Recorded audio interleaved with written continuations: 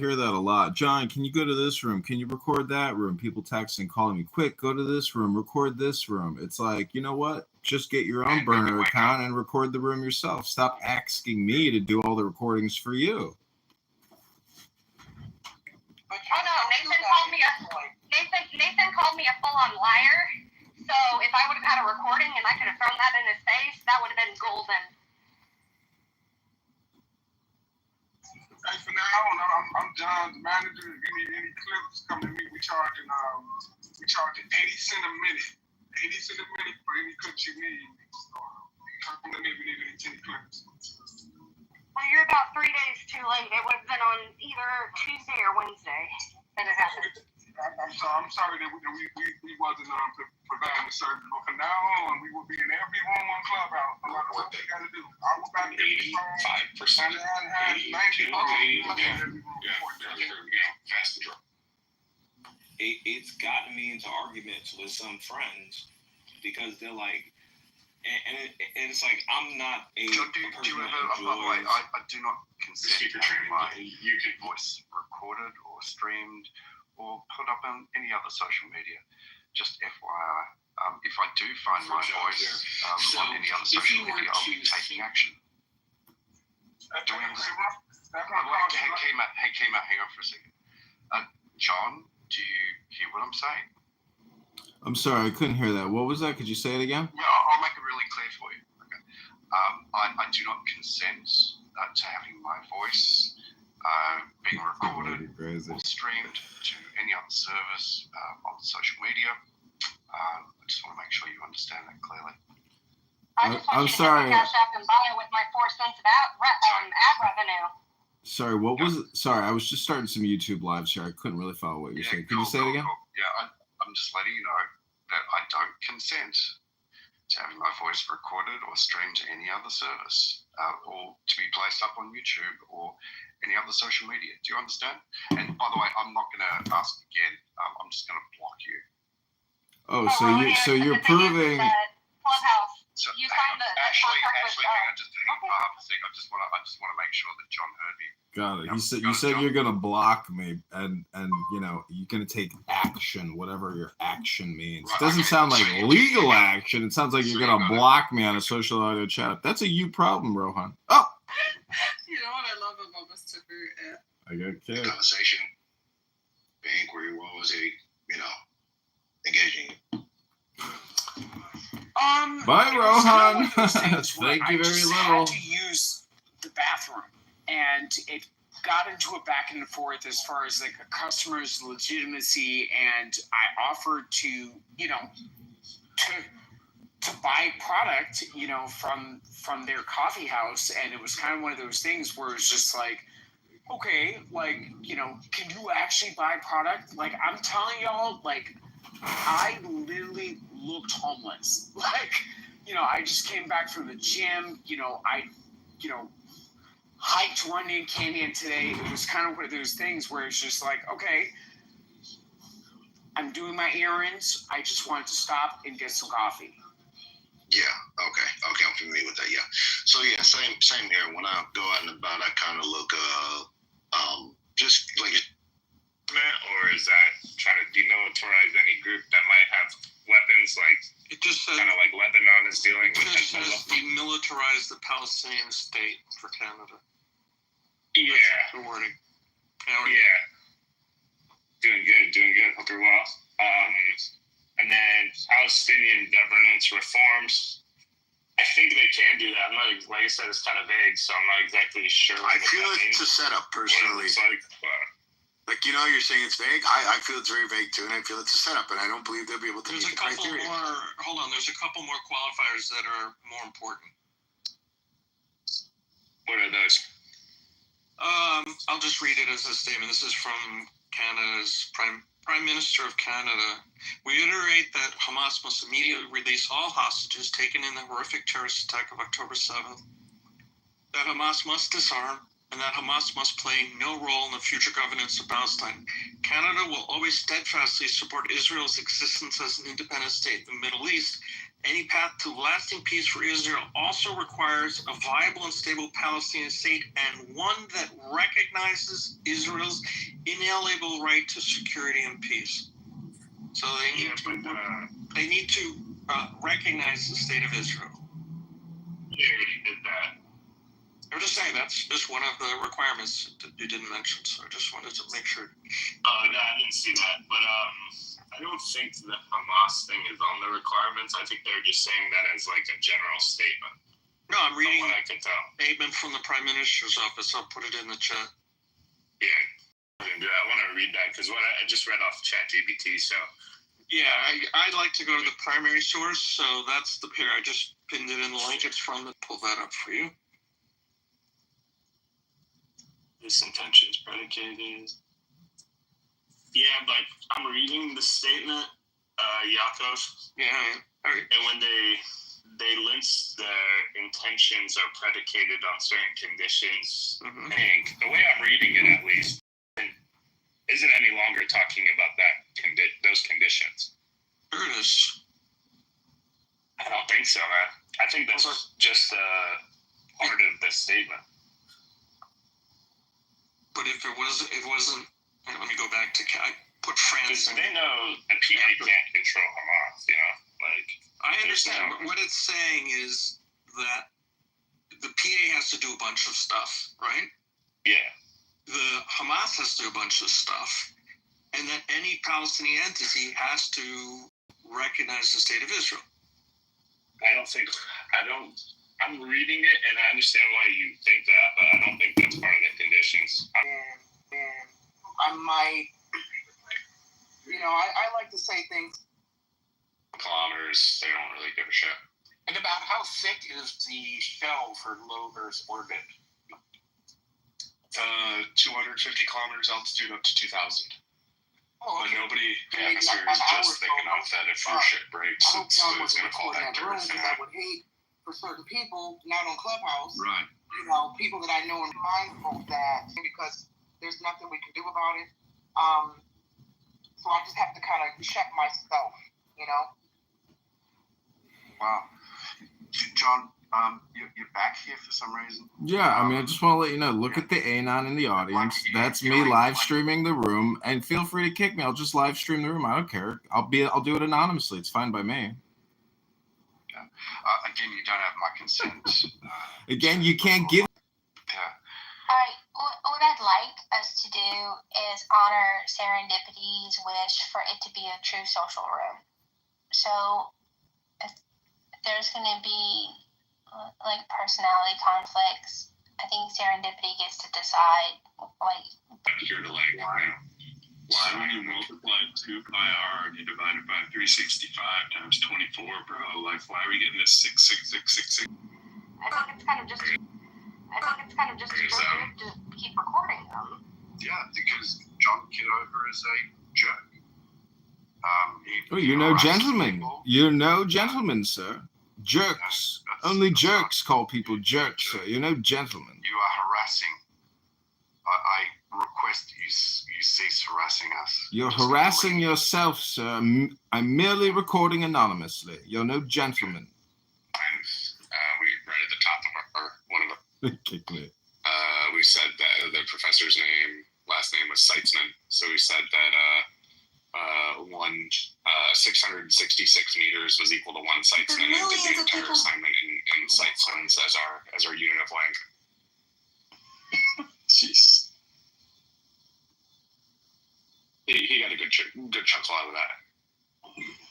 I'll go into the rooms in here occasionally, whenever they get into the numerology or astrology or whatever. It's just like, you try to make that point about the arbitrary nature of numbers and base systems, and it's just, you talk about communication, like, I think I'm doing it right.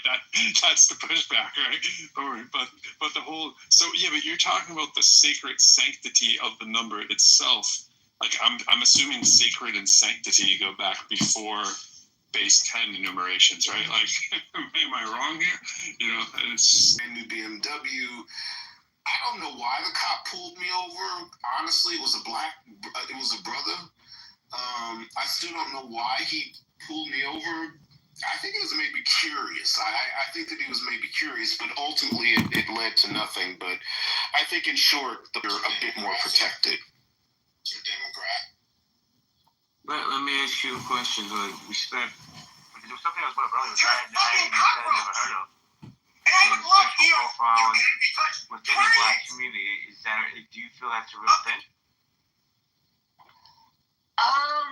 I don't know that it is, but I think that broadly, I think that I think that the outcomes of being profiled and pulled over by a black cop, sort of the outcomes are much very well known. And I remember driving back, and at the time, I was driving a Saab, fucked up, and I was about a mile away from my exit, and it was a sheriff, a black sheriff, that pulled me over.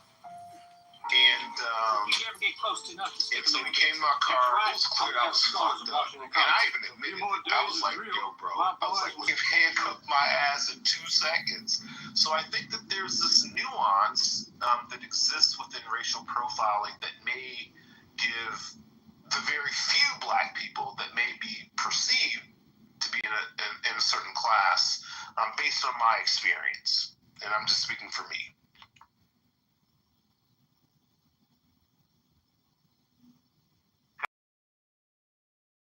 William, John Kitover, E, how you doing? E, J Matic, guys want popcorn style, grab the mic. And if anybody's gonna speak, maybe give us a solution to the problem, because it seems to be systemic through the country. I want to agree with the person who was just speaking before me. As far as I think that social class has a lot to do with it. If not more than or as much as. Because if you see somebody dressed to the nines that looks like they belong, they're driving a really nice car in a really nice neighborhood, doesn't really matter, what the color of their skin is. You see somebody driving a really nice car in a really nice neighborhood that does not look like they belong behind the wheel of that car, you're going to get pulled over. You're going to get questioned. I mean, God only knows how many times I've been questioned about, like, literally back in New Orleans just all the fucking time. And, it didn't have anything to do with the color of my skin. It had to do with the fact that I was very young driving a Porsche, So I got pulled over a lot. And I think that, I think I agree that there's a classism that runs parallel to the racism. Look at wealth stratification across race is that the chances of coming across a black person who's in sort of the higher levels of wealth are not, and at best, maybe the middle tier. So given that data point, it always is going to tie back to I just don't think it was, maybe because most of the police officers there were black, but I don't think it was as big of a deal. They were more worried about, tourists and drunken shit and giving people fines for being drunk, shit like that. They had their ways. Here, where I'm at in Houston, look up Jersey Village, and they just sit there, and there's just one little 3 miles. That's it, 3 miles of street, and they'll just pull people over left and right. And I'm telling you, man, everyone I know that's got pulled over there, if you're young, white, rich, you can go. They don't even ask you for shit. Everybody else is not. Hispanic, black, Asian, doesn't matter. You're getting ticketed, you're getting pulled in, you're getting your car towed. It's crazy. It's got to be the most racist little city I've ever seen, in my lifetime. And it's just not even realistic. I don't know how they get away with it. Well, illegal assets, seizure and forfeiture is a major problem. If you're going to the casino, coming back to the casino, you get pulled over by the police, the state troopers. They can seize your dollars in your car with no questions asked and make you have to sue them to take your money. So that's a major problem. It's unconstitutional, and police departments are getting away with it across the whole country, and it's well documented. Yeah, this Jersey Village is they're self-funded. So all of their money is coming in, their tickets and all that, it's all coming from that. So and I don't know what the difference between that and like Harris County, like where I live at. I don't know the difference between the two. Like why one of them. And I don't see how it's legal. Nobody. Hey, Ozzy, I think profiling altogether. I think we're constantly profiling people, and I don't think that profiling is also always a bad thing, because I think it just sometimes can take into account just information about different demographics, such as if I brought you into this world so I can, and they usually be able to finish that sentence. So, in that sense, I think that it's more broad than just the negative use of it, but there certainly is a negative use to it. So yeah, it's absolutely real, but I would say it is only one component of profiling altogether. And I think that when you take into account the entirety of how many different dimensions you can profile a person on, while racial profiling can be more significant for some people than for others in terms of the significance it's played in their life, it ultimately is not as significant as all of the other combinatorial factors combined. So I think that, yes, it's absolutely real. Like a positive figure, like a brother, just on the basis of seeing, what you look like and how your features present or how you talk. But I think maybe that's me. I don't know how that's possible. Yeah. Anyway, so I have a question for the room. Then I want to say hello to true Clubhouse OG, my friend Sloan. Here's the question. Maybe Sloan can answer it for me. Do you feel like this move that Donald Trump is making by putting the police, by putting the National Guard in Washington, D.C. is racially profiling? Is that the thought process behind that? How you doing, Sloan? Hey, happy Sunday. Good to see you. So much more. I think he's really more about our conversation here. This is just our conversation. Around DC, it's more about he's a real estate mogul. I don't care if he's president. He is who he is. He loves real estate. We think there's something behind it related to real estate and taking control of the territory in some sort of way, fashion that would benefit him. I don't think this is, and I see this one particular homeless guy all the time, and for under a bridge, he's got a really good. I think this is a bigger conversation than just about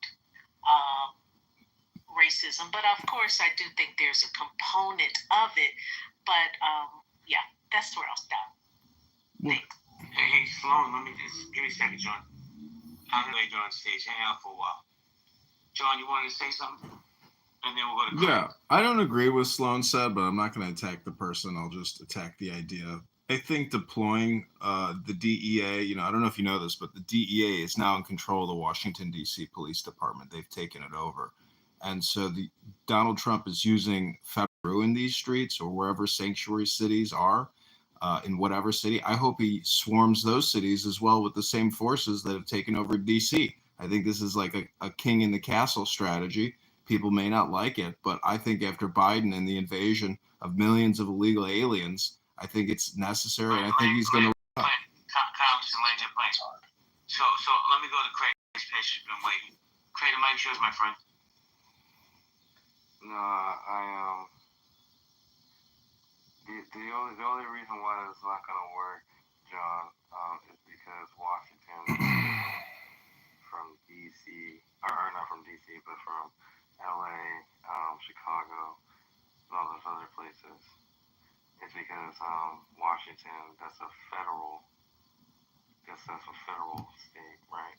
So everything that's going to be happening over there, no matter what type of crime you get, it automatically becomes a federal offense. That just wouldn't work out for you. Unless wait, Craig, is that true? If you get arrested in DC, it's a federal crime? For the most part, just crimes, for example, like embezzling or fraud or things like that, those are more likely to be federally prosecuted as opposed to like if you get arrested for domestic violence or something like that. That's park, and so your tickets are different from a ticket that would come from DC, District of Columbia Police. That's what I'll say. That's true because like airports, for example.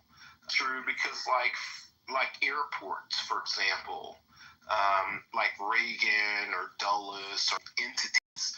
And so if we've heard about the no-flies list. Like if you go and start acting real stupid in airports that have FAA and other federal agencies, then there's a huge chance that you're going to be prosecuted federally. So I wouldn't sort of like dismiss, the role of federal properties, the role of federal properties and not. Given his example about domestic violence on federal land, that was the example. So I'm like, the most that typically happens around the federal lands in DC are mostly either drinking or the kids stay out too late or parking illegally. That's what I said, and that's what I'm referring to. Just real quick, I wanted to address something from John. I asked John a question. John, do you identify as a Republican, like more on the right side of the aisle or the left side of the aisle? Just before I ask the question, I want to know where you're coming from. I'm running as a Republican in the 16th District of Illinois as a fiscal conservative. Okay, cool. So, as a Republican, with what your last submission was, I'd just like to know why, when Biden says we have to stay in for a couple weeks at home, it's totalitarian and it's the worst thing and the government's too big. But Trump wanting to take over cities and make it his own, as you said, quote unquote, is completely fine, and you want to see him do that in other places with people that disagree with you. Why is big government only a problem when the Democrats enforce things that expand governmental power and not Trump? Well, I think you might be talking about the COVID-19 vaccine lockdowns as opposed to ridding our streets of crime and illegal alien invaders. No, I'm referring to there being more problems in America, like whether it be COVID at the time or whether it be crime, and seeing how the principled Republicans, quote unquote, the ones that always stand on small government, we know big government, the government's already too big, drain the swamp, are not the number one people that are now siding with the feds, now being like, okay, yes, we need more government, we need them to go into these cities, we need them to exert more power, et cetera, et cetera. The same people that are now super down with the FBI and everybody else, even though 4 years ago they were saying that's the most corrupt institution of all time, that they don't work for anything, that they're in the pockets, they're part of the deep state, they're the swamp, et cetera. I really just wonder, what in your brain, where does it click to all of a sudden one side is perfectly okay as long as Trump runs it, but the same exact thing happening under a Democrat? John, you got 30 seconds, and I'd like to get back on topic, please. John, yes or no? All right, let me go to Blake. What's up, Blake? Man, how you doing, brother? What's up, JB? Man, I came in and they were talking about that last topic, and I was itching to get in on what brother XG said. But if you want to stay on, get back to the topic. Blake, you can speak on anything you want. I just don't want to distract too far away from the topic because Adam's asked me specifically to open it for him. So. But bro, you know how I run my room. Say whatever you want, bro. I don't care. Yeah, I'm XG. So I'm gonna come out full disclosure. JB knows I'm generally leaning to the right. And the question you just asked is a question that with actual principled conservatives are asking the same question that you are asking right now. Right now, principled conservatives do have a problem with federal overreach, but there is a part of this side that I want to call Trump tard. Trust me, I was down with Trump. I voted Trump, but all this federal overreach stuff doesn't apply for Republicans and people like me who are principled. And we got a problem with this, but I will give you the difference and the distinction.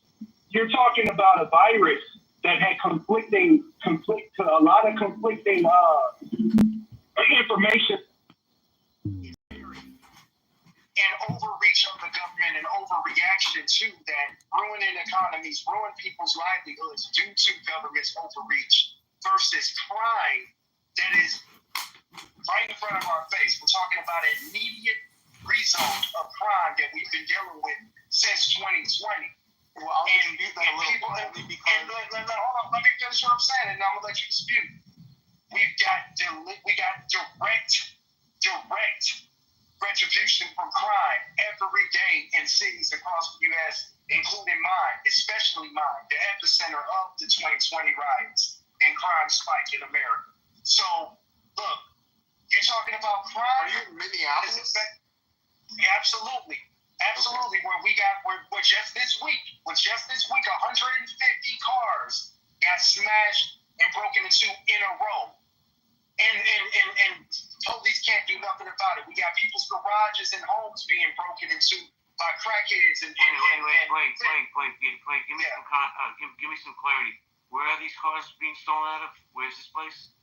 Minneapolis. Minneapolis has had a ridiculous crime spike since the riots in 2020, where the police are overwhelmed or the police just don't want to do their jobs because they don't want to accidentally have to kill somebody in the line of their work.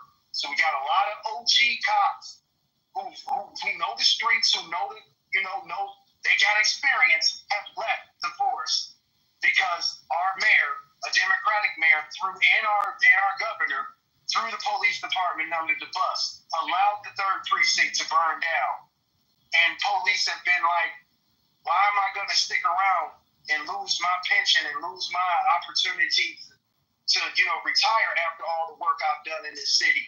I might as well just cash it in right now. A lot of OG cops with experience that have left the force. You got a lot of cops that are just hanging on, that are just milking it. Like, you know what I'm saying? Hey, Blake, I just need you to land your plane, please. Yeah, so the point back to the point XG's making, like, I'm not okay with it, but I understand what's going on.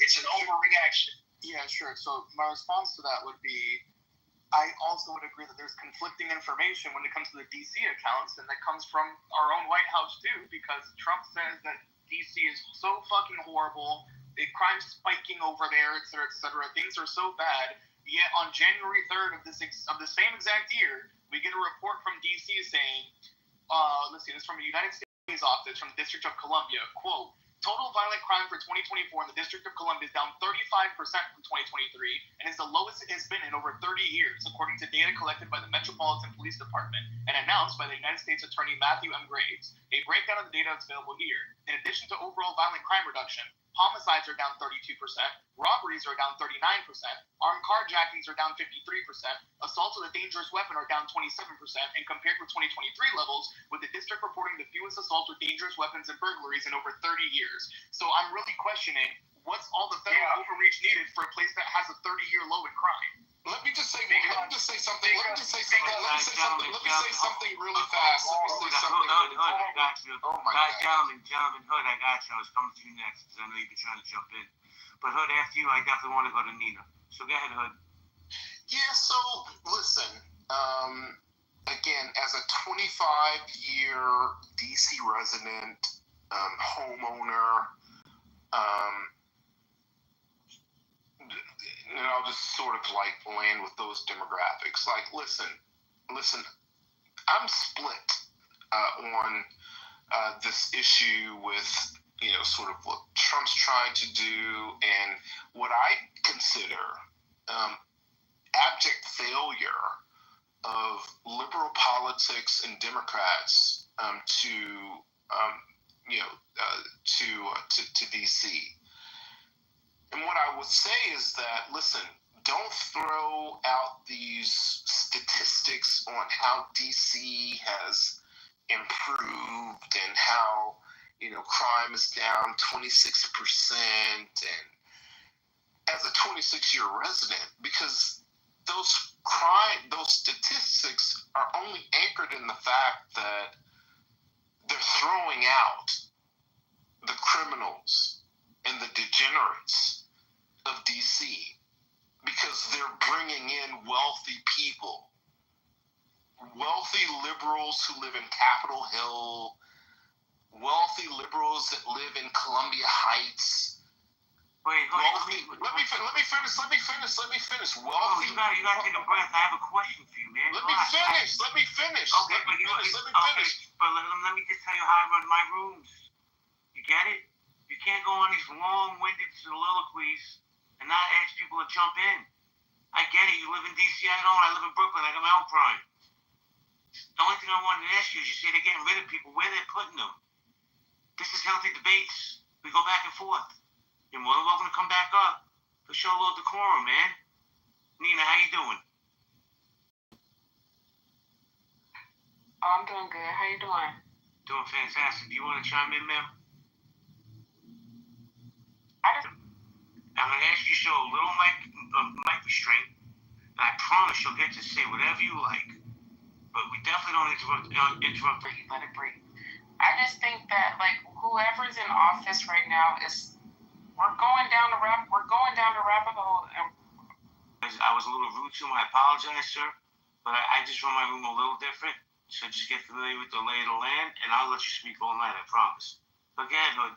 Yeah, let me just finish. Listen, the only reason, which is, like, I don't play this game with, like, you know, white liberals and, like, white conservatives when it comes to the black population and, like, who's better than the other, because I think that white liberals are as racist as fucking white conservatives, and that only the two play good cop versus bad cop when it comes to the needs of black people, especially in DC.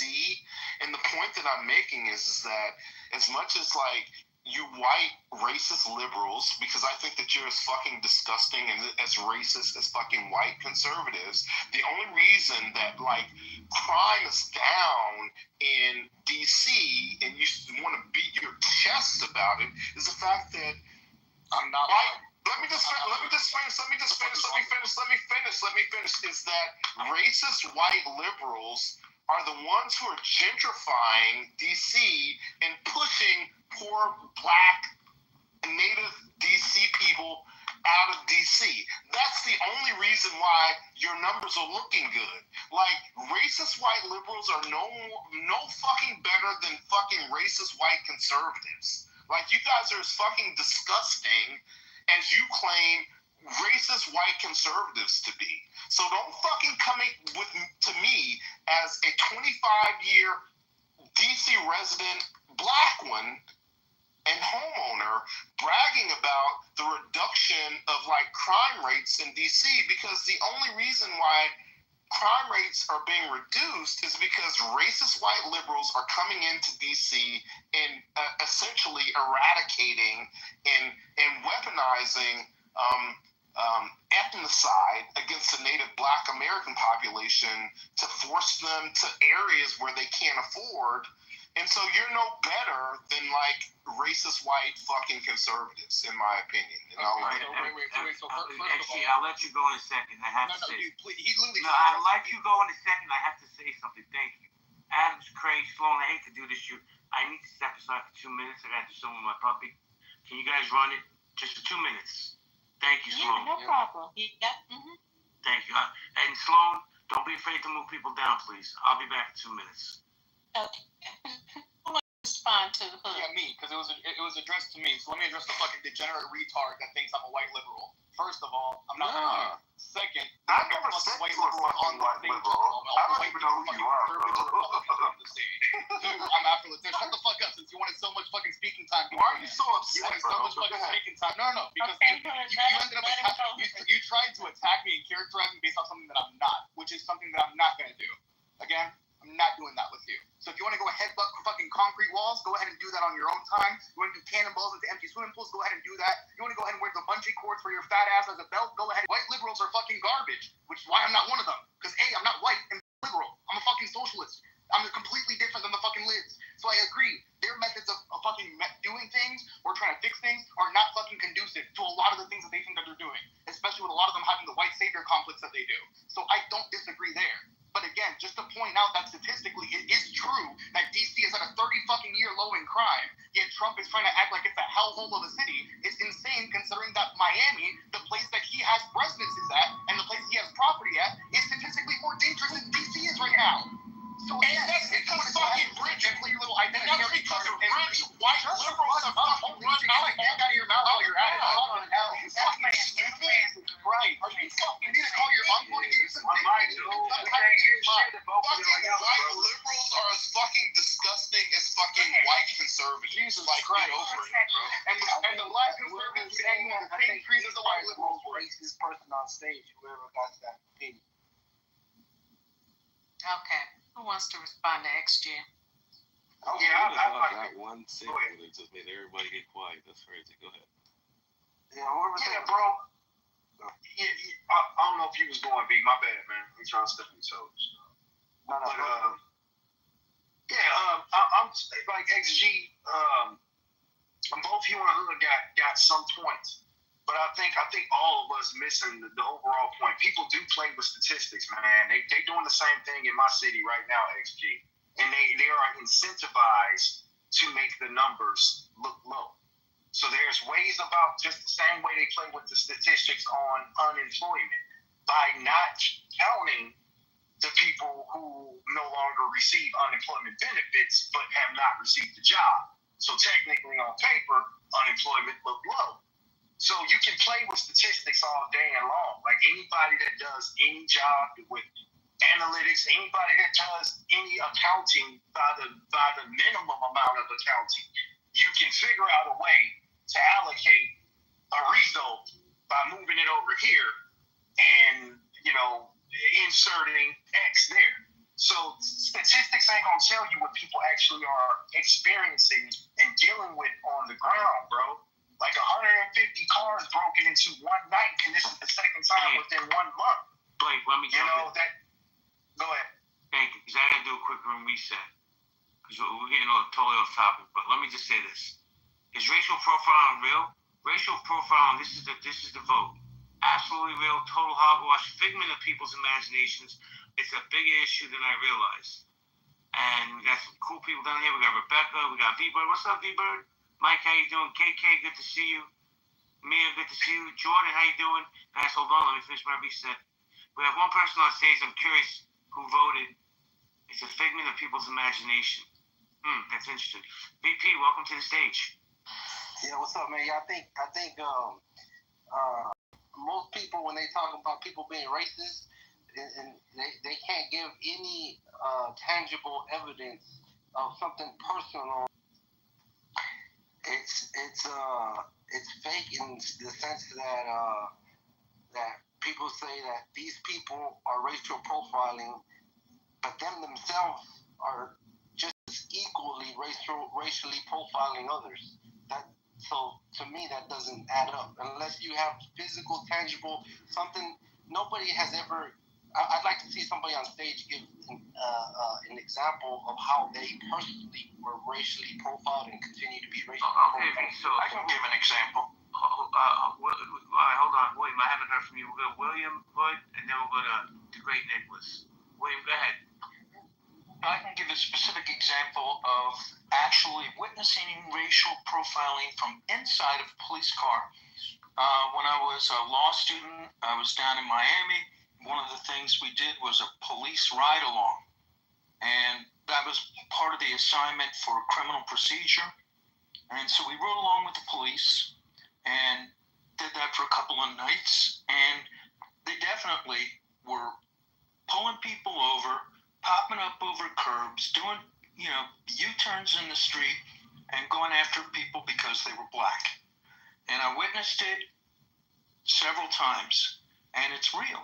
So this is just some actual tangible proof that it does happen, and I've seen it, and I've seen it done from the inside of the cop car. Yeah. Nobody's saying that it's not real. Of course, there's racist people in this world. What I'm saying is people let me ask you a question. Respect. Let me ask you a question, then we go around the room.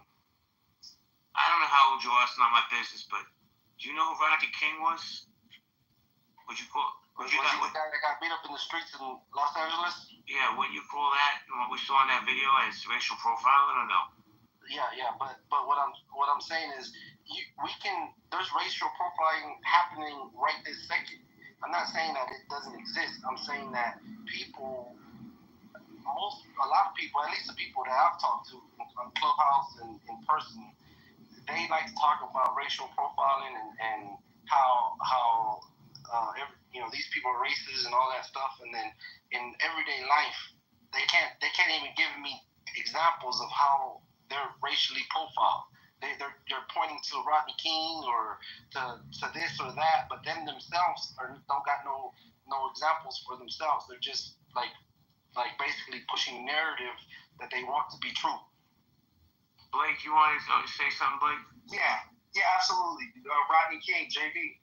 The Rodney King was being chased for felony fleeing for being drunk while driving about 100 miles an hour before they finally caught up to him. That's not saying he deserved, not saying legally he deserved to get his butt whooped. But after chasing a guy at 100 miles an hour while driving drunk, I think that even some brothers probably would have put hands on him. So that wasn't racial profiling. That was police. So what do you call that? What do you call that? The misconduct. They didn't show the chase. They didn't give America the full context. They showed the car get pulled over. Okay, so I use that example. Yeah. Can you give a better example of racial profiling? Well, hold on. Can someone just give an example? You got one already. If you want an example of racial profiling, just look at Obama's 2008 campaign and the birther movement. Yeah, but I mean, you're talking about people who personally experienced it, right? I mean, I can give extensive examples of where I personally experienced it. You already answered your question. You want people to keep answering your question? There's some people waiting to talk. Well, it'd be nice for somebody to give an example of how they personally have to go through it every single day.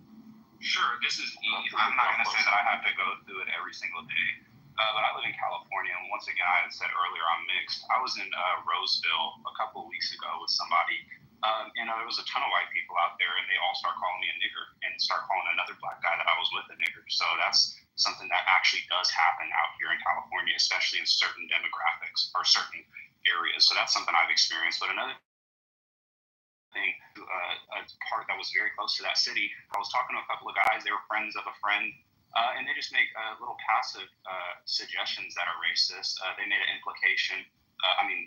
If you're familiar with Sacramento politics, they made some implications like, are you part of this particular gang and stuff like that, that they obviously wouldn't make toward any other white people. Also, it's the racial profiling that you can experience is not just from white people too. Even black people experience racial profiling from other black people. I've had people walk up to me and ask me, where are you from? Trying to figure out what set I'm from or if I gangbang or anything like that, or if I'm neutral or anything like that. Whereas they wouldn't have done that with somebody who's white, and that's experienced regularly out here. So like if you are somebody who has experienced actual racial profiling, I'm not saying that it rules my life or anything like that, but it's definitely something I have to be aware of. If I go to certain neighborhoods and certain bars or certain establishments, if I go to the club, there's been mass shootings out here that have happened just from people getting into it, trying to figure out where somebody's from. And then there's also, of course, pockets of white people, and I'm not a racist toward white people or dislike white people, but there is some racism that does go on. And it can be something that's very regular. So, yeah, I think it does affect people's lives. I'm not talking about people getting hurt because of someone called them a name. I'm talking about someone actually have like some type of consequences in their everyday life. I have an establishment that I've never been banned from. Everybody hold on. I'm talking about V. Hold on a second. Because I'm going to tell you one thing, man. The great Nicholas, he's been very patient, but I'm telling you, the dude won't wait much longer. The great Nicholas, the mic is yours. Okay, I was going to say, so first of all, I think the question is really silly, right? You're setting up this impossible scenario where someone has to be racially profiled every single day for it to qualify as racial profiling, which I find to be ridiculous, to be an expectation from the start. I think that the question is just silly. And the second thing, I actually want to back up real quick to Brother XG. You really should go on the Google and do your research before you talk about certain cities' crime rates, because DC has 2 times the amount of violent crime as the city of Miami. And also Doral, where Trump's golf course is 5 times safer than the city of DC, both in violent crimes and in murder. So check your facts before you come from my city. DC is way more... yes, per capita. DC is way more violent than Miami. I'm done.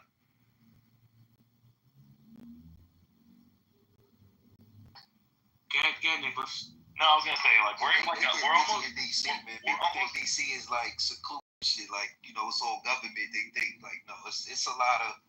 DC is a real fucked up environment around that White House, man. I was gonna say JB was like, we're like a near 50-year record low crime rate in Miami-Dade County. So I just think some people are still thinking Miami vibes 1970.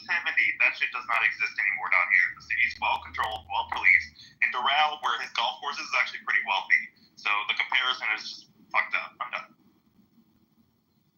So, Mother, why is he acting the way he's acting? We're talking about DC versus Miami. I don't know what your question is about. The guy that was, who was that said that he just experienced something where he went out and everybody was calling him a nigga? That was me. I'm sorry, I just don't understand. Bro, I'm gonna be honest, bro. I don't believe you. Like, it bothers me that these. I don't know. Like,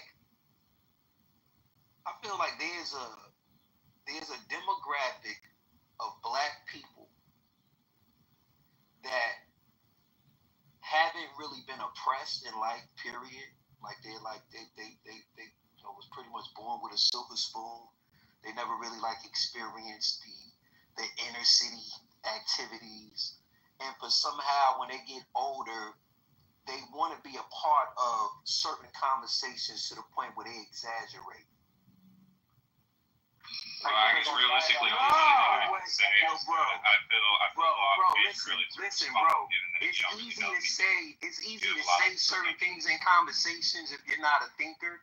But my man, you can't tell me in 2025 you and your friends as a collective decided to find a location where you just so happen to be around a group, right? Because even in 2025, let's say you found one racist person in a bar. You telling me that the whole fucking establishment was calling you a nigger? Like, what the fuck are we talking about? Like, that's just so fantasy. That's TV shit.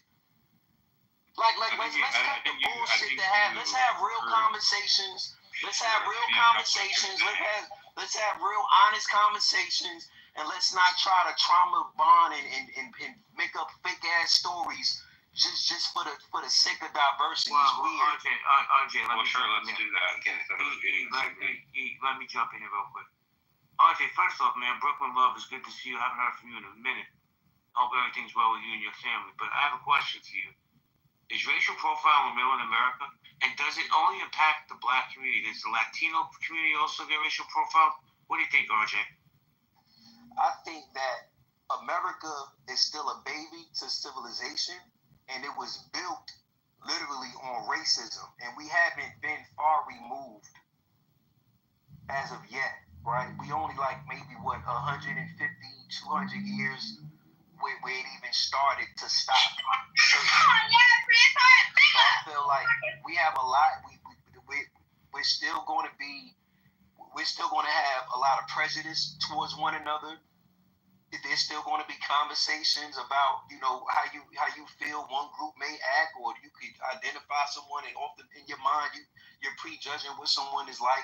That's going to always be a thing. And I think that we still need at least about 200-300 years for us to not even speak about race at all. I opened up the room and people showed up. That's how I did. Where do you get these riddles from? Hold on, B, hold on a second. Hold on. So I gotta say hello to Vero real quick. I was almost saying good morning, Vero. How you doing, Vero? Hello. How dare you? How dare I? The cracker in the corner is talking race relations in America. What am I thinking? But Vero, do you think racial profiling happens in the Latino community as well? I mean, I'm a white passing Latina, so I think so, yeah. I think so. Not as much as in the black community, though, for sure. I just saw ice rain down the street. It's crazy out here.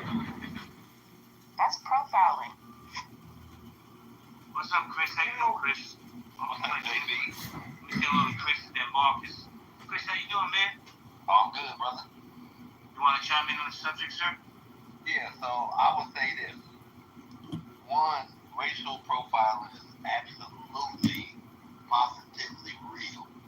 And it's not just for black folks, because like when you like grow up in certain parts of places, you know, like where I grew up, it was a lot of blacks and Mexicans, and they treat the Mexicans just like they treat us. Even if us and the Mexicans don't get along, the police and the other side, because I say, you know, there's our side and the other side, they treat us the same. So racial profiling is absolutely real for blacks, Mexicans, and anybody of color. Like if you are a person of color, you get profiled because it will be like, you're not white. And that's enough sometimes. Sometimes that's enough. And that's not me saying like, oh my God, I'm a victim of the system or systematic oppression or none of that shit. It's just a fucking fact that if you in the hood or grew up in some of the spaces where I grew up, that's a thing. Because where I live now, that's not a thing. You know what I mean? I'll give you a perfect example. I got into a situation where I was sitting with this girl. She drank too much wine. She called the police. Her ass went to jail. My big black ass is tatted up, was sitting on the couch. So it's not to say that like things are different everywhere, but yes, racial profiling is real, to say the least. Racial profiling is definitely real, but it's not every police that do it. It's not every person that do it. It's not everybody that do it, and everybody from every race does it at the same time. Does that make sense? Well, I think everybody has their thing, right? I think everybody has a little bit of bigot in them. Yeah, that's what I say. Everybody from every race does it, but not everybody from every race does it all the time. You know what I mean? Like, but you know what I noticed, Chris? It's just been my lived experience, bro. I think as I'm getting older, racism, anti-Semitism, whatever ism you want to talk on, has become normalized in society. And I don't think we can put that genie back in the bottle, just my opinion. Bro, I'm a 6'4", light-skinned black man that got a 6-point star on him, a bunch of Hebrew blasted all over my body. So I get the point of racism from every different direction.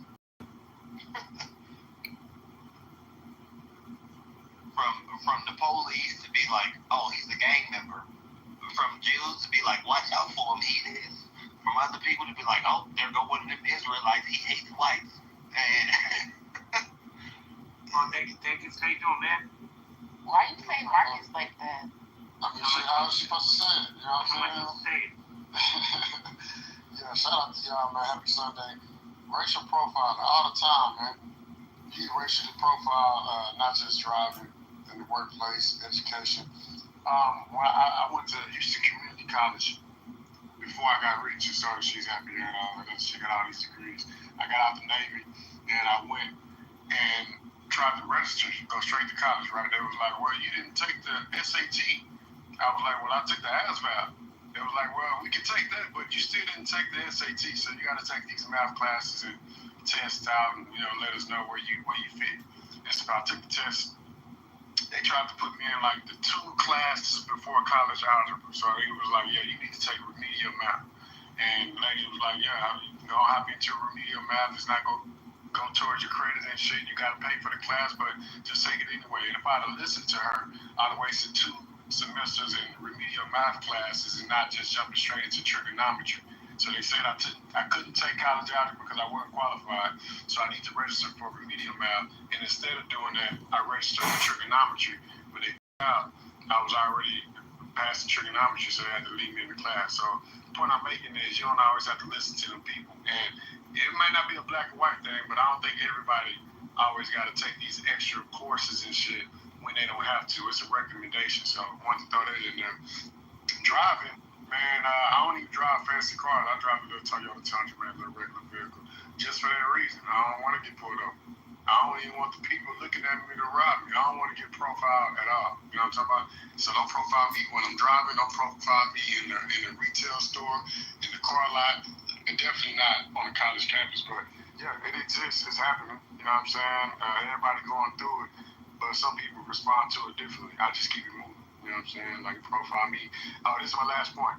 when I get racially profiled driving, because I don't never do nothing wrong, right? It's like you put me over, I have that energy, like what the fuck did you put me over for, right? But instead of having that, I let them know, like, hey, you know, I'm a veteran, and then the profiling stops. You know what I'm saying? I let them know I'm a veteran. Look out for your boy, man. They ready. Who y'all? And then they let me go sometimes, man. So, Yeah. the New York accent, man. I liked it. Thank you. Pharaoh, what's good, bro? That's how you feel, bro. Hey, your hair's gonna do something, right? So talking about racial profiling in America, what's your opinion on this? I mean, JP, you know, I'm from the area, as you know, in the city. It's all black everything, baby. So it ain't really like, you know, you get harassed by the cops unless you out there, you know, because they black and shit. But here in Ohio, I came to Ohio, he absolutely right. You better not look like you. Boy, you better not have too much mayonnaise on your sandwich they at your ass. Hello? Can I ask what city in Ohio? Say that again? I wanted to know what city. Oh, I'm in a city called Toledo. It's in Ohio. It's about like 45 minutes from the D.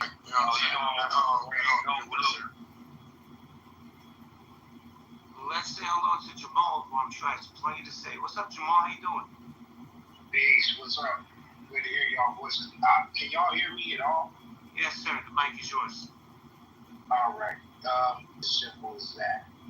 If you have to ask, then you already know it's an issue. But at the same time, I think that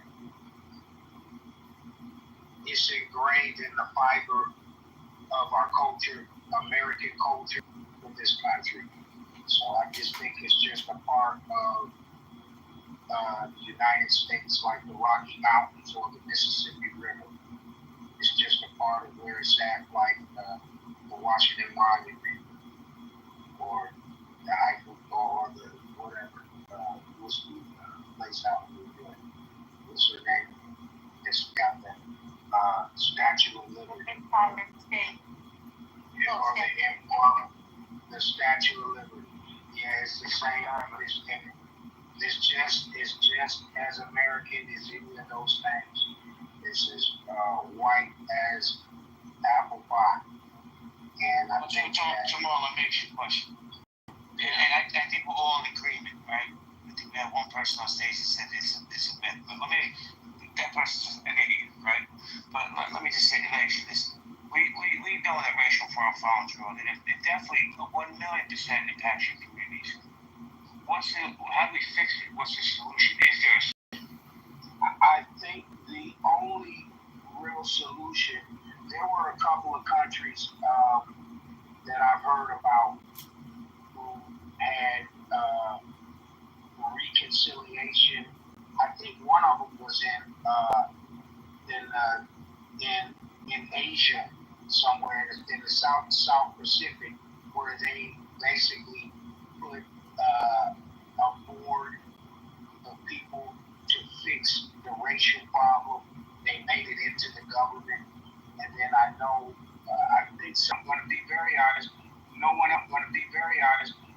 else has the power to push on racism other than white people because of white supremacy. I think other people may be prejudiced, and I think our prejudices are real in black community or Mexican community or others, but no one else has the power to administer racism other than white people here in America. And so that's just the reality of being a part of this country. And I think as black people, we've lived with it throughout the duration. So I don't even know how I would feel if it was any other way. I wouldn't even trust it. I'll land there. Thank you, Jamal. Chris, you want to jump in? Go ahead.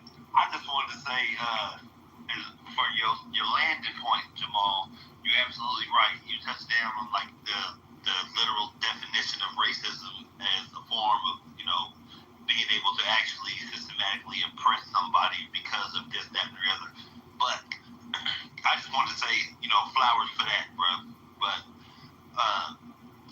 the other part with the racial profiling is that everybody gets racially profiled. Black, Mexican, white, because like I said, it's like I'm from California. You know, growing up on the West, you know, if you're from there, you know. Wait, time out, Chris, hold on. How do white people get racially profiled? I'm about to tell you. I'm about to sincerely. Tell me. I'm about to learn you. Chris, learn me, man. I'm about to learn you. The Frank in the corner wants to know. Listen. On the West Coast, there are like different sections of the West Coast. There's rich people and all that shit, and then there's the rest of us, right? Now there's blacks, there's Métis, but what we do got is like Nazi lowriders and skinheads and some other shit. That these white boys is gangbangers. Can I say that? My bad. Chris, can I ask you real quick, what part of California? Oh, I'm from Northern Cali, bro. Oh, same, brother, same. Yeah, I'm from Stack. Like the trailer park, right? Yeah, that's different. I say they just, and it's not even necessarily the trailer park. I know some gangster white boys that they don't even like black folks. What's crazy, or I can't even say they don't like black folks. Well, I live near Orange County. Have you been to Orange County? They don't even. From Antelope Valley. My family from Antelope Valley. The rest of my family from Dixon Gardens, bro. I am California official. My daddy from Fresno. I grew up in Sac. My people in LA. They in Frisco. Yeah, you can't even go to Huntington Beach. You got the white Roseville type of races too. Yeah, no, but what I'm saying is, I've met white boys that I won't say they like look or dress black or anything like that, but they look and dress a certain way to where when people see them, they like, there go one of them. The same way they do one of us. Does that make sense? Absolutely. Thank you for learning the craft. But they take their clothes off. Hold on a second, Jamal, hold on one second. No, they can't take the ones I'm talking about can't just do it. Hold on one second. When Vera tries to jump in, I try to get her in. Oh, my bad, I'm sorry. It's all good, she don't talk very much. much. JP, I have a question for you when you're done.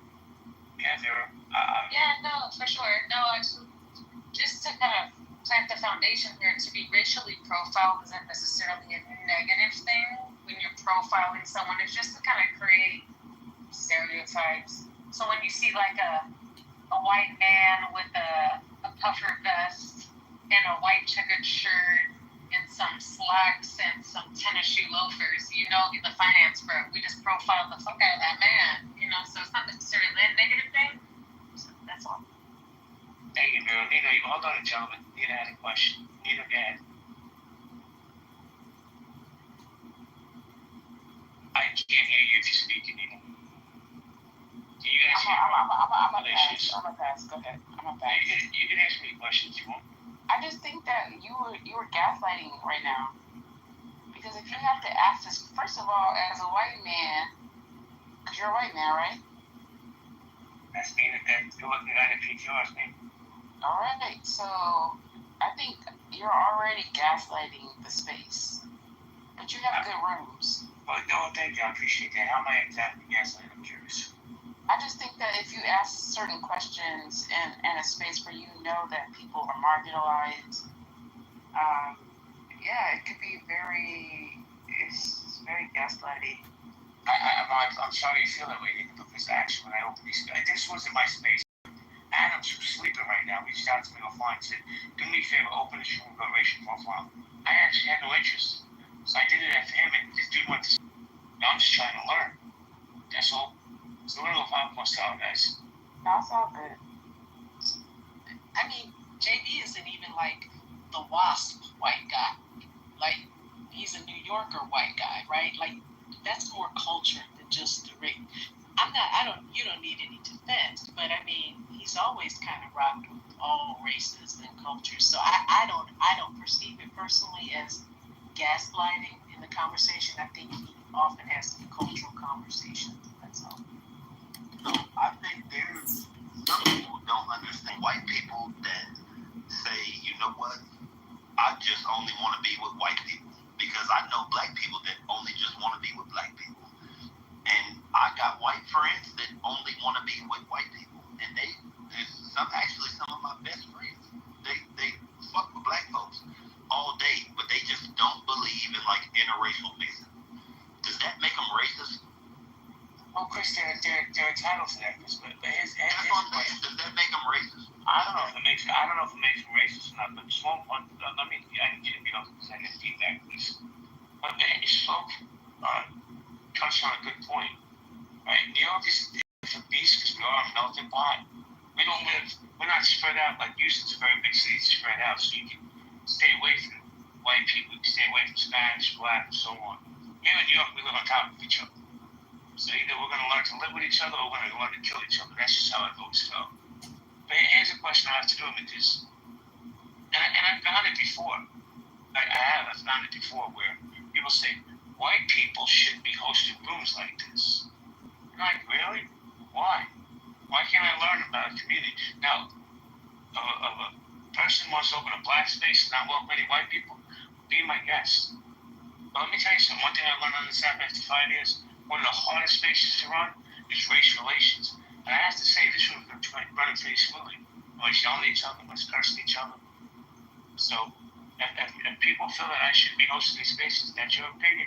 The best feature that's ever invented on this app is the leave quietly button. So, who said that? Okay, come on. Do your shit, JB. You've been doing exactly. JB always got nice spaces. You've been doing your shit.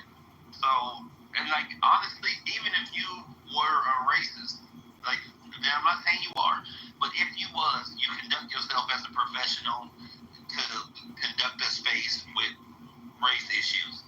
So, I still think it's a little gaslighty. Like, racial, profiling happens. That's what I meant by gaslighting. Like, the answer is yes. I know you know that. So, everybody might know that they know that, but if you look at the top of the room, it says only 88% of people know that. And then 6% of people say it's something else, and 6% of people say it's something else, and then 2% of people say it's something else. So everybody don't know that. Well, this is how I see it, right? Everybody doesn't know because it's not their lived experience. Chris, you know it's your lived experience. Neither is yours. It's Sloan's, it's Barrow's, it's never been mine. I don't think I've been racially profiled. I've been profiled for other things, but not like this. How is the white man going to be racially profiled? I literally gave a whole breakdown into how white boys get racially profiled. Yeah, me too. Well, let me just say this real quick. There's a section in Brooklyn here, right? If you're in New York, you understand. Oh, Williamsburg, very gentrified area, but there's a small pocket in there, right? That is very religious Jewish people, right? Very secular people. I don't care if you're pink with polka dots. If you walk through there and you're not a Hasidic Jew, they'll follow you around everywhere you go. Oh, yeah. So there it is. You're getting profiled by that community. So, look, I'm not going to say that white people get profiled. I'm sure we do. I get profiled for other reasons, not because of my skin color. But let's go Pablo style, guys. Well, that's kind of the whole point, too, on what Vero was touching on. She was saying that profiling encompasses more than just race and that it's not always negative. Like, when somebody says, for example, when you said, how could you have experienced that you're a white man? You just got to look at what profiling is. It's just analyzing and assessing something about somebody's psychology and their behaviors. So, and then you're doing it on the basis of something racial. That's not always negative. You might assume something that could be true on the basis of something like that. But yeah, of course, everybody's going to experience racial profiling because we're always going to be profiling people. And of course, we're going to incorporate race into that analysis. Hey, that was a great gift. Thank you. I'm going to give you a little peek. It's just my opinion. I don't speak for all white people. But I think white people are afraid and intimidated by black people, and that's why they racially profile. That's always been my opinion. Wake it up. Wake it up. I don't think that really has much to do with it. I think it's an economic thing, and it's a way of keeping order so that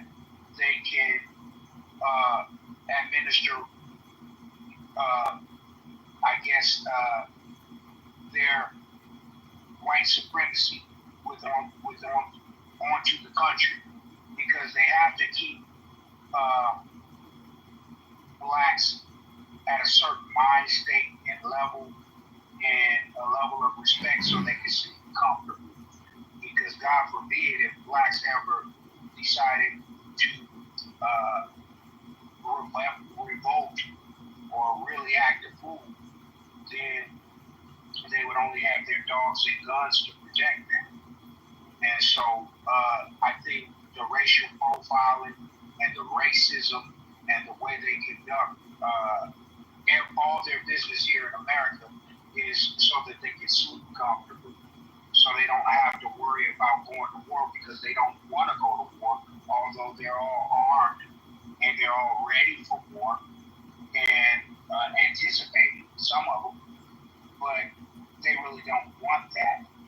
And so I think they do racial profiling and amongst other things to try to keep blacks in line. I'll end there. I want to ask you, Jamal, just curiously, like I don't have like any opinion, or I do have a little bit of an opinion, but more so curiosity. What like percentage of the general white person do you feel like is in that mind state necessarily versus kind of like what Chris was touching on? Or sometimes people just prefer to associate within their own demographics and people that they find culturally relatable. I would know the answer at Monica time. I'm not privy to that, and that's the whole point of it. They're passing down information to their children. They're passing down knowledge to each other, and they're sharing information at all times. If I get Christmas dinner, I'd be more than happy to come. I'll bring you so many good desserts you won't even know what happened. I'm sure you would, but the answer to the question is you would have no way of knowing that question because it is what it is. They're passing information directly down, and their kids know very quickly how to speak to you in public. They're taught that from the beginning. They know it's not right to say certain slurs or phrases to you. They know how to carry themselves with you when they're around you. And they also have information on the ways that they feel about you and your level of intelligence. So how would I know what percentage it would be? It could be all of them, as far as I'm concerned. Well, let me ask you a follow-up question, Jamal. In your opinion, where's racism taught? Because kids aren't inherently born racist, right? You have a room of... I just talk about the mother. He just told y'all in the house, it's passed down. It's passed down from and the mother is your first teacher, and so the white woman is the one who is more dangerous than anybody. She's the most dangerous to the black community, I would say, because our women have lined up with her like from a female standpoint, just because they're both female, and our men have been slain for dealing with them. They killed and harmed and castrated. So the white woman is very dangerous, and the white woman teaches the white children. Jamal, let me tell you something. Just my perspective, right? The cracker in the corner perspective. I think you're wrong, and I'm not about it being taught at home. I think it's definitely taught at home. And now it's also taught on social media. See, social media wasn't around when any of us were growing up. Well, maybe educated. But I think racism really comes from the fathers. Because the white guys and the other groups that are racist, they teach their kids. They drop the N-word like it's nothing. And I'm just telling you, that's what I believe. I could be wrong. But I think, and I'm not going to lie, I think it's the fathers that teach them more than the mothers. Just my opinion. Well, you would know better than I would. So if you say that, then I don't have any argument for you, Dave. Hey, this is John. If I could get put in the queue. It's your turn, John. Yeah, I don't think profiling is really the big issue. To me, it's representation, meaning if you think we live in a structural white racist society, well, then it's not just profiling that should be the issue. It should be representation on the board of directors at the Federal Reserve, Bank of America, JP Morgan Chase, Pfizer, Moderna, Coca-Cola, J&J, etc. If you want your seat at the board of directors and you want equal compensation based on racial breakdowns, well, that's an argument. I mean, so I'm saying the real racism isn't from profiling. The real racism is from lack of representation in the Fortune 500, proportionally. That's fine, John, that you think that. But do you understand what we're speaking about? Yes, I speak English and I understand what you're saying. Real profiling. Yeah, I have a profile on this app. It's called John Kitover. You have a profile named Nina. Is anybody racially profiling you right now in this room? Right. So I want to ask you a question. Do you understand that there are people that are subjected to inequalities that you might not have to experience? Yes. Okay. And sometimes they look like brown people. And you know that, right? Is that a serious question? Yes, again. I'm serious. So then why would you just come off the mic and act like profiling doesn't exist? Because representation is a bigger issue than profiling. I hate to break the bad news to you. Oh, God. But you know why there's not representation? Well, I'm making a case that if you believe there's structural racism, well, then profiling is not a primary issue. Representation is a more primary. Is there structural racism that's happening? You tell me. I'm not the one that's in charge, so you tell me. Well, I'm not in charge either. I'm running for Congress to try to get in charge. If you want to donate to the campaign to elect John Kitover, I'll be happy to put the link in the chat, and you can send $10, and we can help. Or you can help organize and get started right now. No fundraising, please. Let me do a quick reset. John, I promise I'll do a group for you one day. We'll give you some money. Guys, this is not the debate. Is racial profiling real? Racial profiling is absolutely real. Total hogwash, a figment of people's imagination, or a bigger issue than I realized. We got some cool people in the room. We got Ash, we got Mike Moon, Lady MD, love that PTR. Jane, how you doing? Keith, how you doing? Guys, if you want to come up, you're more than welcome. If you have a pink ticket, cash it in. Yo, MJ, you said I am a professional racist. I believe those are the words. MJ Israel. You're more than welcome to come to the stage and expose me for the racist I am. Please, by all means, you're more than welcome to. But let me welcome Nye to the stage. Nye, I'm happy you're here because I'm going to eat. I didn't even want to open this room. But, Adams is Adams. Hi, Nye. What's up, JB? Adams? What's up, Sloan? What's up, Stage? Hey, Nye. John? What's up, Congressman? Bouncing around these rooms. Happy Sunday evening, everyone. All right, guys, we're going to go popcorn style. Slow, get slow. Yeah, so, I mean, I think while John makes a valid point, it is a misplaced comment for this conversation. Thank you. Yeah, because we are talking about day-to-day, regular life, people going about their day to go to work, go to school. We're talking about just a regular old day. The systemic racism, the systemic issues, they exist, yes, but that's not this conversation, John. But yes, there is a place for what you're talking about, and the bigger issues. This is a very important issue, just day-to-day racial profiling. But the bigger conversation, yeah, that could be had. Just it's not right in this one, but yeah. Well, I mean, in defense, all I would say is that the title is all or nothing, is racial profiling. It doesn't open up the room for any other conversation. Okay. Yeah. Welcome back, Chris. Guys, we go popcorn style.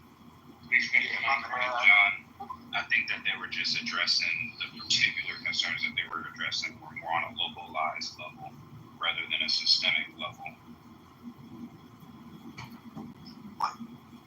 I was real. You even voted for it, John.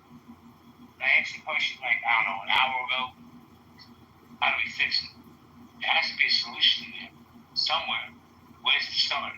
If these kids are being taught to be racist, I don't think you can unteach them.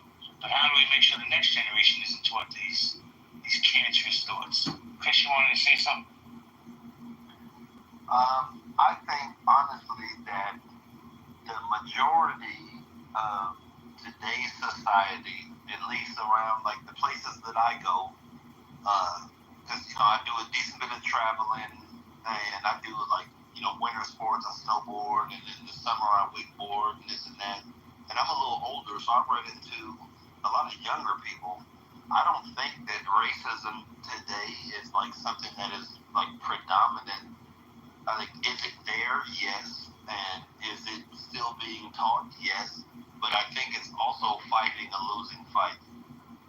Let me jump into 2 seconds, Mr. Speed off a second, because John, you put in the chat education. I want to tell you why education doesn't work, in my opinion. When we're not going to be honest about the black community's history and teach them the real history, and we're teaching the bullshit that we teach them now, how's education going to work? When we don't even let them learn about their own history. So you can even show you want. That I believe to be a fact. Go to these schools. What do they teach these kids about black history? JB, everyone knows they're teaching lies, but that right there is why it's systemic. That's something that we can't change. But what we can change is how we raise our children, the way our children perceive other children, and the way we interact with people of different cultures. We can't change the systemic part because everyone knows that black history is a monumental history, and it was erased and turned into a history of slavery. But that's a whole different subject. Listen, hold on, Jamal. Listen, I'm the white man in the corner. I'm the crack in the corner. I can't speak on black history. But I know there's a lot more to it than what I've learned. And that's the part I want to learn. That's the voices I want to hear. I think it's about time that it's not going to happen. Maybe it's just some utopian fantasy out, man, where white Americans will step back and say, just let's embrace these people. Let's learn about their history, their strength, how far they've come.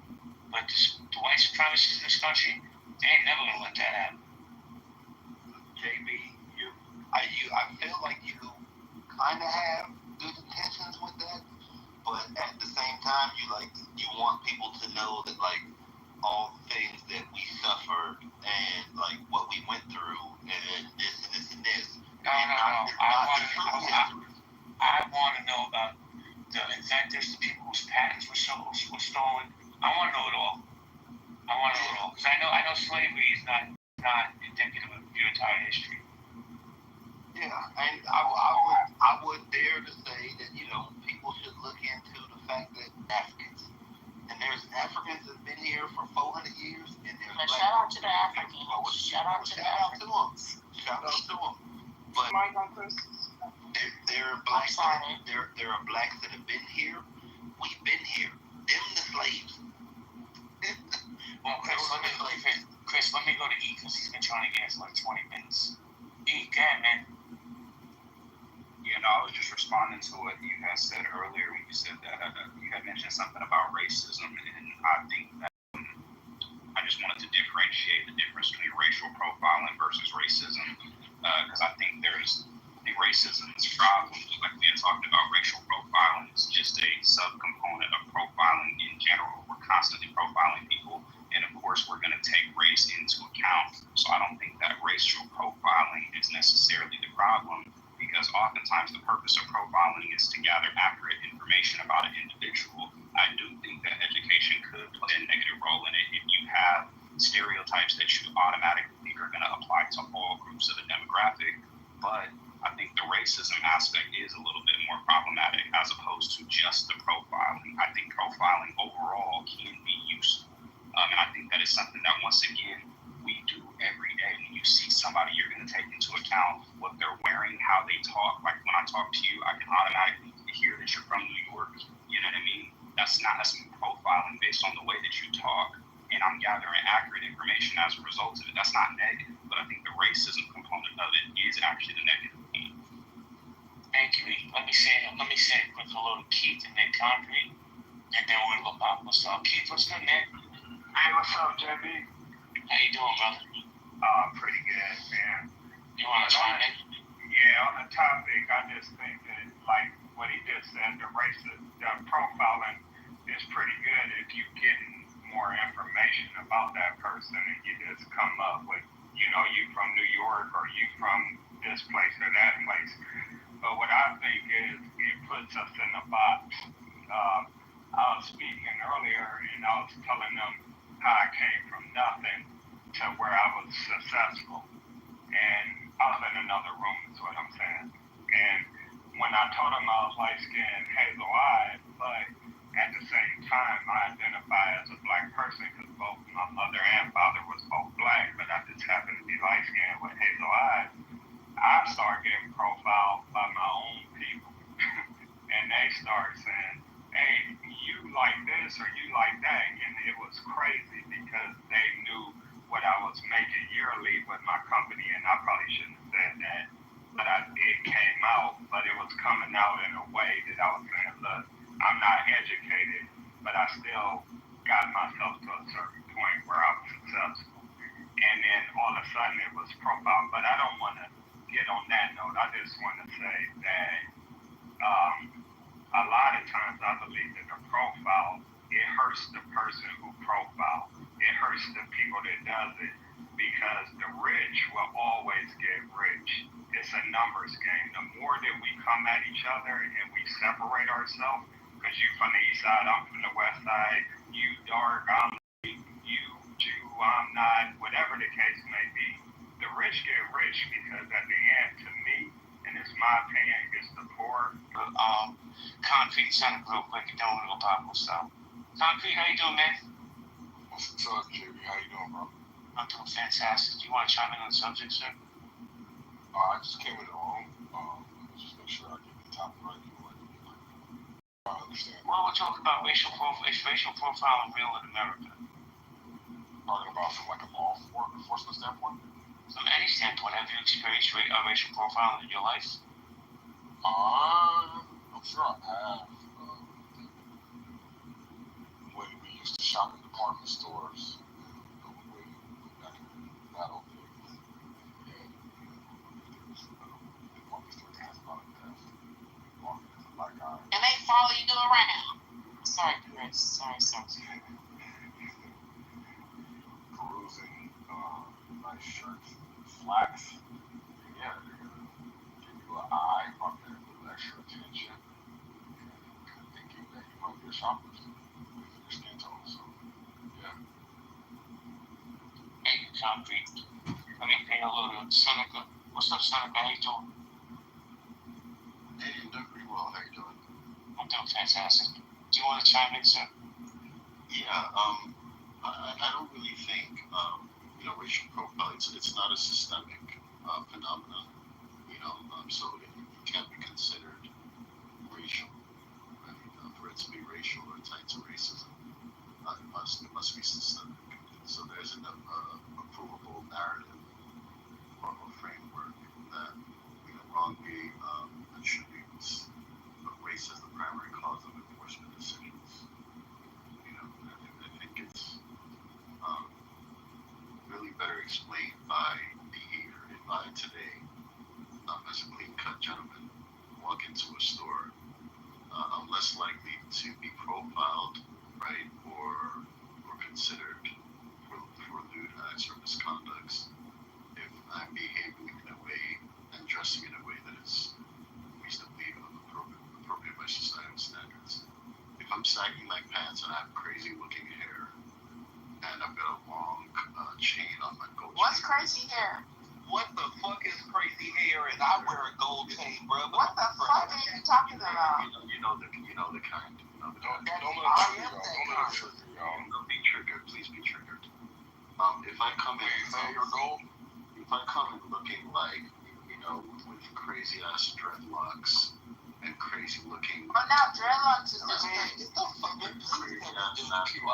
crazy ass nappy hair, looking like don't feed it in his looking like a wannabe Jay-Z. If I come in, yeah, it's trolling. Okay, yeah, no, I'm not trolling. I'm telling you.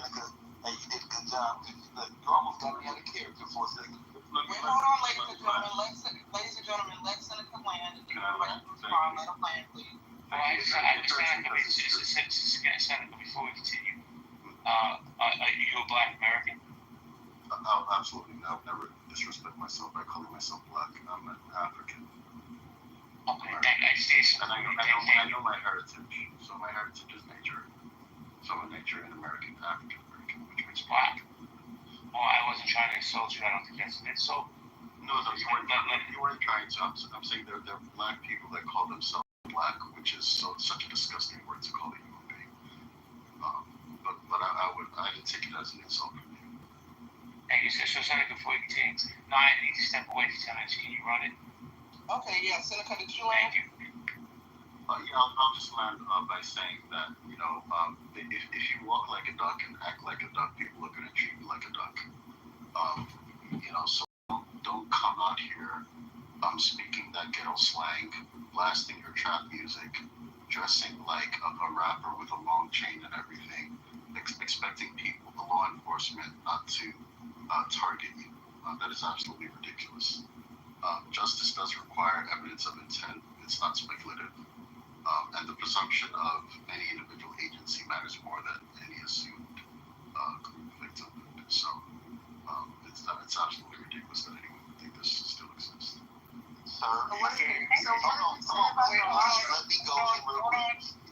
wait, because I saw Nina come on first and then Chris. And then who wants to, we're going to Nina and Chris, who wants to talk to Chris? Alright, go on to Chris. Okay, Concrete and then Jamal. Let Nina go, please. Let Nina go. Go ahead, Nina. So what did you say about the hair, the locks, the twist? You said something. Yeah, there are ways that some Black Americans style their hair, particularly the men, that make them look like criminals. Okay, they resemble those in the prison system. Okay, if you dress like that, don't be afraid of a police officer targets you if you want to look like a criminal, because you want so badly to look like your favorite rapper. You deserve to be targeted, because that's what you want to look like. In my home, my children will never dress. All right, next. First off, I would say, when saying, like, if you want to have dreadlocks, I'll say shout out to Cam Newton. That's the first thing I'll say. Shout out Cam Newton, a brother with dreads who's a superstar, and who is the opposite of everything you just said about looking like a criminal. Brett, you are the worst example of a fucking stereotype. That it is crazy, because I work for a non-profit organization. I'm a supervisor of operations in one of the biggest Habitat for Humanities in the state of Utah, and I wear a gold chain, and my hair is nappy, and I'm tatted up, and I do so much community outreach that it's crazy, and I rub elbows with some of the richest motherfuckers in the country. You out your goddamn mind. And if you looked at me, you would say I was a criminal. But when I talk to these people and they get a chance to just give me a chance, they find out that I'm different. You the problem, bruh. You're the fucking problem.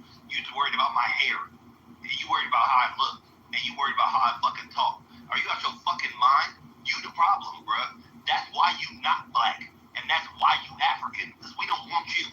The same way you don't want us. We don't want you. Take your ass back to Nigeria, bruh. I'm from Cali. Okay, Chris, all right. You gave us the smoke. Alright. So, who's next? Concrete, and then Jamal. I got you after Concrete. Go ahead, Concrete. Yeah, thank you. I don't think we should be harsh on Seneca. I think this is, just a response to the pressure that the Black community, the African community is put under through, like, worldwide systemic, let's say, pressure, right?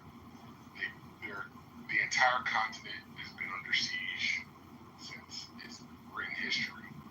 The entire Black community has been under siege since its written history.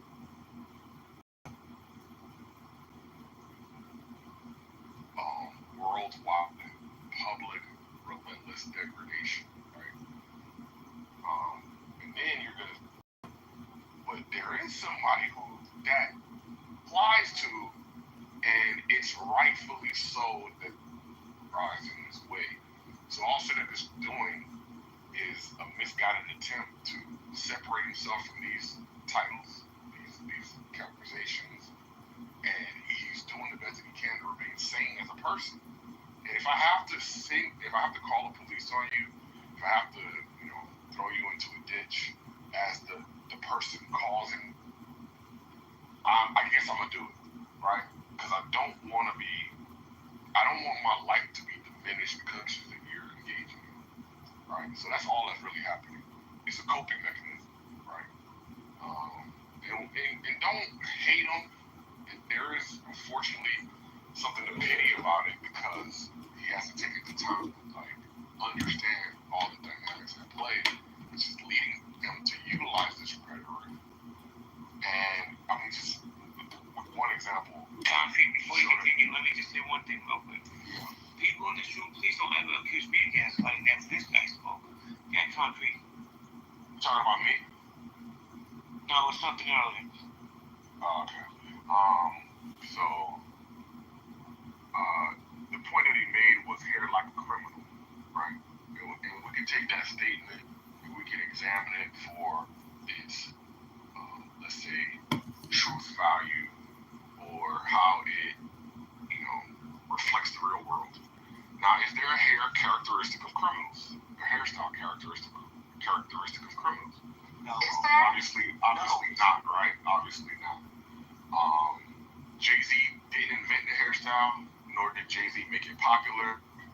And it was a thing that people had as hairstyles before Jay-Z probably informed, right? But it's hairstyle on the when I was outside on the road, I had short hair. I'm on the long. Hold on, we need to have one mic real quick. Thank you. So with that, no problem. Thank you. So with that statement, the glimpse into his psychology, into how he is navigating this world, right? And that's why we should not be upset with him, because obviously that wasn't like a well thought out statement. That's like an emotional reaction. And whether or not he's intending to trigger, he's definitely intending to separate himself. And that separation is, in fact, a defense mechanism. Because the world is shooting at black people. And he's saying, not me, them. Stop shooting at me. Right? And I understand it. And like I said, there's something that should be pitied. Because obviously he has to. You repeat yourself, but I appreciate your point. I'm done. All right, so let me just say this real quick. He wanted to know about what I felt or what we felt was a remedy to the racial profiling, and we went in another rabbit hole, but I'm going to try to bring it back. I think the only real remedy that in my mind I can see is land, maybe 2 or 3 states where we wouldn't succeed the union or try to come out of the country, but we could settle a couple of states. I'm in a state called Wyoming right now. I'm headed to Utah, where the brother said he's from. I'm right by Evanston. What do you mean? I'm in okay. I mean, this is point, Chris. All I'm saying is, as I was driving on Highway 80, headed west, I seen a Walmart distribution center that's hiring for $30.65 an hour. Now, I know Walmart distribution centers, and I know Wyoming is a white-ass state. So they have settled certain areas of the country, and they have business in those areas. They're still Americans. I'm saying all that to say,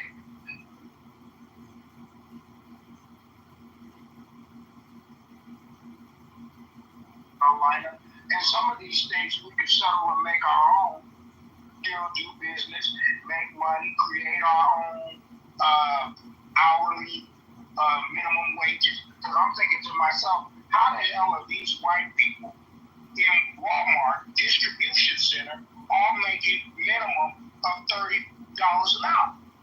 And so I just find that very interesting because I know if you go down south, they're probably getting paid $16 an hour, right? So we can settle some of these areas, and that would be the biggest way to stop racial profiling is to police ourselves and our section of the country and our community and settle those areas. That's the best example I can think of for a remedy. I like it. Jamal, I share every sentiment you just said. You should not share that on Clubhouse, bro, because you know you get rid of people like that.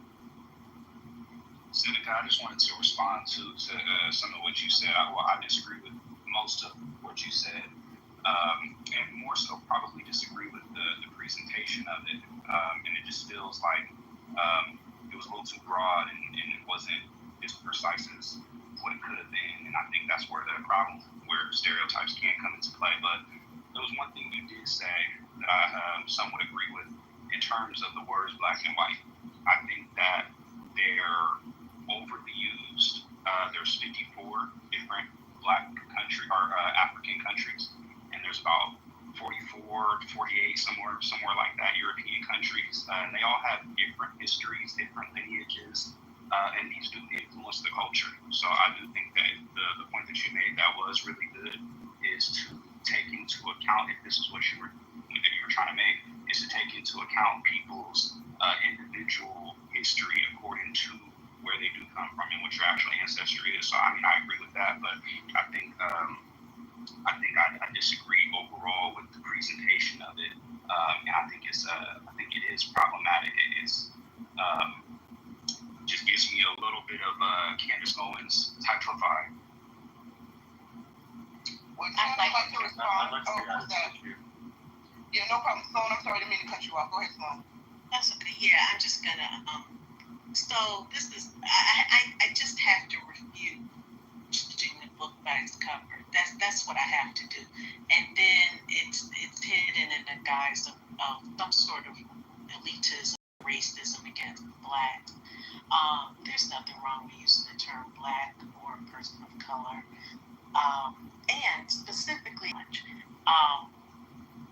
And what I will say is I met a couple that they had tattoos from their neck all the way on both of their arms, down their legs. They had nose rings, and they had four little kids. And guess what? They go to my church. And imagine if I had judged them for how they looked. Just imagine. You think they would feel love or anything like that? No, they wouldn't. But you know what? Who those people are, and however their life brought them to decide to tag their body or whatever they did, I don't care. They reach people because for my Christian belief, it's important to reach everybody and to love everybody. So, but they can reach people I can't reach because, you know, I don't look like that. And so you judging people like that and then choosing to say you're elite, and coming across elite. We know you're not elite, but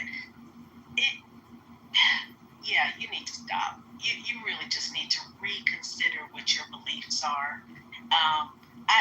John even gave you a little hot pepper, like that was a spicy comment. No, because how you dress, how you look, it's how you act, and what your character is what really matters. So what if somebody's playing their trap music and they have tattoos? Big deal.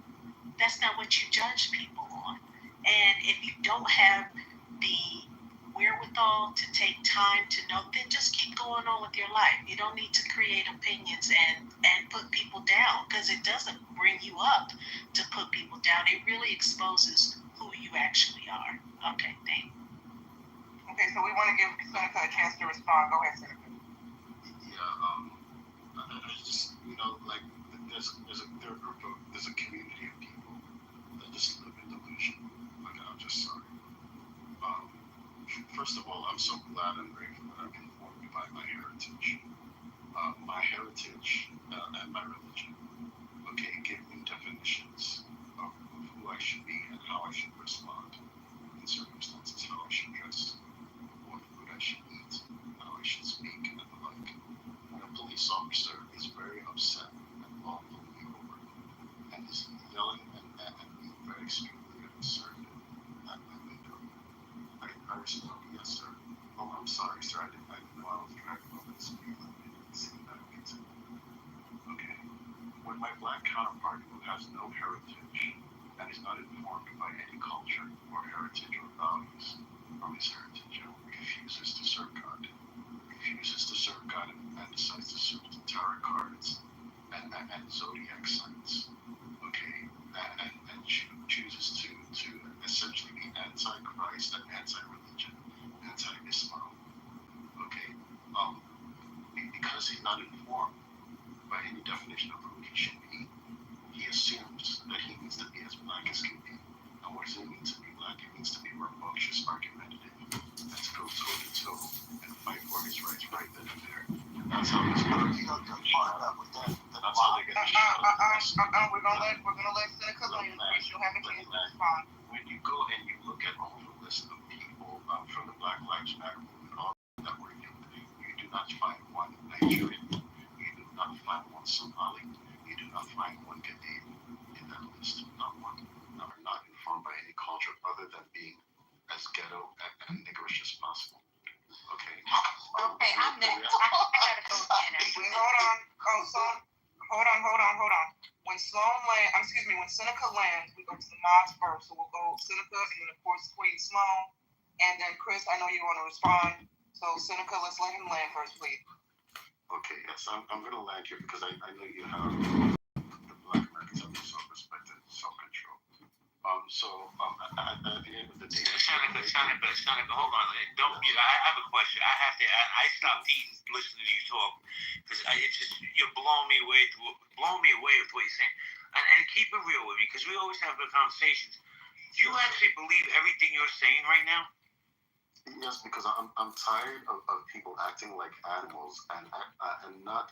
You know, if I was Black American, okay, and I didn't know my heritage to inform my values, I would be Muslim, okay, because at least there's a community, there's the Ummah that will inform me and provide a culture that will ensure that when I meet a police officer and that position. Read that man bio. He is Muslim.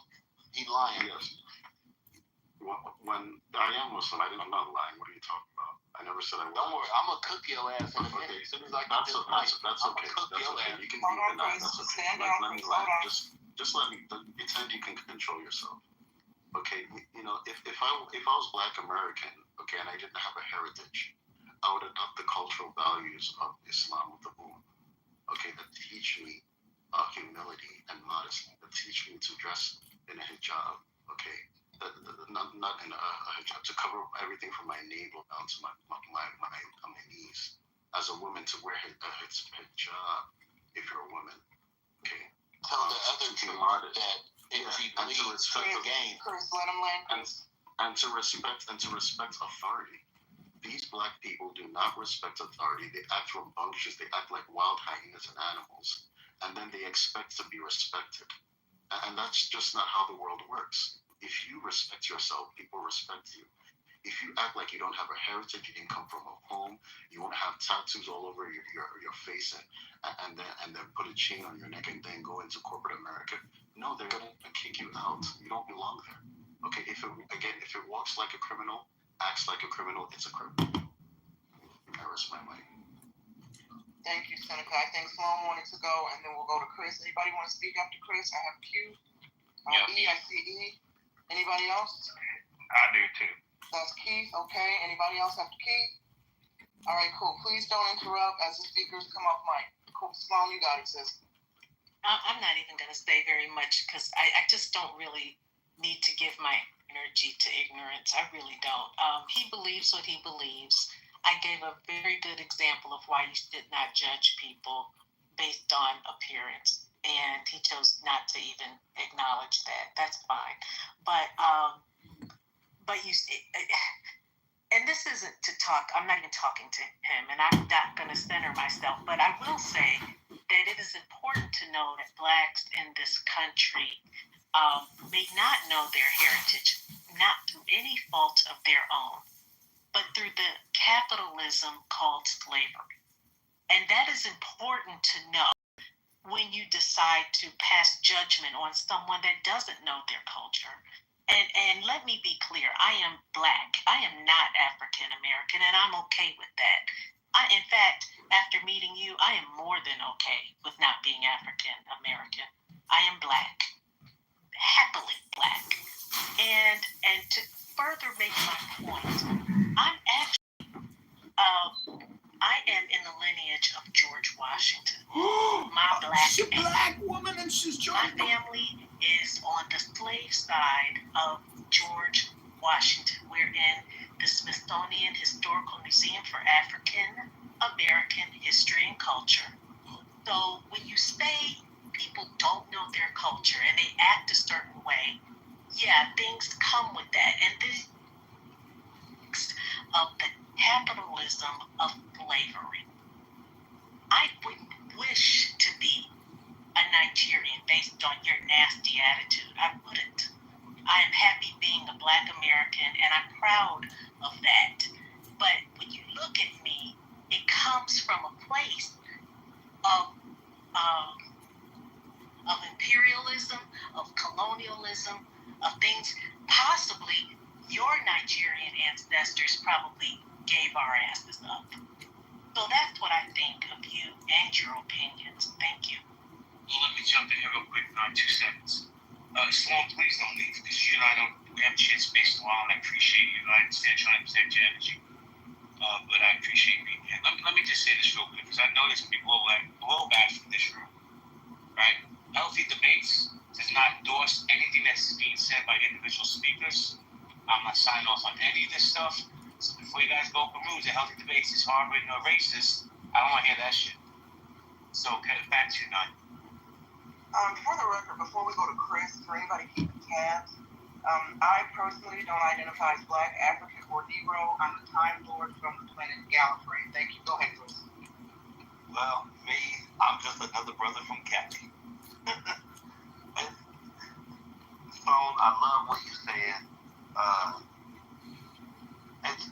It's just amazing to me. So, like, the sister said that, her family, it got something that goes back to George Washington. So, my great-grandmother, if you ever go into Texas, my last name is Gardner. My family founded a whole town in Texas, and they Black. They not African. I don't know any Africans. None. In my whole family. Zero. And it's crazy to me that this man can sit and talk like that. And say, oh, well, because you look like this. Yeah, I'm tatted, bro. I'm 6'4", I'm 270, and I'm tatted.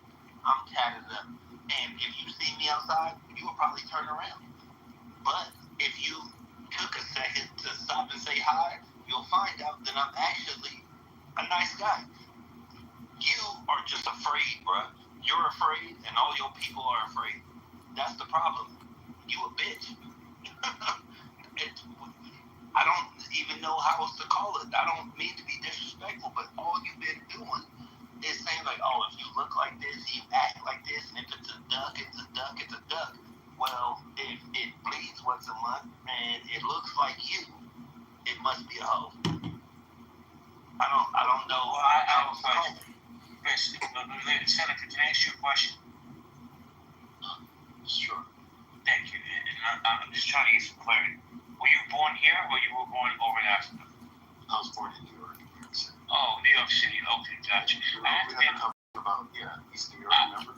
Yeah, I'm kind of surprised about the things you're saying because, I don't feel that energy here in New York or that vibe. I've been listening.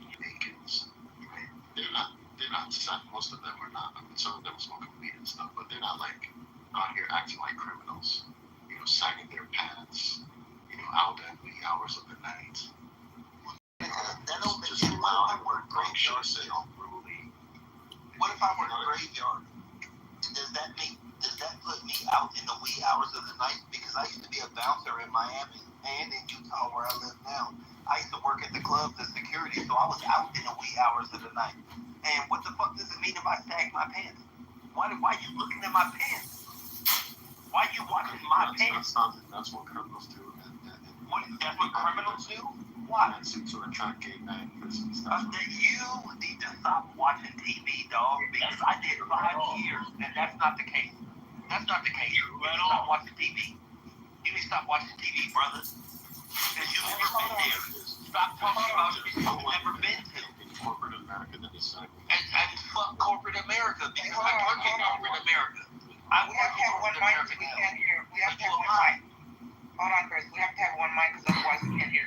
XG, I see you. I see you flashing. We have a queue. So after Chris, we have E, Keith, and then we got you, XG. Seneca, go ahead and land. Put the bully in the queue. Yeah. I got you. You see, black people don't want to hear anything that holds themselves responsible for their behavior and why they're targeted. Okay, when you look at the African American men have the highest, and I can't remember it's because of demographic or per capita, right? But they have the highest percentage of suicide and deaths. When you look at Black American, Black Americans come only 23% of them come from two-parent family households.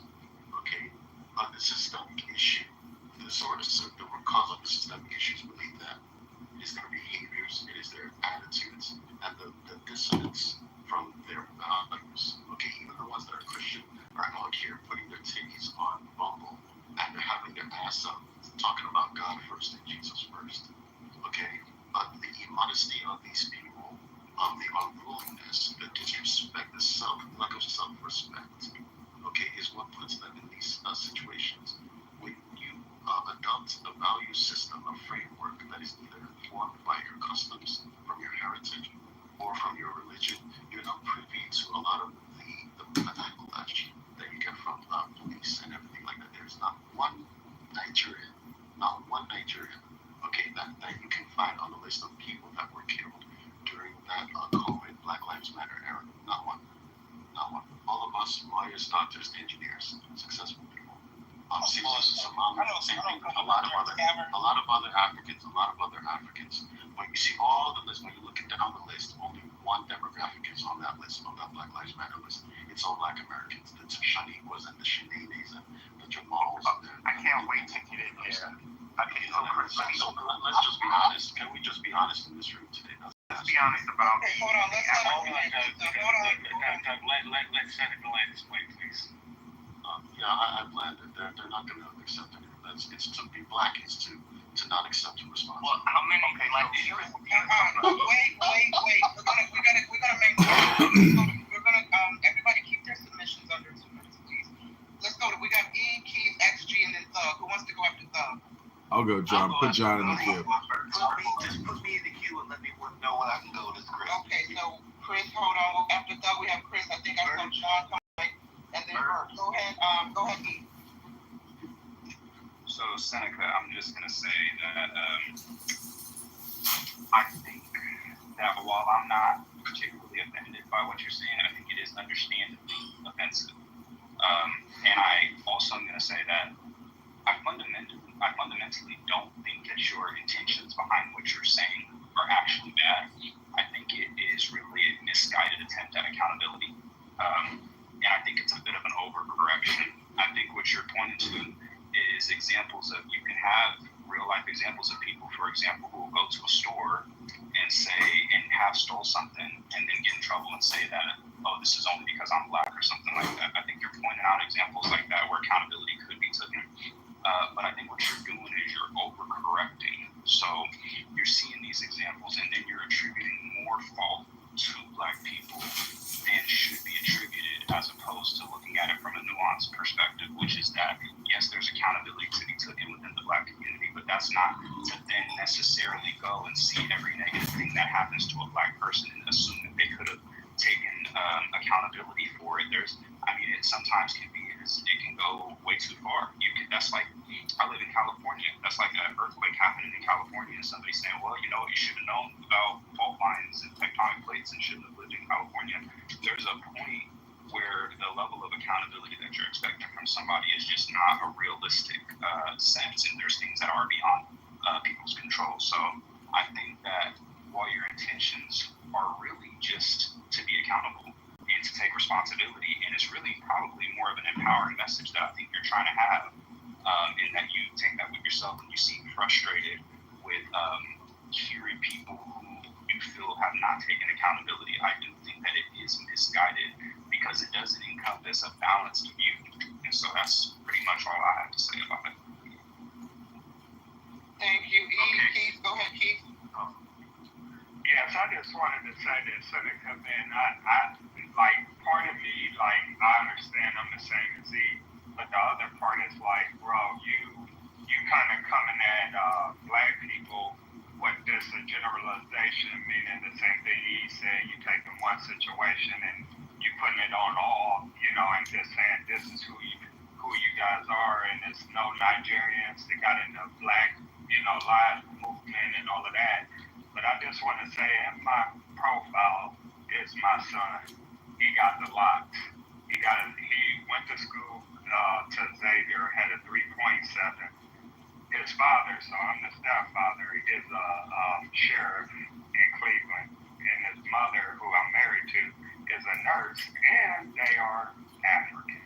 I just came back from Africa, and he was wearing the locks out there, and they did tell him, they said, hey, look, down here, you know, as he was free and he walked around in Africa, he did get the freedom as a black man and not getting profiled by, you know, people because everybody was out there was African. So that was real good, and he enjoyed that. But they did say, hey, you got to be aware of your environment. They did talk to him, and I did talk to him too about that situation. We do have to know our environment. I mean, I'll just say this, and I know a lot of people gonna come at you, but if I got some Jordans and I got my gold chain on, it's some places in the hood that I'm not gonna walk, and they go the same. Wait, who said who wants to cue? That was Jamal. Who said they want to get in? Job. That's me. This is how we're going. It's XG the Thug. We have XG Thug, Chris, John Bird, and then Ja. Who else? Okay, cool. Go ahead, XG. Yeah, I'll keep it brief. I think, in short, like, if you want to TLDR and everything I'm going to say, in short, you're an uptight, self-righteous goon. But that way, all you do and everything you speak just puts the firmament of black people further back, or African Americans, as you love to say, even though you tout this pride with Nigeria, when the number one threat of Nigerian parents when they're in the U.S. is to send their children back to the shithole of a country that Nigeria is. So, again, I'm really confused as to how black Americans are the bottom of the barrel and African Americans are the bottom of the barrel, yet the worst living African American in the U.S. probably lives a high-class life in fucking Africa. So like, that's what I'm confused about. It's always Africans are so much better than African Americans, yet all of them have to migrate here to make anything of themselves. That's hilarious to me, that you guys have to go ahead and flex 50-year-old technological advancements being made by fucking sticks and stones and act like it's fucking amazing in Africa when we did that 50 years ago. I'm so sorry, you're still catching up. So to try to act like Africans are this pinnacle of society, the pinnacle of morality, when half of them still can't let their women drive, half of them just got the right to vote, the other half, they're so fucking societally behind and technologically behind that for you to imply that the Africans are somehow so much more superior to the African Americans, it's mind-blowing to me. It's mind-blowing to me. And it's the pinnacle and the epitome of this coon-ass Candace Owens state of mind that you trap yourself into to keep sucking the white man's dick and the boot from under the chair. Like, I'm really confused as to how you kowtowing this bad to white people and racial stereotypes is somehow benefiting your cause, benefiting your message, or benefiting you as a person. You're one of the good ones until they don't need you anymore. And then when they don't need you anymore, guess what? You become as much of a nigger as the rest of us. So congratulations. You're equally as fucked in this scenario. You're just delaying yours a little bit longer. So the more you keep playing these coon games, just wait, because you're going to be on the same fucking tree that all of us are going to be on. Senator. Wait. Jamal, Thug is next. Go ahead, Thug. Yeah, so this is the problem that, you know, black Americans feel the need to try to educate these assholes about, you know, what our images are. If any of you have not watched the show on Netflix called Young African Famous or Young Famous and African, executives have allowed themselves to be used to project these images of them as if this is their lifestyle in Africa. It's false. It's a lie. These are the Nigerians.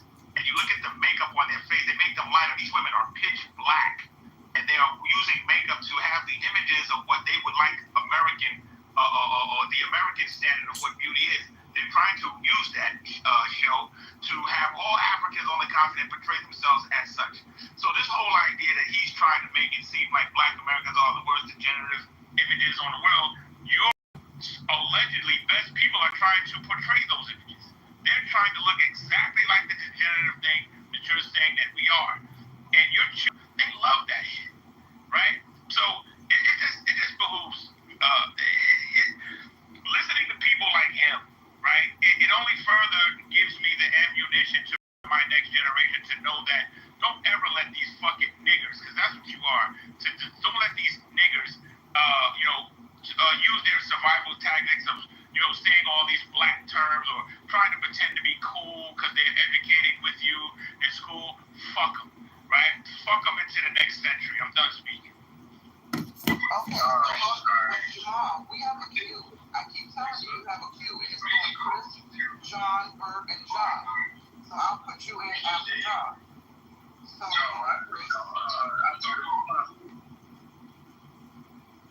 Chris is on his phone, so let's go ahead and John. Congressman John, did you want to say something? Yeah, I would just say don't judge a book by its cover. And what that means is we're all Americans. And on the inside, we have pink brains and we have blood and we have other colors on the inside. So I would just say that when I say that education is lacking, it really is a spiritual education because we all have a translucent soul which is colorless, or at least all of our brains are pink and our hearts are red. Let's go to the next person, please.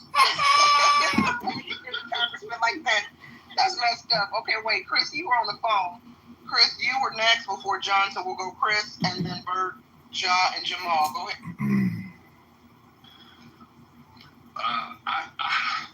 I can't even think of anything else to say except, man, that man crazy.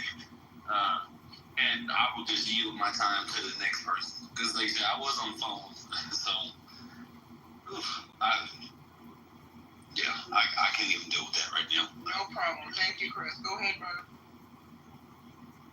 You. Well, it's good, Bert. I need you to be solid, bro.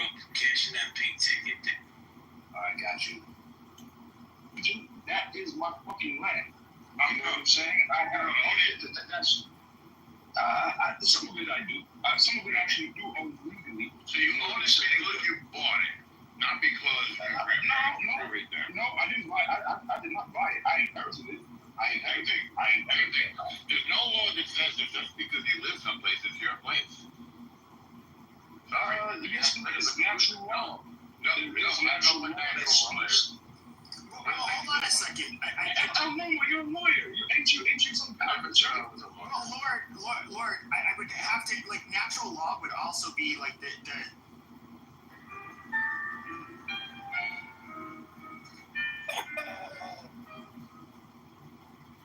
Great room title there, Rabbi. Really top notch. Very funny. Good stuff. Go read the book and look at your fatty. That's what I keep telling people on this app, fatty. Do you know that Mayhem turned out to be Sean? What's his name? Hickman? Yeah. He's a Yiddish guy. He's Jewish. How you doing, motherfucker? Yeah, he's a Yiddish guy. Why do you think he's something so hard? He used to hate Trump, and he suddenly started loving Trump because Trump is connected for the Jews. Oh, he's talking for the Jews. That's right. Really? That's right. I'm not right. I don't like people whose views are so easily swayed by either the coin or by some, people whose emotions are so easily, so readily aroused. I just don't like that. From the root of the issue, I think you're. Okay, let's go to John. Well, at some point we gotta give Seneca a chance. Okay. Hold on. Because then you get I know it's just gonna call Seneca versus 100 black people. Yeah, excuse it because they just insult me. Hold on a second. Hold on. No, I'm going to hand it back to you. Run it how you want. I just like to keep sounding good in the conversation. Otherwise, it's a dog pile and an echo chamber. Okay, so we'll let Seneca respond, and then we'll go to John, Jamal, and then I see Mike came on. We'll go to Mike Allen after that. Go ahead. Okay, so no one is. I'm back. Okay. No one is attacking all black people, right? I hate it when. Wait, hold on, Bert. You have to mute up, or we're getting feedback, please. Go ahead. Oh, my. I hate it when some black Americans use their typical cultural deflections, right? Whenever you hold them accountable, they want to hold your country accountable. They want to hold they say white people do it too. They say, oh, no, you don't understand. Slavery happened to us. You know what I mean? They make all these excuses upon excuses. They call out slavery like they're the only ones in the world that ever experienced hardship or ever came from generational hardship. Okay, it's just not an excuse. I'm sorry. We're tired of the bullshit. People come to this country. They don't even come from a country where they use the same characters, let alone speak the same language, let alone know the culture and the systems. And you have 400 years of knowledge in this country. Okay, you know the systems. You know the educational systems, the financial systems, the justice systems. You know the culture. You can speak the language, and still you don't overcome. You don't succeed. Why? Because you're dropping out of class to go smoke weed. Okay, you're hanging around the wrong people. You're out late at night when you should be studying. You come to work. You disrespect your teachers. You don't do your homework. You barely graduate from high school if you graduate. Okay, you don't go to college. Okay, and then you end up thinking you're the shit because you got a $15 per hour job, while your immigrant counterparts are going to college, getting engineering degrees, getting accounting degrees, coming out making six figures. Okay, and then you want to whine and boo-hoo. Okay, that it's not fair, and blame slavery for your lack of discipline and lack of self-respect. No, we're sick of the shit. Okay, we're sick of your communities being so freaking decrepit because you won't look at yourselves. You won't tell your woman to put on some clothes. Okay, you won't tell your woman to stop having promiscuous sex, disguising it as dating, looking for the one. They're always looking for the one until they catch AIDS or until they get pregnant. Okay, it's ridiculous. You know what I mean? No one. I'm sure Keith you sound like a really great gentleman and a gentleman that respects himself. But let's be honest. Even you are responsible. Why? Because it is your community. It is your community, and more black people need personal accountability for their community.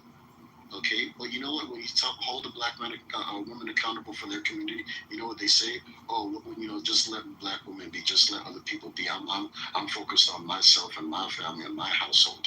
They don't even give a shit about their community. Okay, and this is man, let me jump in for a second because I've been and I know nothing I'm going to say is going to change, and I want to keep it real with you. I find everything you're saying to be so vile and disgusting and so intellectually dishonest. Because for me, right, JB, it's his lived experience. I'm not part of that community. I'm not part of your community. I'm part of my own community. But here in New York, as you know, we're a melting pot, so we mix together. So you to label an entire community, the things you're saying, I'm going to keep it real, bro, is reprehensible and disgusting to me. Can't speak for anybody else in this room, but, I like to give everybody a chance to expose who they are. And I have to tell you, dude, you really, in my opinion, my advice to you is take a step back and listen to what other people are saying. Come out of that headspace because, bro, it's not reality. But I'm sorry for cutting you off. I had to say that because I've been listening for a while. It's the reality. I gotta tell you what you say, it's gross. Yeah, it's different. Dirty fucking. Can I ask you a question, JD? Ask you a question. Okay. You're from the Italian community, right? Yes, Italian Jewish. Italian Jewish, okay. Do you see a difference in the behaviors and the culture of your community and the Black American community and how it has made your community more successful? And what I see, I've seen beauty in the Black community, man, here in Brooklyn. I go to Bed-Stuy, let me do you ask me a question, let me answer it. I don't see any difference with all communities, right? But we're all people. Listen, Doug and I argue every fucking day, bro. and I'd still go have a fucking drink with this guy. I don't give a shit. Let me find out the context of the person, not the whole community. I'm not going to paint the entire community because one idiot did something stupid. That's ridiculous. Listen, look at the narrative we have in this world right now. The Jews own the media. Jews own the banks. Guys, we're not going down that rabbit hole right now. I'm just using this example. It's ridiculous, man. I'm not going to sit here and paint the entire community because one person made a mistake. Because there's plenty of people in my community, I guarantee you, Seneca, I'm making mistakes today, they'll make them again tomorrow. Does that make me the same person that person is? I would hope not. But guess, Seneca, land your point. Well, I have no further questions. I was hoping you would acknowledge that your community has been more successful because you act like a community. You come together and support each other. Okay, and you take responsibility for your growth. Yo, Seneca, listen, I'm not going to say that the Jewish community hadn't been successful. Let me say this to you, bro. I've been ostracized by my own community more than any other community. See, there's hypocrisy in every community. That's why I get smoked from my community, because I call them out on their bullshit. Right? They don't want to hear that. They ostracize me. That's fine.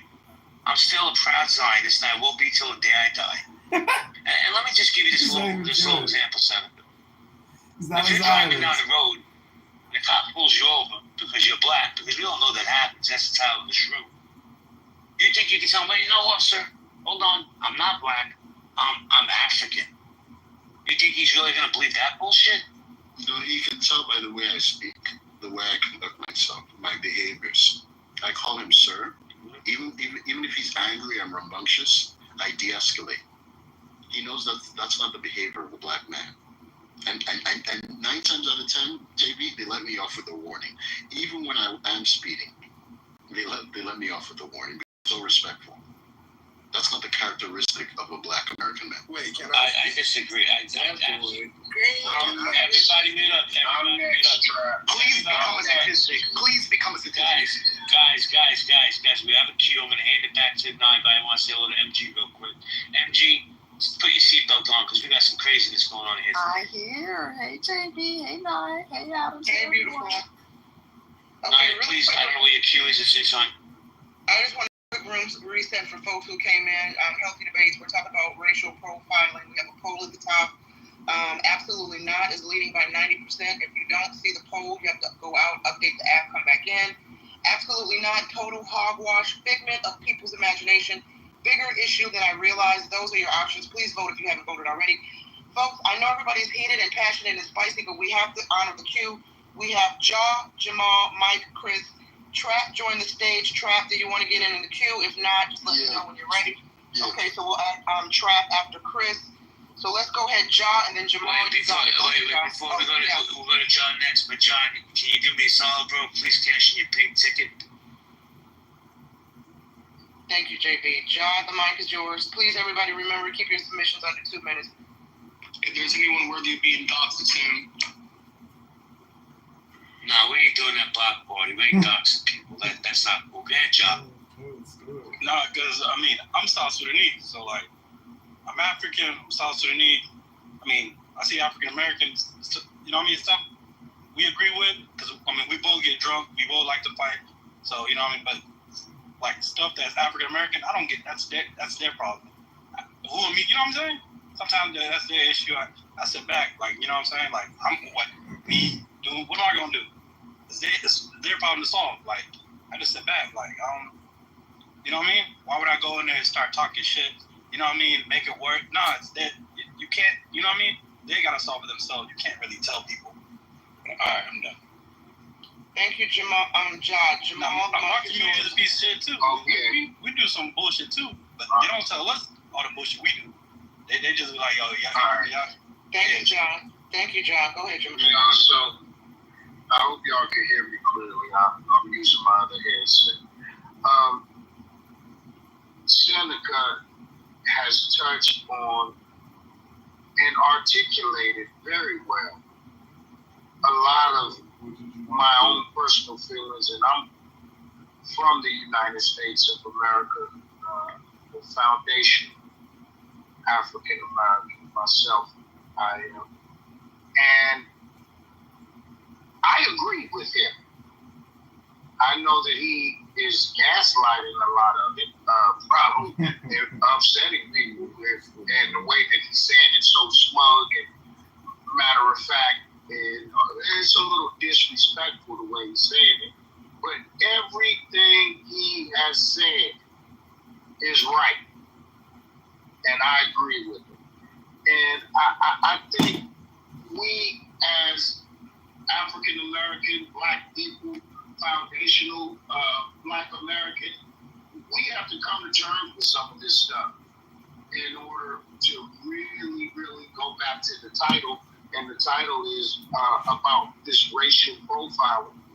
There's a way that you have to deal with police. And what he was describing is exactly the way that I handle business.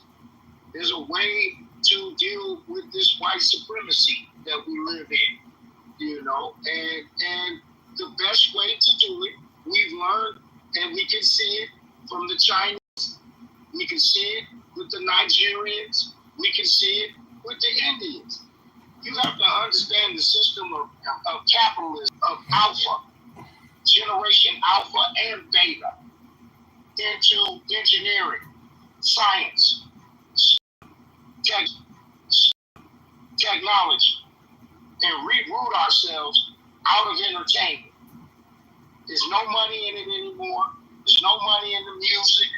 They officially raped you from making money from music unless you're performing and on stage samboing, breaking your legs, headbutting each other, and getting brain aneurysms from football, shooting and breaking your legs and shit, shooting basketballs and shit. It's time for us to redirect shit. And I agree with everything that the Nigerian brother's saying. And right is right. You know, and we got to really take a long look at ourselves. If we want to stop the profiling, we got to really take a deep, long look at ourselves. And I land right. I hope both you coons get lynched.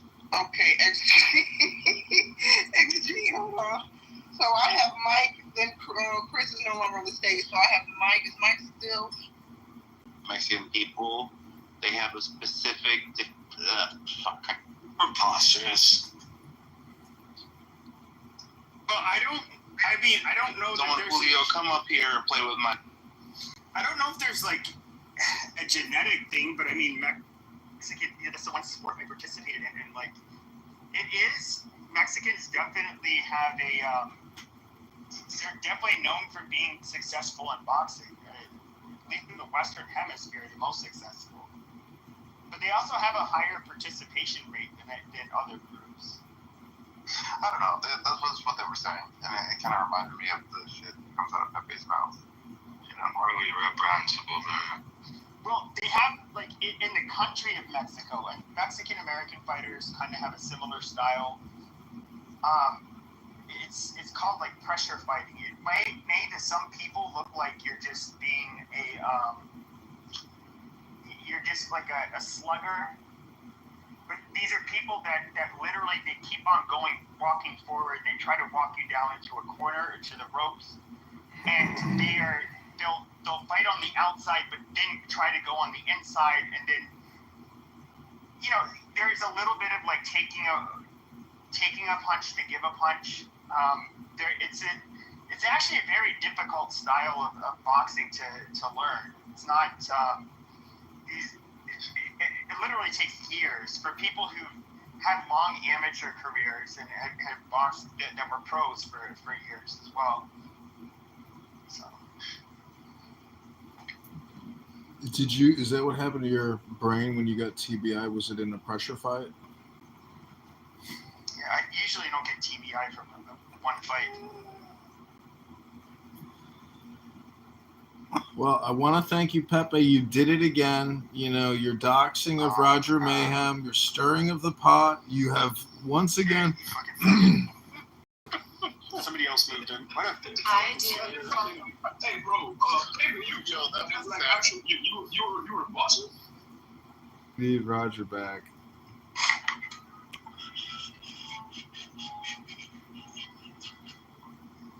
Child. child, things are gonna get easier. Oh, child, things are gonna get harder. You can kick the nigger if you want. Really kick the nigger? If you want to. Oh, child, Roger Mayhem's gonna get fluffy out. I like Kitover. I like Kitover too, but he has a nick. If you want to, can keep it. When are you guys gonna donate to the campaign to elect John Kitover? I am not gonna elect nobody. Oh, that's right. You're Canadian. You can't donate to the campaign anyways. Why not? I actually could. You know, there's supposed to be some sly roundabout way I could. Got it. I miss my Mayhem. Bring him in. Bring that faggot in. That Pokemon faggot. I saw him on here earlier today, but I didn't see the room. He's no longer showing up to cut counts, and he's deleted his Twitter because he's been exposed as a Yiddish kike called Sean Hickman. And he misspelled Sean.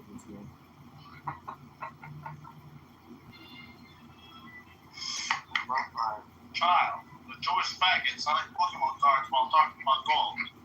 That's right. Check.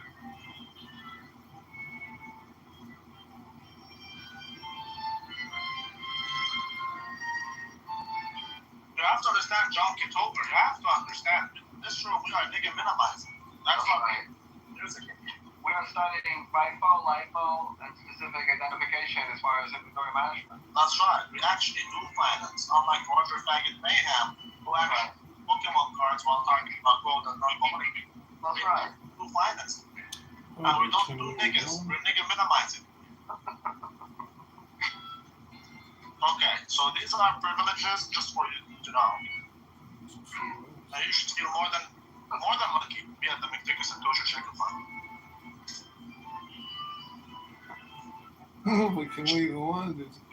So this Muslim chick on Hinge is like, what are you looking for on here? I said, whatever you're looking for. She says, I'm looking to get married. I said, we shall see if that's in the cards.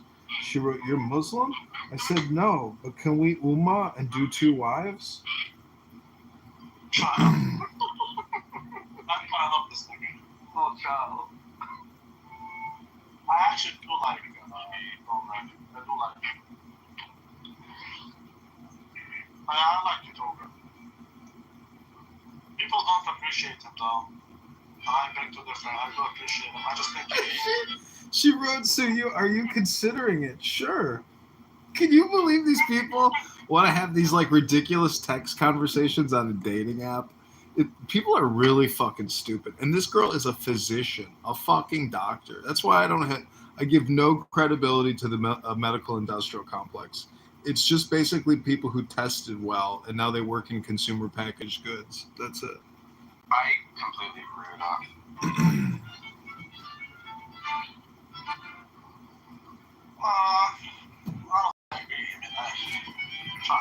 Are you serious? There are aspects of medicine where critical thinking is required, but that's like those are specialists. It's not like hospital. It's like that's like your fellowship, but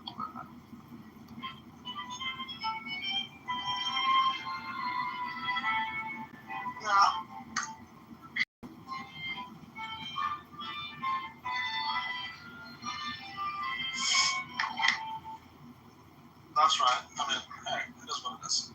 It is bad.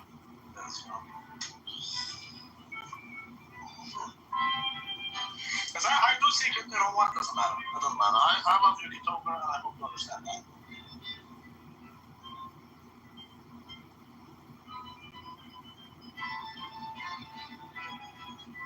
That's right. I hope Kitover understands that. I like Kitover. Well, Rico Bosco, you should consider contributing to the campaign to elect John Kitover. Let me put the link in the chat, Rico Bosco. You should become a donor to the campaign to elect John Kitover.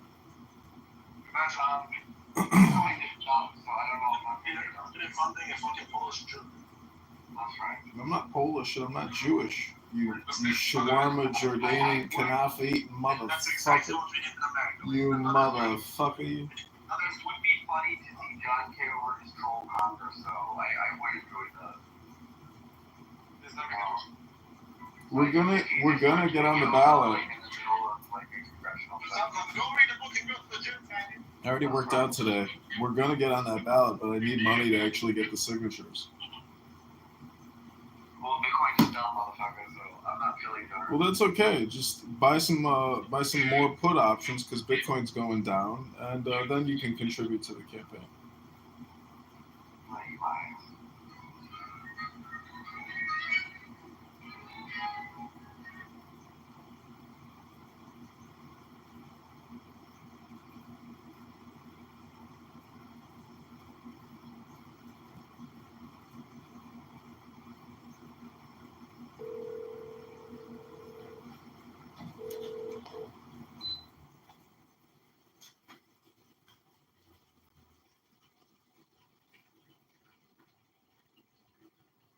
Hi, you've reached 1773913.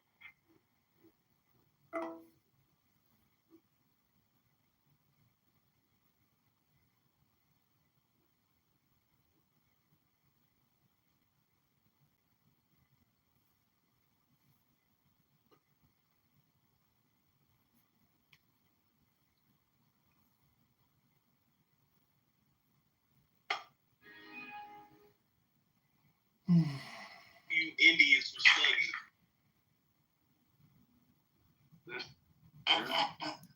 Everybody's great. I think we are brother and sister. Okay, I'm with you. I'll go along the road. I like that. You got a husband? More than one. More than one. He said brother and sister. Now you want to give a husband. No. I'm asking. White people, you get to a certain age, of course you're gonna have some stereotypes. You feel me about white people when you see them. You feel me, and then you're gonna racially profile them, even if it is on accident. Like, hey y'all put this in your potato salad and shit like that. Like I see us do it more than anybody else. Matter of fact, Yeah, it's human nature. I'm also tell us this. Black people racially profile motherfuckers more than anybody else. Black people, we racially profile Africans, we racially profile other black people, we racially profile whites, we racially profile Asians, we racially profile fucking Arabs. We always think one of them motherfuckers walking around with their hijabs, is that what they call it? Whatever they call the little shit that they put on their head. We always think one of them blow some shit up, you feel me? Like we racially profile motherfuckers more than anybody I've ever seen in my life. I'm just gonna put that out there. So yeah, again, it just comes when you don't have the knowledge about the other race. You feel me? You don't fit into proximity with certain people. Yeah, you fall under racially profiling things. Thank you, Trap. JB, can I ask Trap a quick question? No, hold on a second. If you want MAGA, I'd let you ask two questions. Hold on a second. Hold on a second. No, we haven't heard from Trayvon yet, and George hasn't spoken yet. I'm going to let Mike ask his question, then you want to get these other guys involved. It's on you. Yeah, it's a quick one. Trap, I actually agree with everything you said. I think you're a very level-headed man here. Would you say you're afraid of police officers? No, sir. All right. See, that's what I'm saying. See, and that's that. Okay. Go ahead. Sorry. Okay. Trayvon, are you there, Trayvon? Yeah, what's poppin'? What's going on, man? You want to jump in this conversation? You just want to hang out? Man, I guess I chime in real quick. I'm going to say that everybody got different views, you feel me? So we ain't never going to sit here and actually build on something if we attacking everybody's point of view. You feel me? So I'm going to go ahead and put that out there. And in regards to it, racial profiling is definitely a real thing. Trust and believe that. Now, I like to see things from, in between. I try not to take sides of it. So, to be clear, a lot of times that, we get racially profiled. From my own personal experience, we are doing something that causes us to be looked at in some type of way. Let's be real about it. And to be 100%, I do feel that within a community, we do not take accountability, you know. But I do feel that there's times in which we do things to cause, you know, people to look at us a certain way. Prime example, you know, in certain places, as much as we would all like to, you know, value cannabis, you know, in certain places, cannabis is illegal. You know, it's definitely been times in which, you know, some person gets pulled over under the influence of cannabis, under the influence of alcohol, you know what I mean? And it just goes down. It goes into a downfall. It spirals down.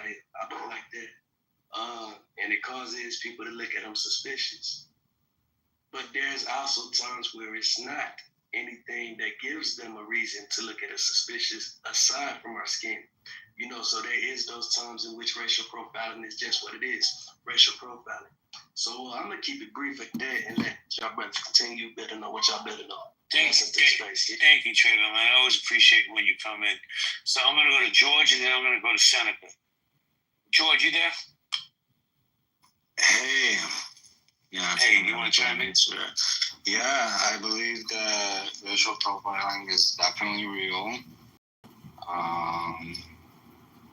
I think there will always be racism in the state of affairs.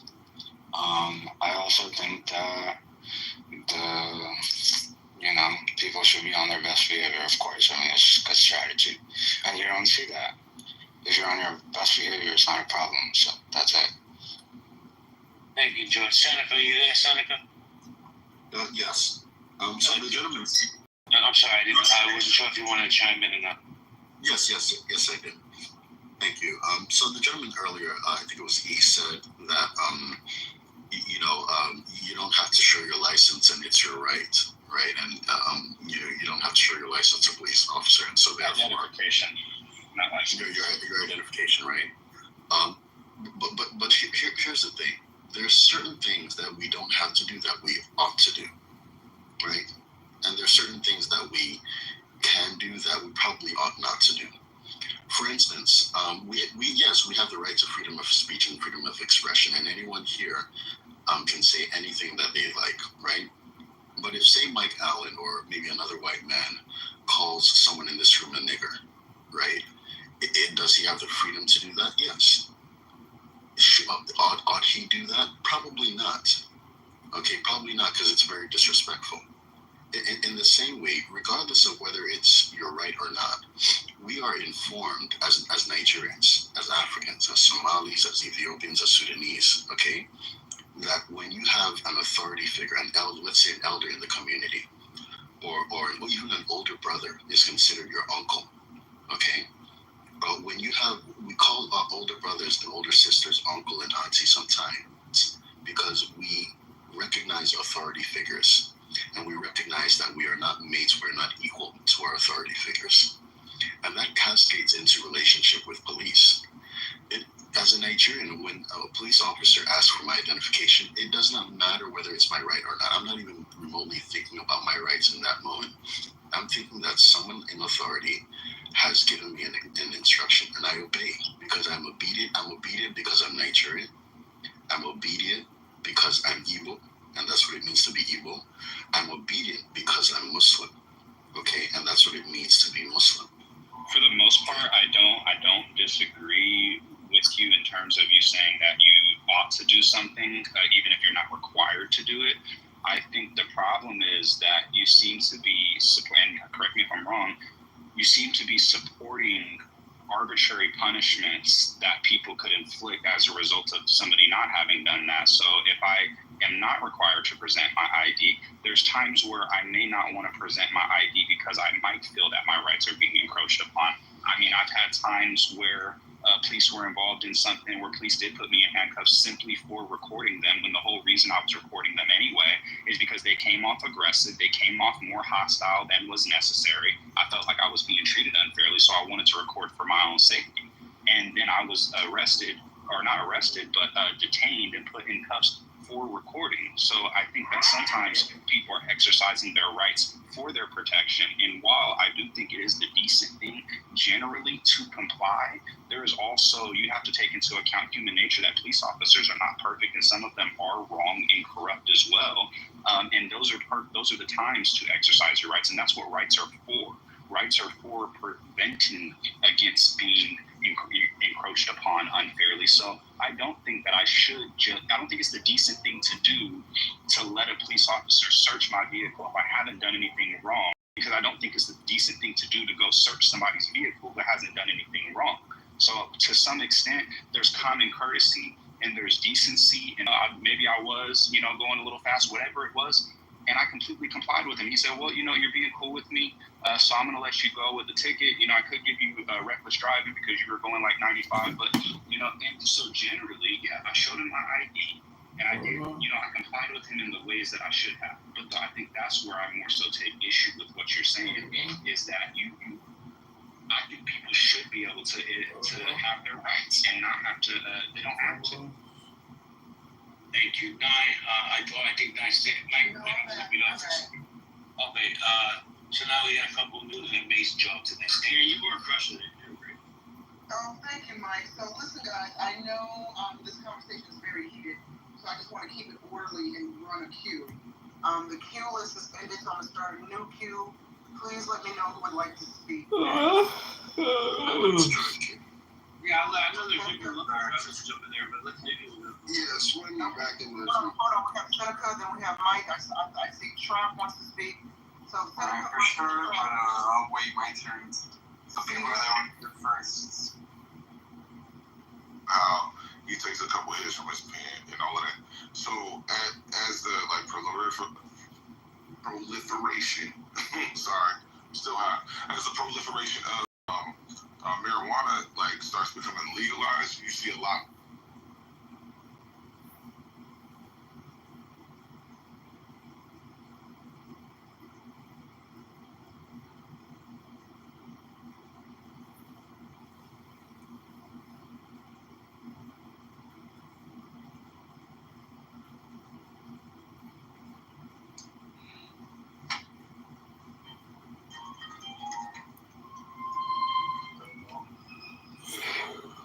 Oh, hey, Julian. What are you doing with these highbrow financiers, Julian? I thought you wanted to you wanted to make love to Mangione and free him.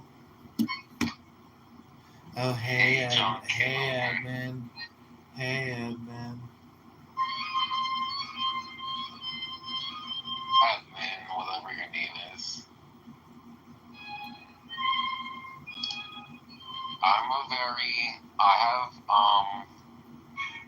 I'm a man of duality.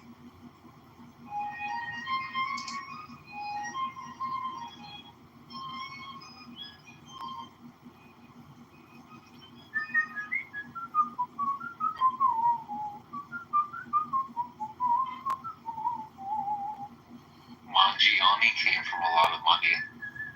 This being the song that this is the music Kitover listens to as he goes to Capitol Hill. Not to riot, but to take, to sit on his seat.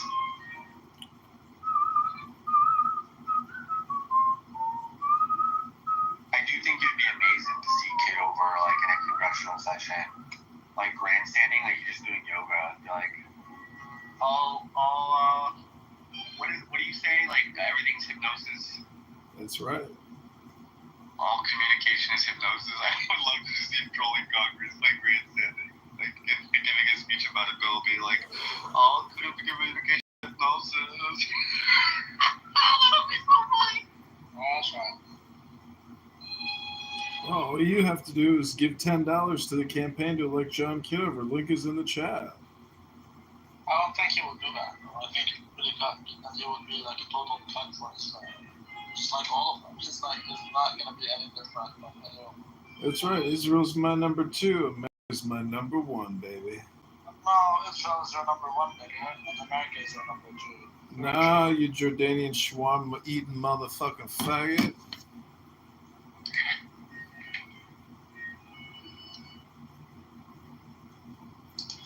That's right. Back this day, we heard that one. Alright. Link is in the chat, faggot. Link is in the chat. Link is in the chat.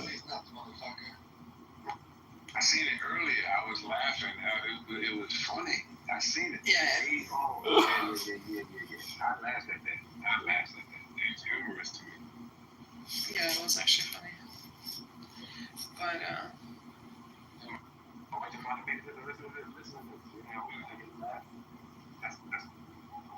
But it's sad though on how they, try to hang on to.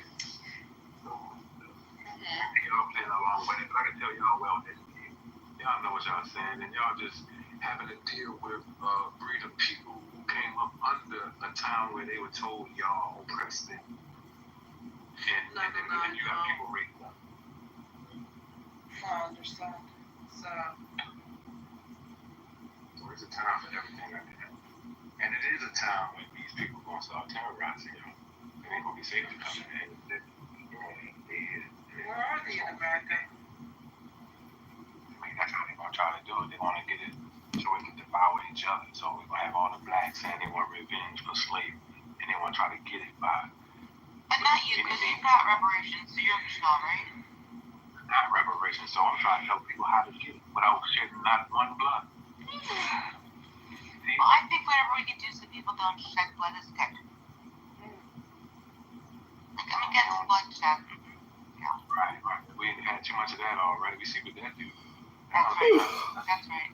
We're supposed to learn from what was written from the past. You know what I mean? Whatever was written for our learning, so that we, through patience and comfort of the scriptures, we might have hope. Now we can choose different. Where did Saeed go? Have you met Lucifer? Oh my god, yes, I have. Come up here. Lucifer. Hi, Lucifer. Oh, he's hysterical. Oh, wow. Hey, y'all, the devil was, don't want to be friends with them. Oh, man, Jamel, stop it with the devil worship. Oh my gosh. Oh, wow. That voice.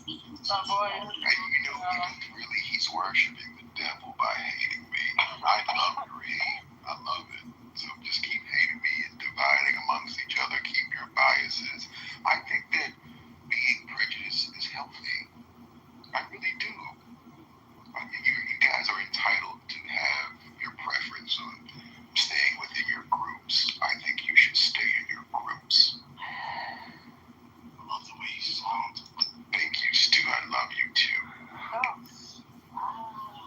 Hey, you know what? He might do this. He really might do this. I think that might really be good. Jamel, Lucifer, you real. Come on. We know God is just a hokey dokey piece of shit. No, Lucifer. No, you, No, baby, you believe in God? Lucifer, do you know what a djinn is? That's me, baby boy. I'm a djinn. Oh my god, my has never felt better in his life. I feel amazing. So wait, Penny, you believe in God, Penny? I do believe in God. Oh my goodness, interesting. Okay, well, I mean, is God outside of you or inside of you?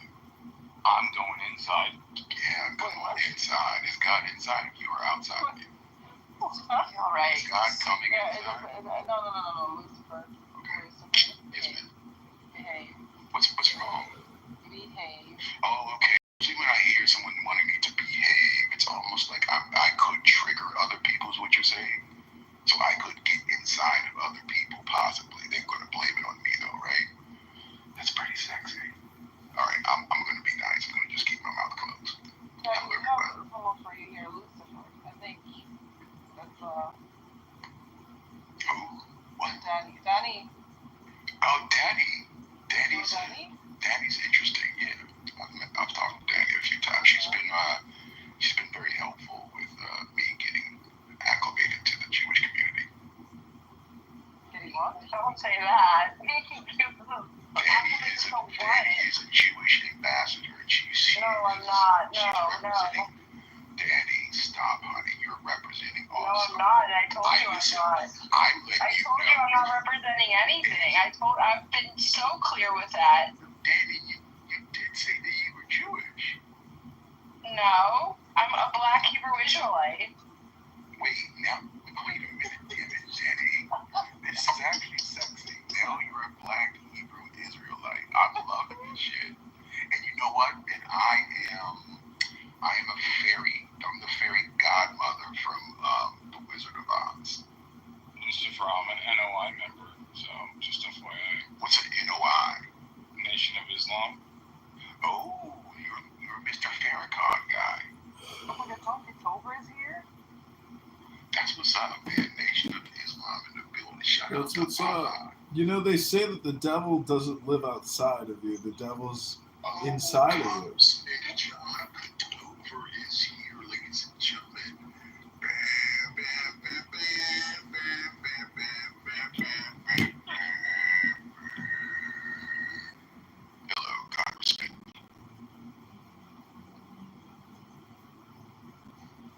You guys know Congressman John Kitover. He's my motherfucking dude. That is the hippest, that is the blackest white dude that you'll ever meet. John Kitover. He is a nigger for real. You ain't black if you don't vote for John Kitover for Congress. Hey, John, that would be funny as shit if you did that. You should put some humor in your campaign, brother. Some real raw humor. Like shock jock humor. You're too scared to do that, though. You're a politician. No, we're creating content all the time. You gotta really love niggas. You can't act like you love niggas. Yeah, exactly. That's what I'm saying, Jamil. If you love niggas for real, you would talk shit to them. You feel me? Like, you wouldn't be scared to talk shit to them. And sit there basically like, nigga, what you do? You taking this shit for real? Like, you really in your feelings, nigga? Like, what's real proud of? You feel me? So you sound like a nigga. Yeah, I could be anything you want me to be. Sometimes I sound like a straight bitch. That's sexy. Yeah, thanks, boo. But yeah, like, dude, John, what'd you say, John? You said you do have? I'm saying I do a lot of comedy. I mean, I'm filming myself 18 hours a day and putting it on 10 different reaches. Provocative content, John. It's pretty provocative. No, what's provocative, John, is you go into the hood, nigga, and play a basketball with the hood niggas and call them a bunch of niggas and dog them and dunk it all on them. Well, I'm running against La Hood. His name is Darren La Hood. Okay. You're getting close. Okay. That's what I'm talking. What I'm saying, John, is, okay, you're a congressman, so you're a people person. So you got to be able to smile with Karen and have potato salad with raisins and then step over a few blocks down the street and motherfucker shake a tail feather with Keisha in them. You feel me? I feel you. Alright, guys. So you need this. But anyway, you know you can always call me for advice, my nigga. So you're gonna need advice when you're in that office. Some nigga advice, some brotherly love. Well, I'll be sure to look up the Love Hard podcast on Spotify. Yeah, look that up or look up Love Hard Network, because you know I am a synergy specialist. I'm a consultant, so you can hire my services. Yeah. Well, how do we get Pennywise to Chicago so we can get married and start a family? Who's starting a family? Me and Pennywise. Oh shit, Pennywise! Congratulations. She recently broke up with her Michelin Ashkenazi boyfriend. Wait, dude, you don't want no rebound pussy. Have you seen how hot she is? Yeah, but I don't give a fuck how hot she is, John. Don't do it. It's not rebound pussy. She's a real woman. She wants to free Palestine, and together we're gonna free the world. John, just call me on the back end, dude. Like, if you're being serious right now, like, okay, fuck that. I love you, John. You know I do. I knew it. Lucifer has a thing for John, and he's trying to psyop John right now. Stop trying to cock block him and let him shoot his shot. Yeah, let me shoot my shot. I'm trying to get some John dick. Damn, girl. Somebody told me on my YouTube channel that I'm not funny. Well, John, what does Penny think? Penny, is he funny? She's lying already to you, John. Don't fucking do it, bro. Unless you like a liar. Now, if you like a liar, which they can be very spicy and very, like, being with a liar, because it's very, you don't know what you're going to get, right? You never know. It's so inconsistent. It's so inconsistent, dog. And it is actually, it's fun. It's really fun. So, I really, what the hell? Make sure you guys just, like, videotape your escapades, your love. I think if you put it on the Congressman in Love on YouTube, I think that is television work. Baby, I can do anything. Okay. She's almost up singing a song. Ain't this? Yeah, sing first, please. Oh no, not right now. No, come on. It's too early in the evening. I don't sing. I only sing around angelical hours around 3 a.m. 3 to 6 a.m. My wings come out. My fangs.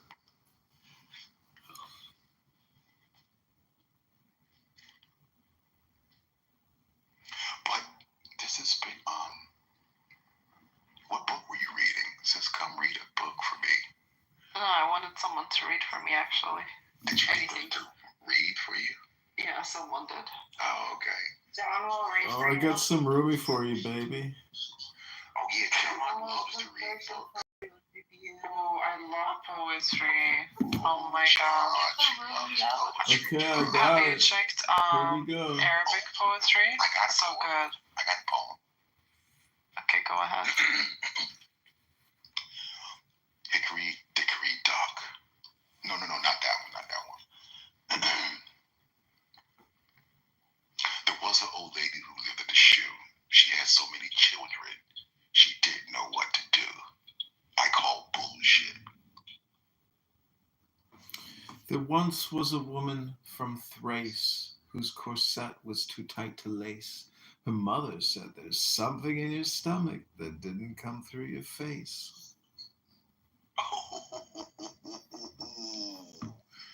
Little Jack and Jill went up the hill to fetch a pail of water. At least that's what those freaks told y'all. They went up on the hill to get busy. Jill came.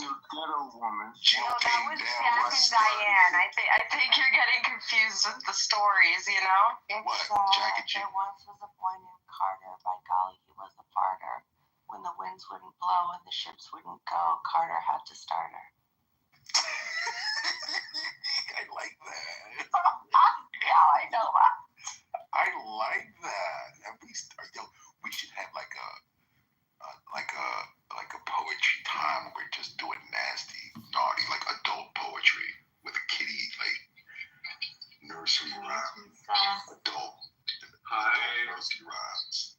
Hi, there once was a vampire named Mabel, whose periods were eerily stable.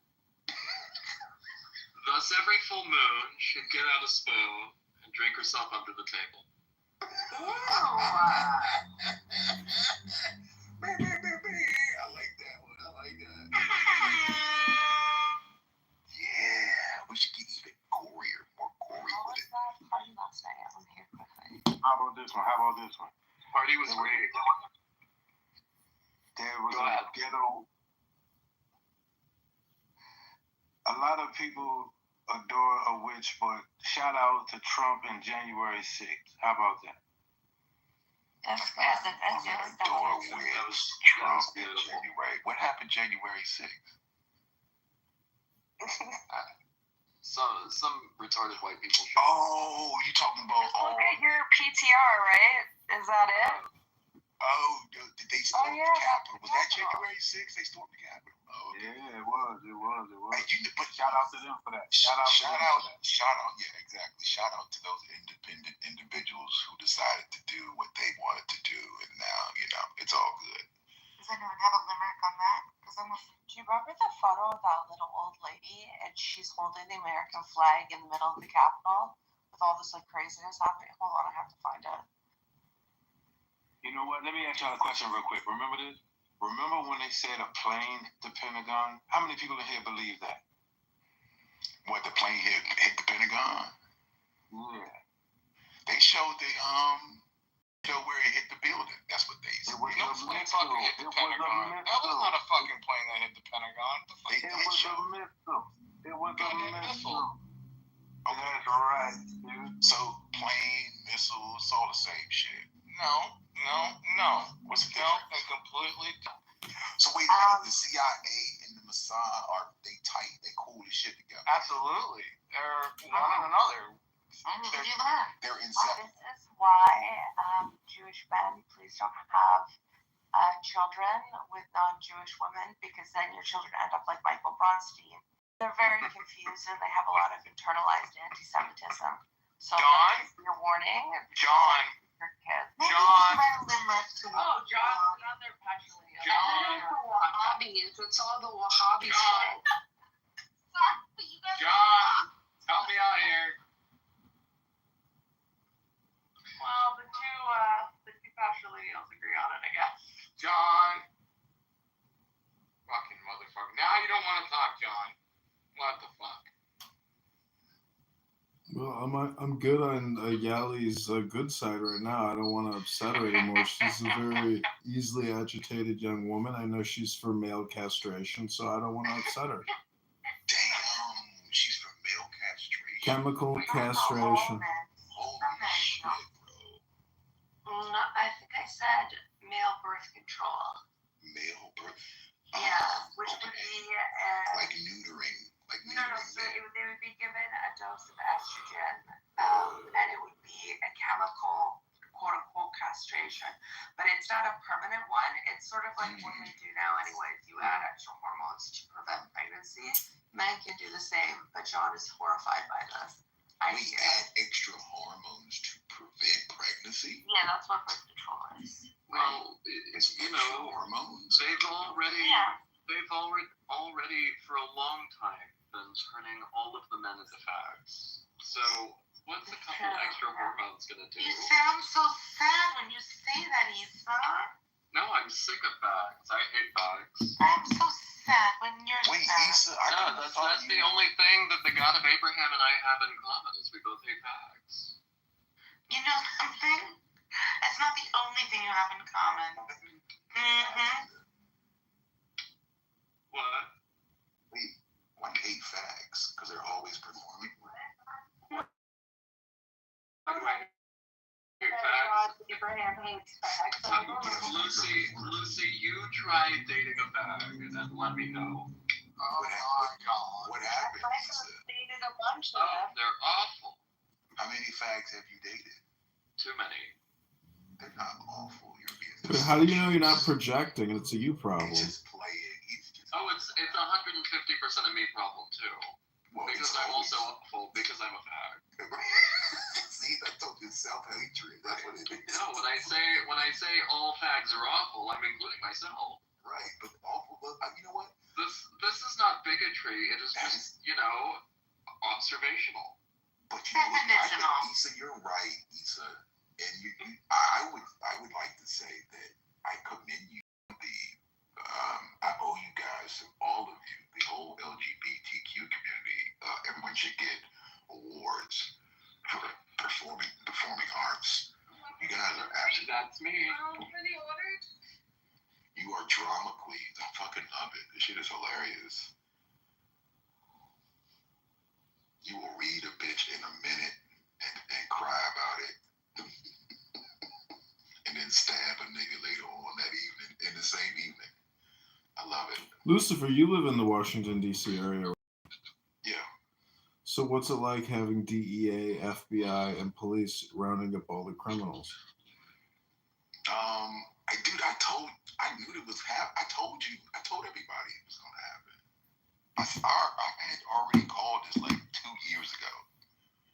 Because we need to clean up. We have to trim the fat. The fat has to be trimmed, right? The corruption, the performance is coming to an end. I need to clean the house. I just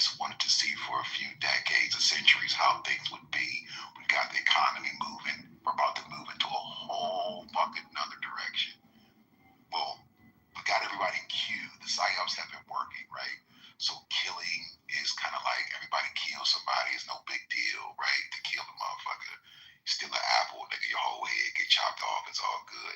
So now, I mean, what's your name on the PSN? Yeah, I'm typing it in. So you have to memorize them.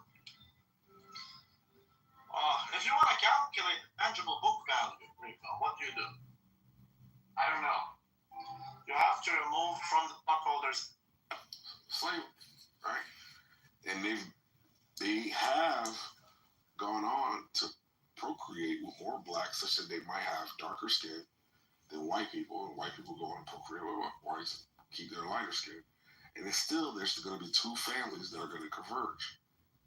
And of course, I'm just speaking from an individualistic point of view. I want to make it home at the end of the night. I'm not arguing with the police. You did?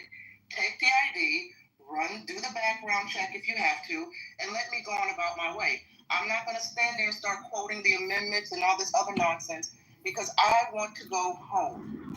Y'all can, whatever y'all want to do with your encounters with the police, that's cool. And if you get your wagon knocked the fuck off because you've encountered a cop with a bad attitude, or he's racist, or he doesn't give an F about you reciting your rights, then don't call on me to be mammying and windmilling and marching in the streets because, another black man or a black woman statistic, and then we see the police body cam, and y'all are combative and argumentative when all you had to do was just hand over your ID. It's not about being defeatist. It's not about bowing down. And let's really get to the nitty and the gritty. Elect better political officials. You want police reform, elect better politicians, and demand tangibles. Demand police reform. We vote blue no matter who in these liberal urban big cities, and it's your politicians that you vote for that enable these police. Elect better politicians. These politicians don't give a fuck about us. They protect the cops, right? We see what happens if one of us gets shot or beat in the street. What happens? They barely get convictions. They barely serve time in jail. It all goes back up to the cop. So never mind what black people are supposed to do. Hold your politicians accountable. How about that? So sometimes, and I agree with comply, but sometimes it can go further than you just complying. So if you are obeying all the laws and a policeman pull you over, something else, I'll tell you in a minute. License and registration. You hand them the license and registration, and you're still asking, okay, well, why did you stop me, officer? Did I do something? I'll tell you in a minute. That right there tells, what is the harm in the officer saying, I pulled you over because you blew the stop sign? Or, and then it goes further. Do you mind stepping out of the car? One who has handed the license. And it's basically, to me, it just seems like a slave patrol to where now I have to tell you, where are you headed? Where were you coming from? If I got a damn ticket, give me the ticket. Don't ask me where am I coming from, where am I going? What business is it of yours if I did a violation, a traffic violation? And that's where I understand the brother saying, do you give away your rights? Or basically what he said. Now I want to give an example. I was arrested, right? I was arrested one day. I had some illegal shit in my car, right? And the police confiscated the illegal stuff that I had in my car. So when I got to the judge, my lawyer, right? Now they allegedly pulled me over for a traffic stop. These are narcotics undercover police that just so happened to pull me over for some bullshit and found some shit, but it was allegedly a traffic violation. So my lawyer to the judge said, Your Honor, our president, and it was Obama at the time, he said, our president passed a law that says that once there is a traffic stop for a traffic violation, that is the extent of a police officer's investigation. Like, there can be no further, there's no search and seizures, there's none of that, right? A traffic violation is a traffic violation. That is it. You cannot go further. You can't say, I smell weed. I can't do none of that shit. If you pull me over for a taillight, illegal turn, whatever the traffic violation is, that is it. And I walked away scot-free by getting caught with 106 fraudulent credit cards in my car. Scot-free, I walked away because they violated my right for searches and seizures. Thank you, Thug. Hold on, I think Mike Allen was trying to jump in there. Do you think him? He had 106 stolen credit cards in his car. What the fuck? No. Excuse me. They were not stolen. Y'all can't be this slow. Hold on. They were not stolen. That makes it better. They weren't stolen. They were fake. That makes it so much better. They were fraudulent. That's it. They were fraudulent. That's so much better. They're not stolen, but they were not stolen. Yeah. You're right. That makes it so much less criminal. So it doesn't make it less criminal. It doesn't make it less criminal, but there are elements to a crime when you're being charged. If you charge me with murder, you have to prove intent. If you charge me with stealing, you got away with the crime. Hold on. If you charge me with stealing, you have to prove that I stole it. So it's not stolen. It's not stolen. And y'all are missing. So why were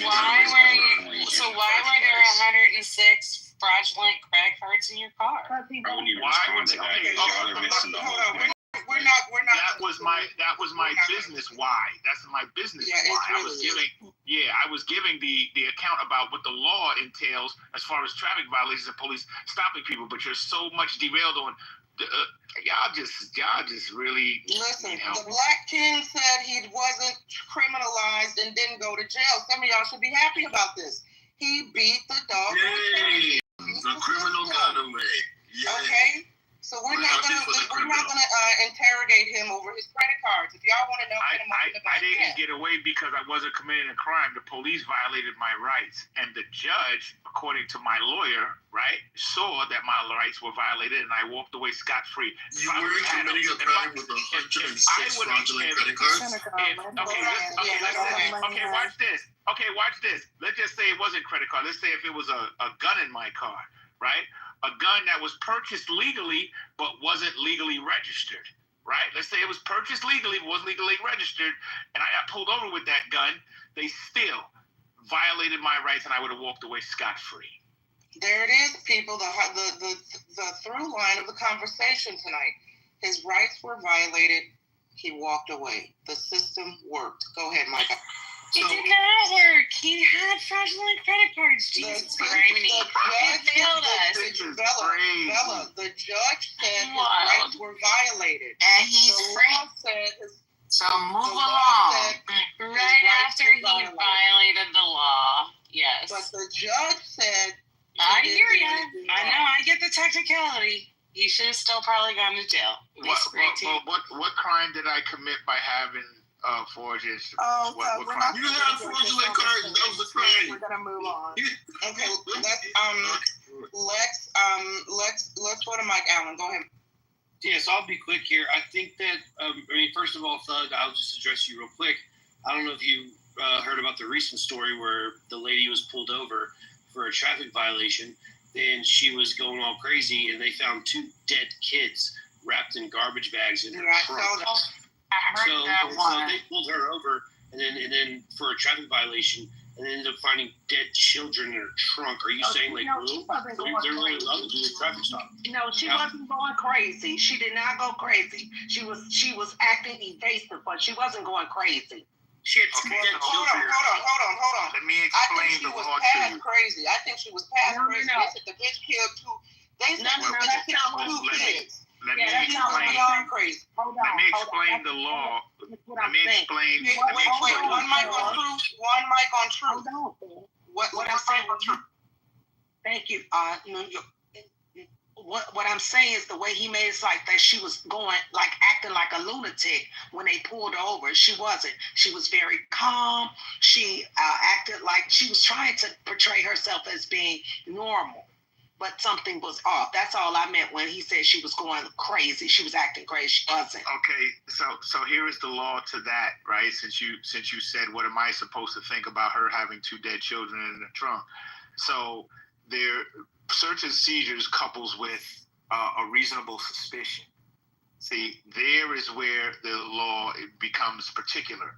If the police have a reasonable suspicion to detain you, then they can search your vehicle. Now, that reasonable suspicion may have been something that triggered them to say, ma'am, step out of your vehicle, right? They have to explain that. All of this goes to court, right? Court, lawyers, prosecutors, they all have to explain the case and say why they searched this woman's vehicle. So when I went to, in my instance, when I went to court and they explained why they searched the vehicle, they had no probable cause. So now when they go to court and they explain this woman been finding 2 babies in the car, they have to explain what their probable cause was. And the probable cause found those babies in that seat, thank God, and they had a decent burial. And I'm done speaking. Okay. And just really quick to Hold on. I think everybody. Wait. I want to see if Mike Allen had a chance to land, and then we'll go to you, E. Go ahead, Mike. Yeah, no. I only got one sentence. I mean, look, I was mentioning Doug's thing. Look, if you get pulled over, whatever, okay with that. So Trap's not up here, but I think Trap made a good point when we were talking about lowering the probability of something bad happening. Nothing good is going to come of not complying. It's always going to end bad for the person other than the cops. And what I think is not getting mentioned here is, look, if a cop asks you to identify yourself and you say no, the only people that say no are people that have shit to hide. If a cop's going to search my car at any point in time, they're going to waste their fucking time. Go ahead, cop. You're about to waste fucking 20 minutes searching my fucking car, you dumb fuck. Go ahead. You want to fucking run my ID? Go ahead. The only people that don't do that shit, and you know what it always ends up happening? They have warrants. They have other shit going on that they don't want to be found out. They have a suspended license. They shouldn't be driving in the first place. There's no reason other than you're trying to hide something when you say no to a police officer for anything. And I'll land right here with this. My next door neighbor's a cop. Now, he used to do he's older, so he does forensic accounting stuff, so he's got a desk job. But he used to be a patrol guy, whatever. He told me this. He goes, the 2 most dangerous calls a cop can respond to are domestic violence, because everyone at the domestic disturbance is in a bad mood, and none of them want the cop to be there. And the second most dangerous one is traffic stops. When that cop walks up to your car, they are walking in blind. They have no fucking clue what is about to happen to them. And you got to think about that for a second. Imagine if you, some guy, like you say you get a minor fender bender, and you get out of your car to check your damage, and the other guy doesn't want to get out of his car. So you got to walk up to his window to be like, hey man, we got to exchange information. You know how fucking terrifying that would kind of be? You're like, yo, who the fuck is this guy? And by the way, the lady that mentioned that, I would say this to you. Every video I've ever seen, the first thing the cop says is, do you know why I stopped you? And they explain to them, I stopped you for this. Every time. That's like protocol. Do you know why I stopped you? You ran a stop sign. You have a taillight out. You were speeding. You were this. They tell you, now I need your license and registration. The reason they need their license and registration is to make sure they are willing or capable of driving a car with other people being on the road with them. So not complying with the police officer is the worst decision you could possibly make. They don't want to be there just as much as you don't want to be there. They don't just pull people over for the fuck of it. They pull people over for a reason, and they want to see who it is. Bam. Here you go, cop. Bam. Bye. You're wasting your fucking time dealing with me. Sorry I sped. Give me my ticket. Most of the time when you're nice to them, they let you off with a warning. Can I speak? Because can I speak to what he's saying? Really quickly, Truth. I was next in the queue. I do want to hear what you got to say. I just wanted to respond really quick. I do feel like mostly everybody missed what Doug's whole point was. It had nothing to do with whatever he had going on at that point in his life, why he had those credit cards, but it did have to do with the reason it got dismissed is because there is a due process to things and there is a proper protocol that's supposed to be followed. So there's one thing, I can't speak to whether he's right or wrong for what his situation was, but I can speak to the fact that I absolutely agree with it getting dismissed if the evidence was wrongfully obtained. There's all types of things that people do that the cops swear an oath to literally uphold justice, which means that when they go, I would have no issue with compliance, and I don't have an issue with compliance with why they came up with in the first place. For example, the Fifth Amendment rights probably one of your most important rights because anything you say can and will be used against you. Something like 10 to 15% of people who are actually convicted of criminal cases actually were not even guilty in the first place. Just take plea deals because they're scared of what's going to happen if it does go to trial. and they're wrongfully accused. So whether they're guilty or not, you got people who take plea deals all the time, and it's absolutely in their best interest to exercise their rights. And in fact, if you have an attorney, that's the whole purpose of an attorney's job, is for you to exercise, to help you exercise your rights to the fullest extent. And they're going to tell you all of those same things. They're going to tell you don't answer any questions. They're going to tell you that, generally be compliant, but if it's not in your best interest, don't. In that same regard, yes, you should be generally compliant with police officers, but at the same time, yeah, you do have rights. So no, I don't think that. And to your point, Mike, when you're saying, do you understand how scary their job is? It seems like they don't understand how scary their job is, because you know what? As a police officer, that's what you sign up for. You're dealing with violent crime. You're dealing with all types of shit. That doesn't give you a right to violate people's rights any more than if I sign up to go to Afghanistan, I don't get to go shoot civilians just because I'm scared that what if they got a bomb strapped to their chest? That's what you sign up for. You sign up for a very specific job, a difficult job that you have to be properly equipped for. And if you're not properly equipped for it, that doesn't mean that you get to break protocol, violate citizens' rights because you're scared. So I just don't think that that's a logical argument. Thank you, Eve. Hold on, Truth. I know you wanted to go after Truth. We're going to pass the mic around to some of the new speakers. Frank B's on the stage if he wants to speak. Welcome Gildas to the stage. Black Girl, Concrete is back. So go ahead. So basically, I was going to say the same thing he was saying. I don't know what videos Mike has been watching, but the videos that I have seen and the life experience that I have, they don't always ask you, do you know why I stopped you? They come up, license and registration. Do you have license and registration? So I guess it depends on what channel or station you're tuned into. The other thing is, you ask, well, why wouldn't I want someone, why wouldn't I just let them search or whatever, comply? Because I don't have to, is my answer. Even if I'm doing nothing, I don't have to agree for them to search. I don't have to step out my vehicle. I don't have to, if I'm in the passenger side, present an ID. For what? I am the passenger. You stop the driver. It's just a total violation. And then it just opens the door for them to, I watched one video that initially the guy said, well, I stopped you for this. Did you know this? And the young lady said, well, no, I wasn't aware. Oh, okay, can you step out? He gave her 4 different reasons why he stopped her after the first reason. And then when the other police officer showed up, he lied, outright lied.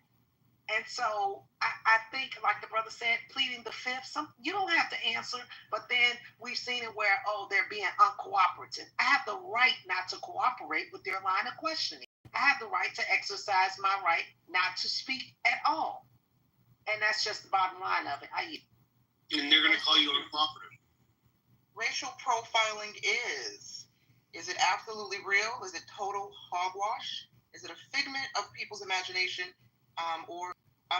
So Frank B is here, Black Girl is here, Gildas is here. Would either one of you like to speak on this topic before we go to someone else? Don't forget Concrete. Don't forget about Concrete. Concrete, yep, Concrete. Black Girl, Gildas. I'm okay. Good, thank you. Oh, Concrete's good. Frank B, go ahead, sir. Nah, I would just really like to, racial profiling is definitely real.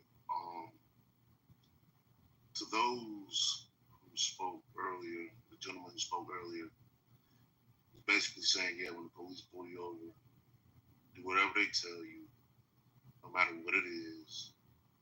If it's just a traffic infraction, he tells you to get out of the car, get out your car, stand on one leg, walk like a dog, you should do it.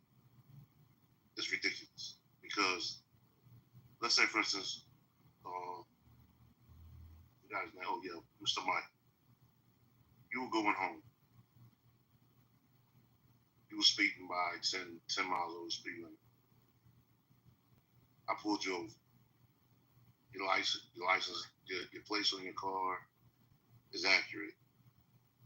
I asked you for your license, registration is accurate.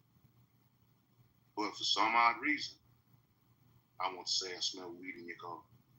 I know you ain't smoking no weed. You still gonna get out your car and feel like you this is due process, or I'm actually policing the situation as an officer. No. And the thing that it seems like when I just hear you speak, and I guess you have your own opinion depending on where you're from, where you are. But for most of us, it's not the same reality.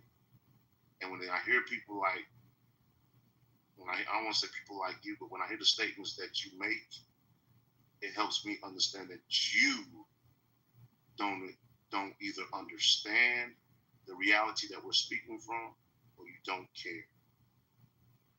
That's all I wanted to say. Thank you, Frank B. The stage is open. I think we'll go popcorn style. I don't have a cue, but please don't speak over each other. And so, yeah, popcorn style. Whoever wants to take the mic next. New York, I forgot to say one thing. If I just wanted to, yeah, go ahead, True. Thank you. It slipped my mind at first. I was riding through Virginia, a town in Virginia, and I got pulled over on this road. And I complied. I pulled on over once the car got behind me. When he came to my window and I asked him, why did I get pulled over? He said the reason, he asked for license and registration. I handed it to him. I still had my Illinois license at the time, and my vehicle was still registered to Illinois. This fool skinhead said to me, the reason why he pulled me over was because I fit the description of the registered owner of the vehicle. I will never forget it. I said, excuse me? He said, the reason why I pulled you over is because you fit the description of the registered owner of the vehicle. I said, give me your badge and your name. I said, this is nothing but profiling. I was going through a white town. He saw a black person coming down the road. I saw him park, and he got behind me. This is the stuff that we're trying to talk, that we're explaining to people. You can comply all you want, but when someone is profiling you, they will make up stupid reasons to say that they want your information. Anyway, I yield with that. That's all I want to say. No, and on that note, and I'm glad you brought that up, and what I'm about to say is in no way to minimize that experience and that share, but that example highlights why, for me personally, that type of cop encounter, and I'm not suggesting you did this, True, but for me, if I had that type of cop encounter and I recognize I'm being racially profiled by a very problematic and seemingly racist cop, I'm going to do everything I can to make this encounter as short as possible. I'm not going to argue with him. I'm not going to debate laws. Run my plates, run my ID, and let me go the fuck home. If possible, you did? Well, exactly. And I said, really quick. Hold on. I said the reason why I fit the description of the registered owner is because I am the registered owner. And he just looked at me and he handed me back my shit and he got in his car and I pulled off. It made no sense. And Rod, real quick, I just wanted to say, well, from a general perspective, like a pragmatic perspective, I do agree. Like, if I was in fear for my life, I'm going to prioritize my life over my rights, But at the same time, I do want to just make an important psychological point that pertains to positive reinforcement.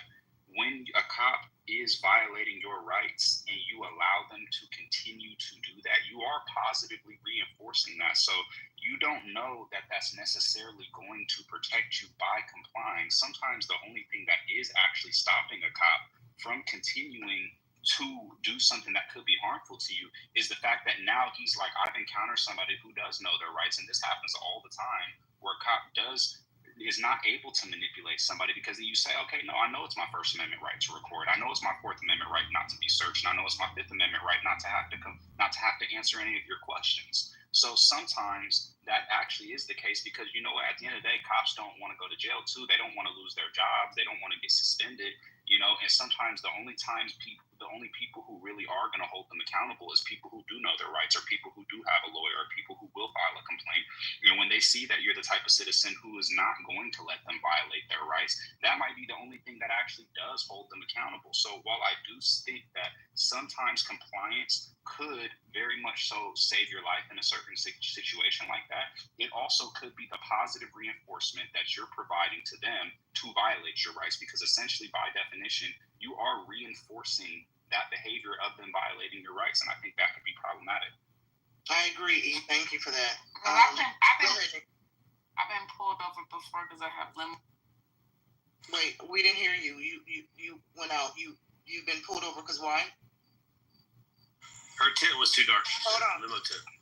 Why every time I ask her something, she don't respond? She said limo tit. Her tit was too dark. Thank you, white man, for answering. Go ahead, Mike. So I wanted to respond to a couple of things people said. I mean, first of all, truth. Yeah, that was fucked up. That why that cop pulled you over. But I will say this: if a cop pulled me over and they're like, "Hey, you fit the description of the person that owns this car," I'd be like, "Yeah, sweet, your shit works." And even you said he fucking looked like an idiot, handed you your shit back, and you were on your way. Yeah, I mean, if that's a dumbass cop. I'd be like, "Yeah, sweet, dude." So yeah, do the description, awesome. And Frank B, I mean, if they pull me over and they say they smell weed. They're like, "Hey, step out of your car. I smell weed." Waste his fucking time in my fucking car. Right. I don't understand any of this. Well, here's another. We're gonna let Mike Allen land. Okay, we're gonna respect all speakers. It's all good. I like interjections. Go ahead, Doug. But I appreciate it. I don't. So go ahead and land, please. It's your lane. It's your room. I land. Go ahead, Doug. Yeah. So here's another example without using the police. Right. On my job. Right. You got different tradesmen, right, do various different, these particular ones were the plumbers. Most the plumbing positions are, held by white men, right? Most of them, right? You have a few blacks in there, but on this day, me and my coworker, two black men, went into a storeroom. Now, I always wear my my agency's ID lanyard around my neck, which is a requirement. These two plumbers, they don't do it. Right, because they're white. None of the white men usually adorn their cells with the lanyards so that they can be identified as employees. So we were entering the storeroom and we were using the key at the door. These two white plumbers were looking at. Now I'm observing them, looking at each other, and then looking at us, and then asked my coworker, because he had the key. He says, "Excuse me, does anybody know you're going in there?"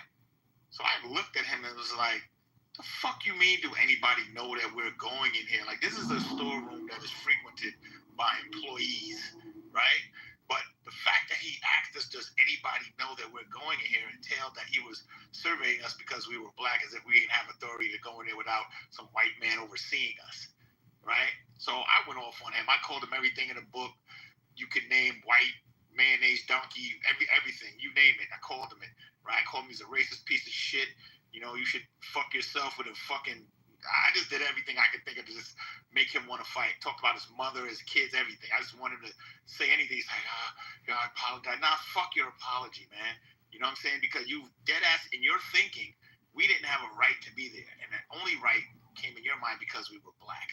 That's the profiling right there. Doesn't have to be police. There are people who are not in law enforcement that carry these stigmas about black people. And they carry them with our children too. They carry them with our children. And we sit here and illusion ourselves into believing that the world is somehow going to be different against us, right? It's not. And I don't carry myself believing that it is. And I'm done.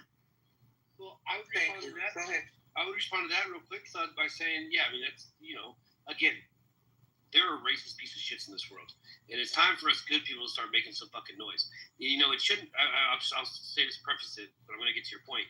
It shouldn't be, a new cop joins the force and they're showing him around the bullpen or whatever, and they're like, "Oh, well, that's Jimbo over there. Don't worry about him. He's a racist." No, it should be, "Hey, Jimbo, you're a fucking racist. Get with the program or get the fuck out. Sorry, dude, the South lost. I don't know what to tell you." We need to start making some fucking noise here. But Thug, in that situation, you're probably right. Those people were fucking douchebags. But I'm not going to tell you how you can do your life, right? If I was in that situation and someone was like, "Hey, does someone know you're going in there?" and I have the right to go in there, I would have looked at the guy and been like, "No." Because he'd be like, "Well, does anyone know you're going in there?" I'd be like, "No."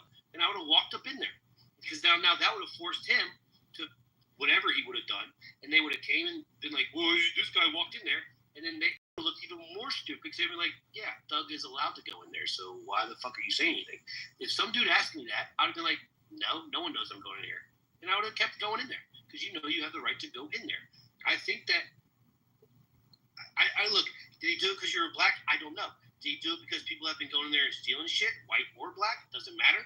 And he's like, well, fuck. Now I need to make sure that nothing's going in there getting stolen by either a white or a black plumber. So now he's asking the questions, and you're taking his, well, he's profiling me because I'm black. I just would have been like, no one knows I'm going in here. And then I would have walked in there because I'm allowed to go in there and just moved on with my day. I think that I get what you guys are saying, right? I'm not saying that racial profiling doesn't exist. People pull people over. Cops are fishing for shit, right? They got quotas and da-da-da, blah, blah. They pull people over in a bad neighborhood hoping they're going to find drugs. They don't need a reason. They just make up a reason to pull them over just so they can get a hold of them and start looking through their car. I get it. This shit happens. I think all NY was saying, or I'm not going to talk for NY, but what, Seneca earlier were saying was that in Trap, too, I think Trap made the best point. Trap was like, you lower the probability of something bad happening. They just lower the probability.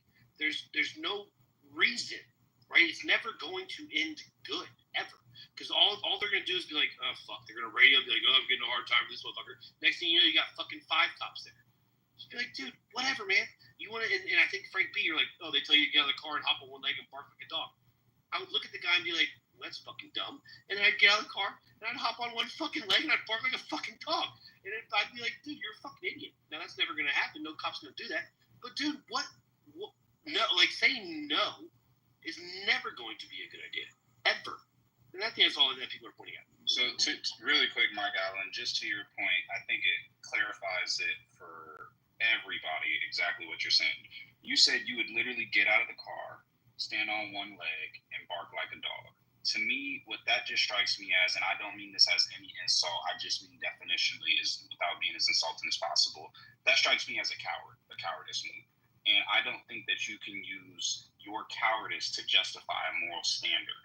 So just because you would, like, I think it was really funny, Randy in the chat said, if a cop pulls out his dick, you better suck it from the back. That's the rules. Just because you're willing to comply with pretty much anything that somebody tells you because you're scared for your life does not necessarily mean that that is a justified principle to follow or a standard that everybody else wants to follow either. Is wrong, and it's much better rather than having a tyrannical police force that can arbitrarily enforce their will to operate on the standards of why we have rights in the first place and what's supposed to make America what it is to begin with. So I don't think that you can use, you might be willing to do that. You might be willing to get on your knees and do whatever he says to do. And like you literally said, you'll stand on one leg and bark like a dog. Sorry, I'm not doing that. Wow, really, bro? But I'm just, I mean, that's what you said. I'm using your Frank, hold on. You can respond. Let him land, Mike. Hold on. But the only thing I'm saying is that just because you're saying that and just because that's what you would do doesn't necessarily mean that it's the right thing to do. It doesn't justify a moral standard. And honestly, while it might in the short term, maybe you get what you want, maybe it will save your life, it actually has a more negative effect long term for everybody else, because if we set a standard that we're going to comply with police no matter what, under any circumstances, nothing positive ever happens. That's the whole basis. What if people just complied with slavery? Then how is it ever going to get overturned? What if there was no civil war? Simply compliance is not always a positive way of seeing the change that you're going to want to see. So yes, to some extent, I'm always going to go for what's most short-term and immediately going to benefit me in that moment. Sometimes I'm going to look at like, man, I wish there was more. It doesn't matter. That none of us ever during a traffic stop have to suck cock, and gargle on cock cum. Because some of y'all in the chat said you would suck cock and drink cum if it meant a life or death. Please, God, don't let it come to that. I'm not doing that. I'm not doing that. We're gonna start a new movement. And Truth says some people have. Ain't that the truth though? The truth, ain't that the truth? Real quick response to E. Again, we were going to Frank D's, which clearly Frank D was using a very hyperbolic scenario, right? No cops asking you to stand on one leg and bark like a dog. I think I was being hyperbolic when I was going with that, but the fact of it would be the cop asking you to step out of your car and sit on the curb while he searches your car, right? No cop's gonna ask you to step on one leg and bark like a dog. So to call me a coward is ridiculous. But if the cop asks me to step out of my car and sit on the curb, I'm gonna step out of the car and sit on the curb. I'm not gonna be like, why do I got to step out of my car? He's like, well, this. I'm like, I'm not stepping out of my car. He's like, sir, can you step out of your car? No, I don't have to. Well, I'm going to need you to step out of your car. No. Go get your supervisor. And then the supervisor gets there. Get out of your car. No. I mean, what are you doing? Just get out of your fucking car. No one's going to ask you to hop on one leg and bark like a dog. But they're going to ask you to get out of your car and sit on the curb, maybe. And the only people that aren't going to do that are people that are trying to hide something. That's it. Yeah, Wait, somebody in the chat said, it's just dick, you'll be all right. Y'all are so funny. That's hilarious. Okay, who was that? Frank, real quick, I'll be only like 10 seconds. Wait. My beautiful mod was coming off my mod privilege. MG, were you trying? No, I mean, E is very passionate about this. I'm just trying to wrap my head around like your logic. I would comply. I'm just going to say yes. It's a bad strategy. Right. What do you need? Here's my license. What else you need? My registration. Like, I'm not arguing back and forth, right? And I think both things can be true. I think we can comply and still advocate for just police reform. Like, I don't know why it has to be one or the other. I think it could be both. Exactly. Short-term interim strategy and long-term strategy. Like both. I do think that to some extent they are. Responds, Frank. I said Frank B could go, but E, I'll let you go if you make this submission really quick. I'll be very quick then. I do think that sometimes compliance and the reform are mutually exclusive. Mike Allen, to your point about the cowardice, I'm not referring to the cowardice of the particular event, the particular example of standing on one leg and barking like a dog. I think where the cowardice comes in is the unconditional compliance, regardless of whether it's morally justified, and the unwillingness to be able to stand up for your own rights. And MG, the only reason I'm passionate, I can just be very quick with an anecdotal example, is, for example, I'll just be personal. As a kid, I was abused pretty badly by both my mother and my father. And a lot of times I did comply with it. And it wasn't until I became about 13, 14 years old when I did start leaving and doing my own thing and actually did stand up for myself that the abuse actually stopped. So from my experience is that if you continue to enable abuse by positively reinforcing it, it's only going to get worse and worse and worse. And it's not going to stop until the moment that you actually decide that you're going to stand up against it. And I think it's the same way with police reform, and I think that's exactly what, the message of people like Martin Luther King and Malcolm X all in there. I will say real quick. Can I get back in the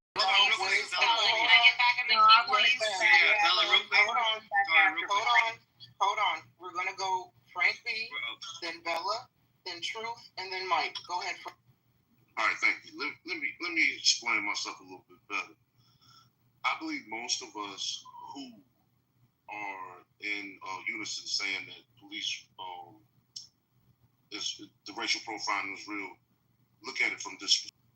If you were to take a real statistic from that side of the law, the policeman side, the people that they pulled being race, and then when you dig into some of these police officers, what they call it, their history as being a cop, you seem to notice that most of them, it gets more egregious.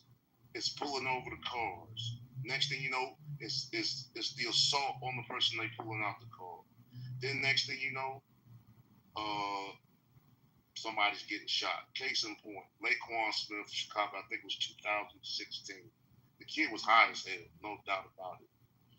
The police walked beside, in their car. They traveled with this kid as he was walking down the street for about a half a block. And if anybody lives in the city, you know how big a half a block of the city is.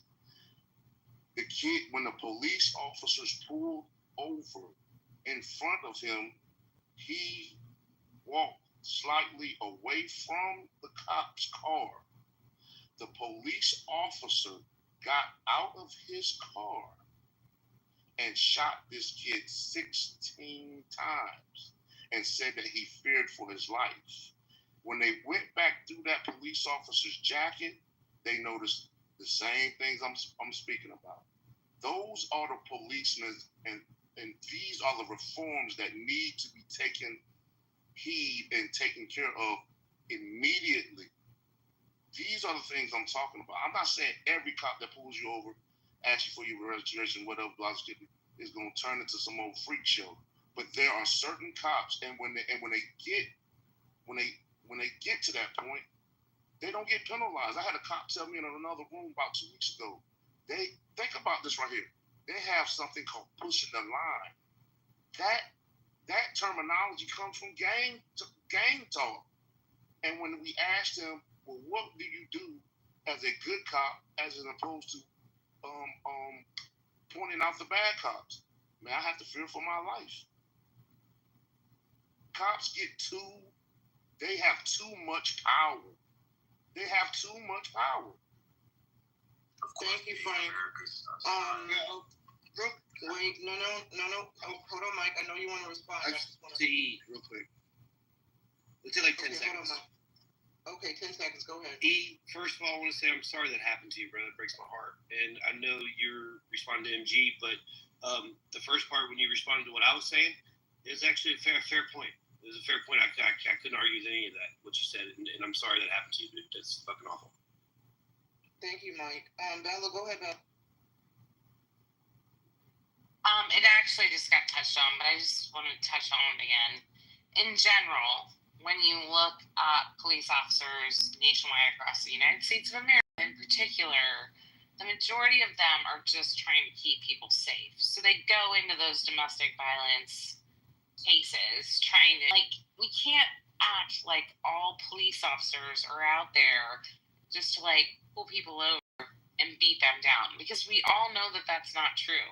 So can we just please keep that in mind? Because I feel like, in general, the majority, and I believe when you look at the statistics, it's at 95, and I really wish it was at 99, but 95% of the incidents reported were expunged, or 95% of our officers are doing the right thing for the good of the community. They're trying to save those babies from getting murdered. They're trying to make sure that your kids aren't child trafficked.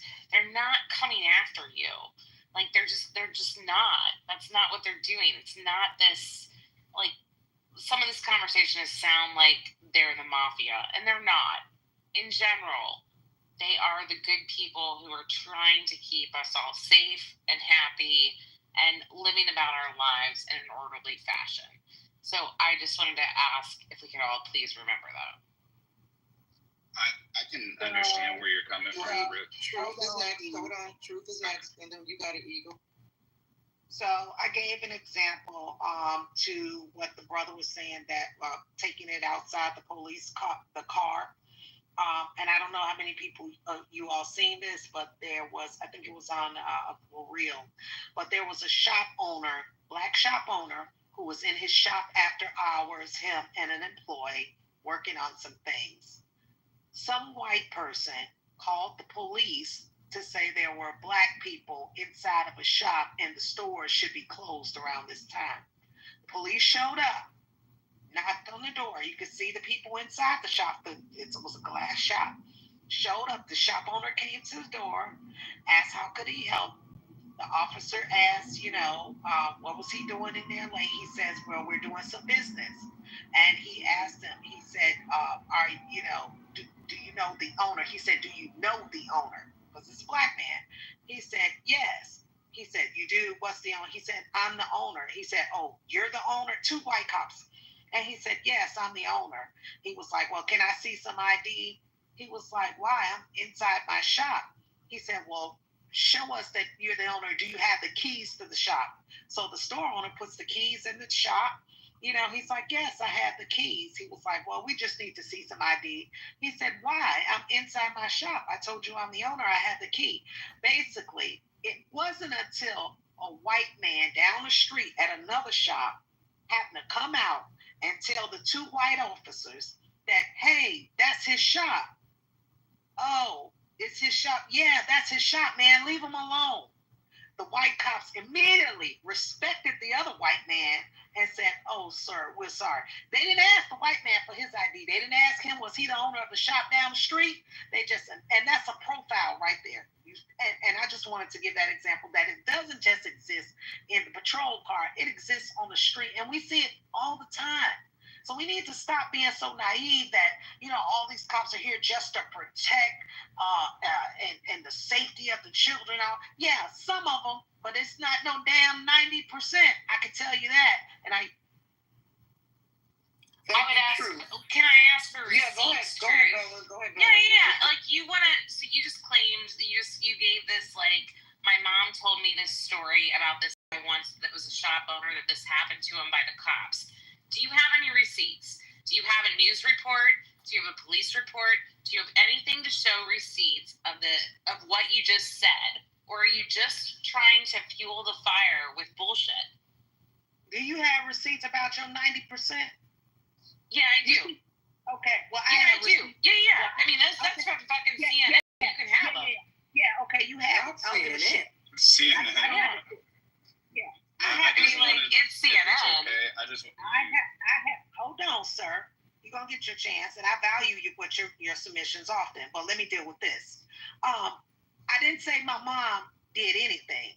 I didn't say she told me. But that's what you just gave a huge story. I didn't say my mom. You just gave a huge story. Do you have receipts? What city? What town? Where's the police reports? First of all, Karen, I don't have to justify shit to you. I don't have to. Of course you don't, because you want to make it up for a reason not to get out of your car and comply with the police.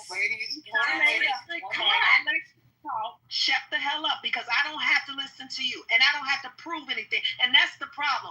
White folks always want a black person to prove.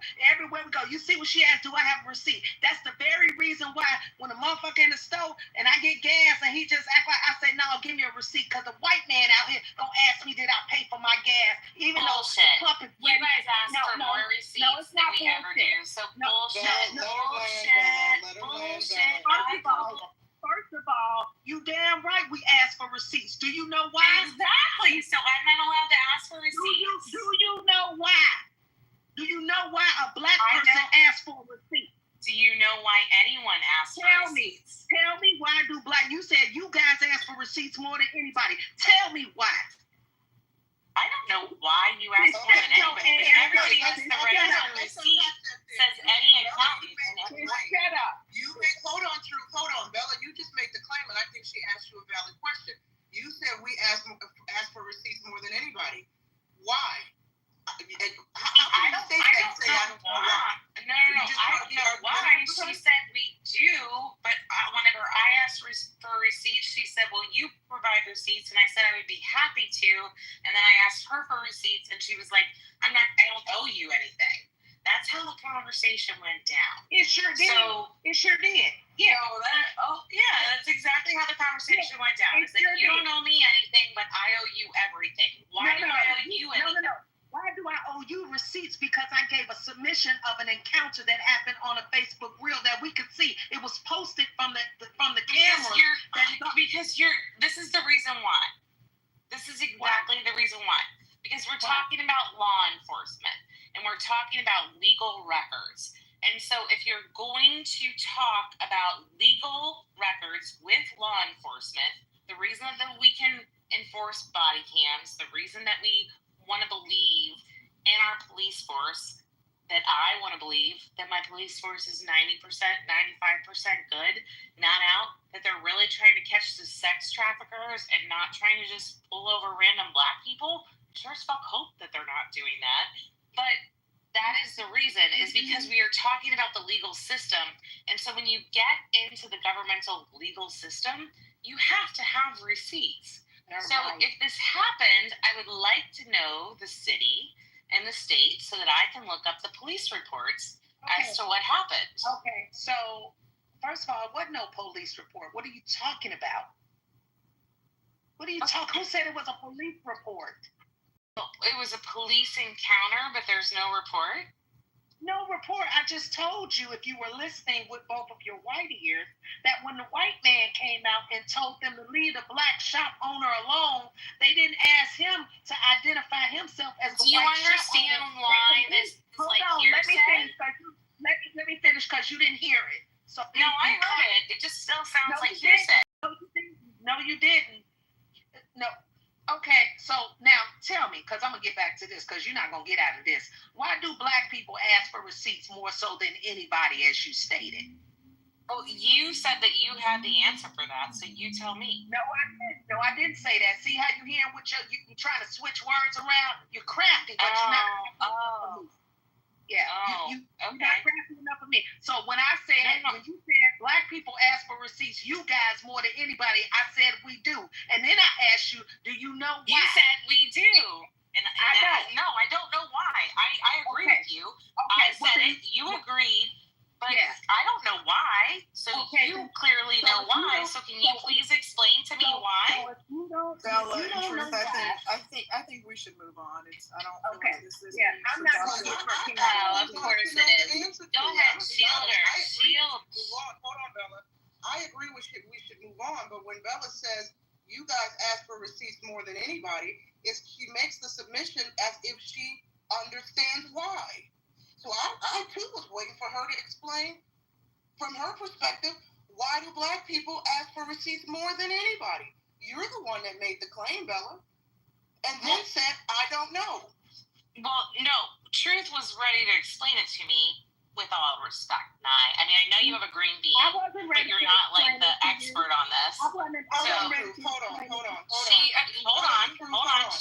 hold on. You're right. I'm not an expert, green bean or no green bean. You made the submission, and now we're asking you to explain from your perspective, because you stated it. Don't be a smartass with me, miss. You're the one that stated black people ask for receipts more than anybody, as if you understand why. If you don't understand why did you say we ask for receipts more than anybody? How would you know that? I don't understand why you ask for receipts more than anybody, but I do know that you do ask for receipts more than anybody. So there's a difference there. Why do you think that? There's a difference there. Because I've been asked for receipts. The first thing that she asked me for was, where's the receipt? Okay, let's move on. Like, that is the reason why. She can't answer the question. She just wants to be arguing. What are you talking about? No, that's bullshit. That's bullshit, Nine. I'm so sorry, Truth, but shut the fuck up. Like, literally, Nine, you're just... Okay, you're right. You're so right. Every white woman is a liar. You're right. We're all out together. It's not every white woman. Hold on. Let me ask you got a white woman here. You got a white woman here on this panel that literally called you a racist, Bella. So you got to step down here. I'm not stepping down for shit, Jess. You did sell my house. You're the racist white bitch. The white girl mom? Not the white girl mom. Oh, yeah. This is Jess, the white girl mom. Yep. You guys calm down. Crazy, nasty. What's going on? Okay, I'm muting because the white girl mob is tagging the stage. Listen, all voices are welcome here. Black, white, male, female. Bella, I'm not giving you shit. Not at all. You're welcome to speak. I welcome your voice. But the thing about it is, you made the submission. Truth asked, why do you think, since you seemingly are aware that black people ask for receipts more than everybody else, from your perspective, why do you think that is? And you said, I don't know. I think that was a great opportunity for you at least to just do a little bit of critical thinking for this conversation and just take a guesstimation. But you refuse to do that. And then here comes Jess talking about stand down as if Bella's under attack. She's a grown woman. We just asked her a simple question. So, white girl mob, stand down. Bella doesn't want to engage. We'll give the mic back to Truth. And then Jess, since you have a lot to say, you can go after Truth. If you don't mind, I did want to just chime in. Is that okay? So for that very reason, she asked me, do I have receipts? I turned around and I asked her, she said yes. Then I said, why do I have to justify anything to you? Why do I have to show receipts? She gave an answer because she didn't believe me.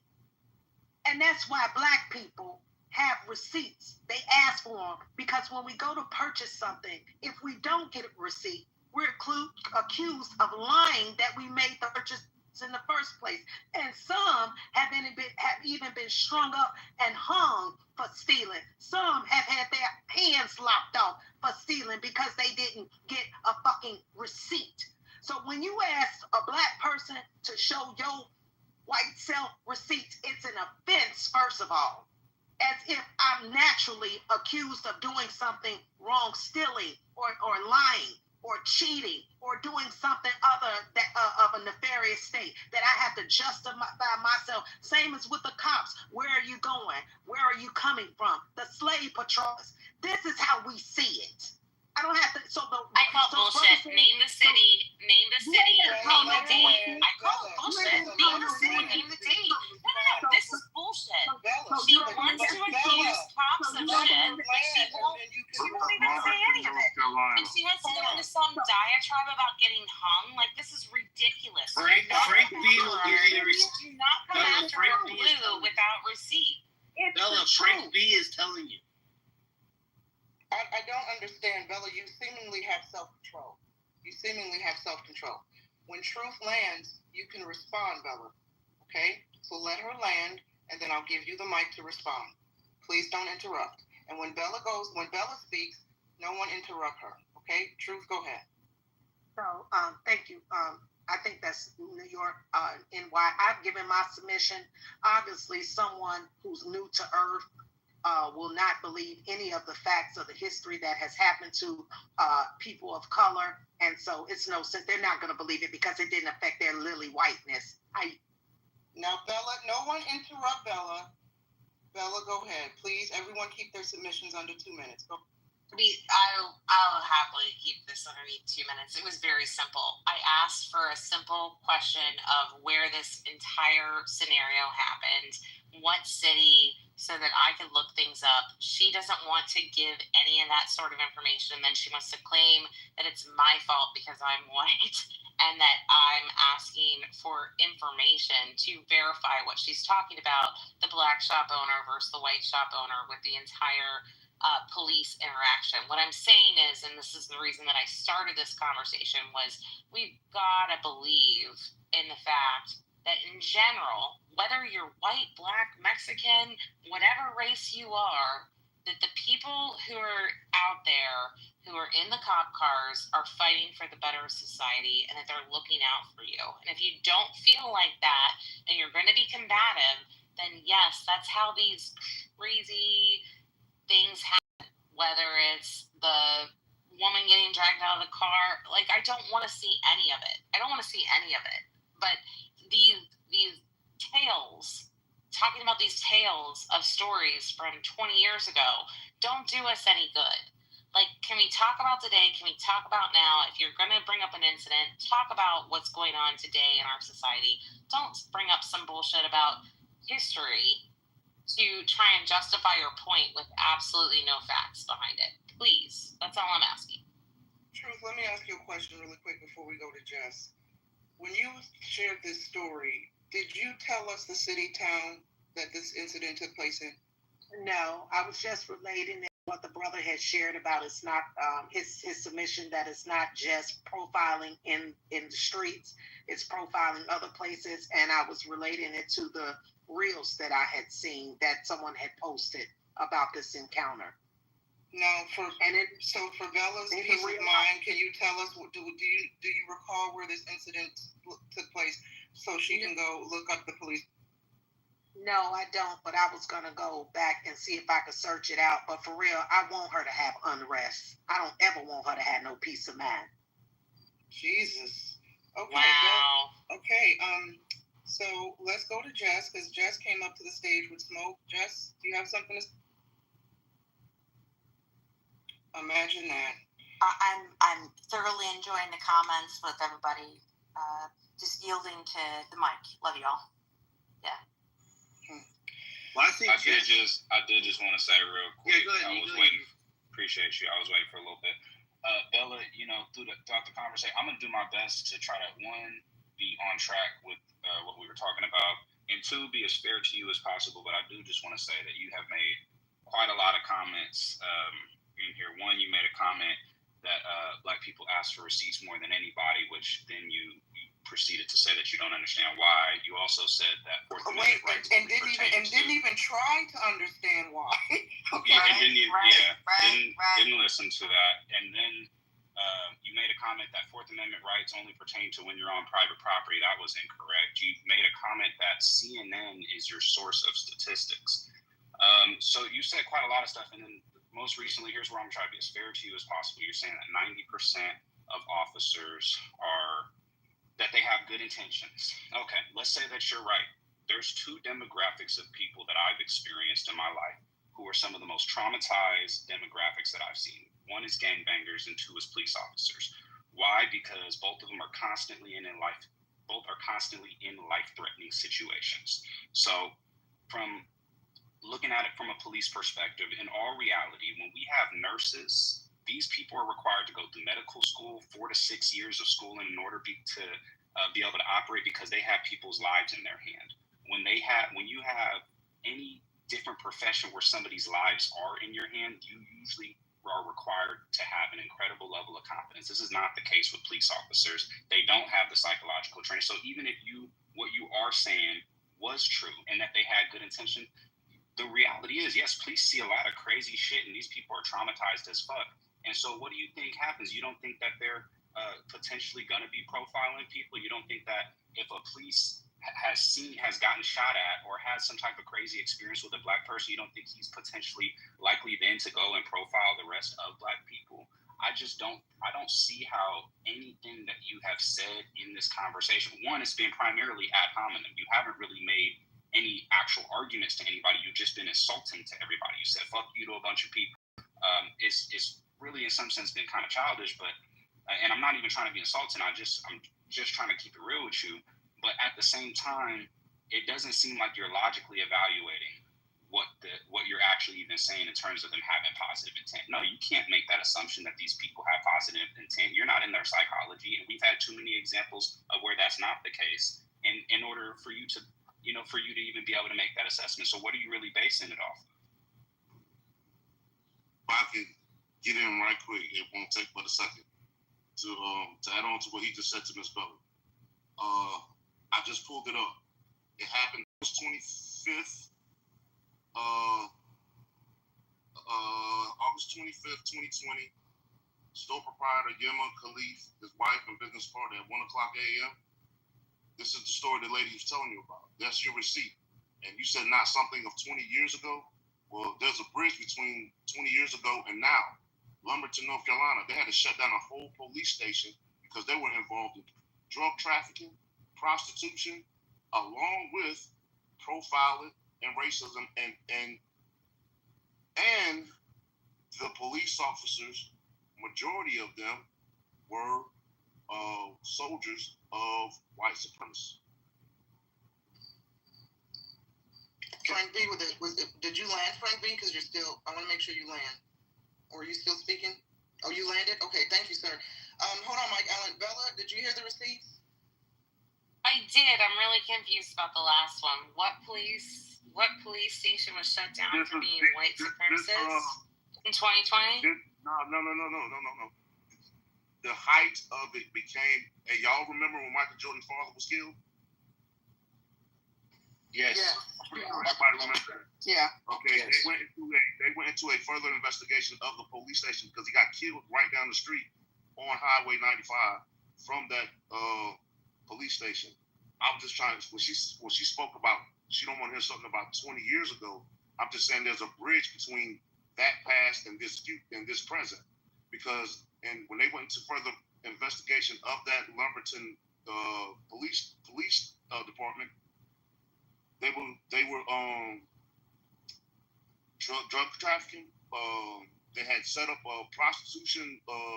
What's the name? Right down the street or right across from the department.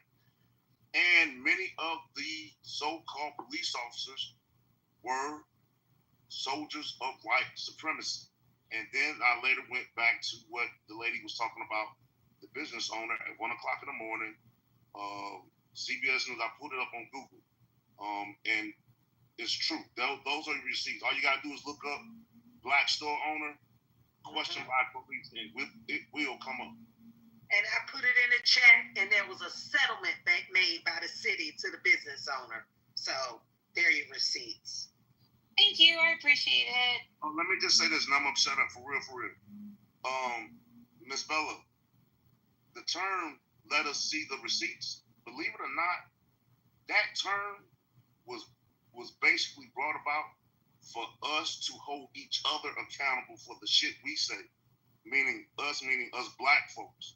So sometimes when you speaking on stuff, understand where it comes from before you just saying we throwing it out there just to be throwing it out there, because we do hold each other accountable for the shit that we say.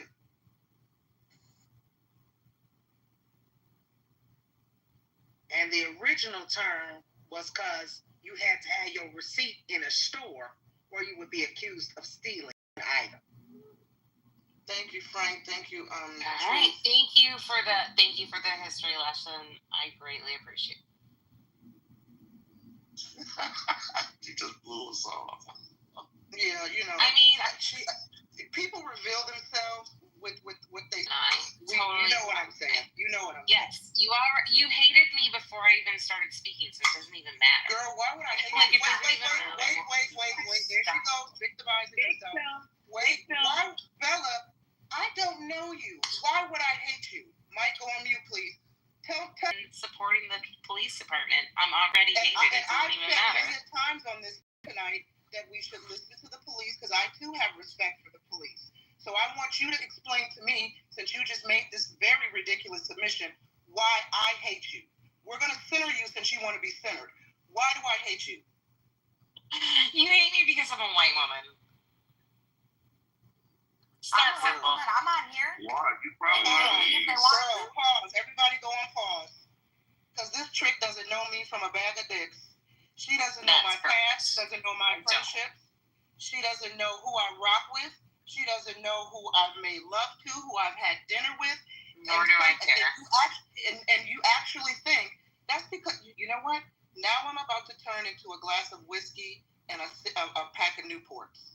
You don't care because you're very racist to your core and anti-black. Oh, there it is. Yourself. Yes. But you've already revealed this about yourself, Bella. Yes. You've already revealed this about yourself. Please tell me, how am I racist? Tell me how am I racist? How am I racist?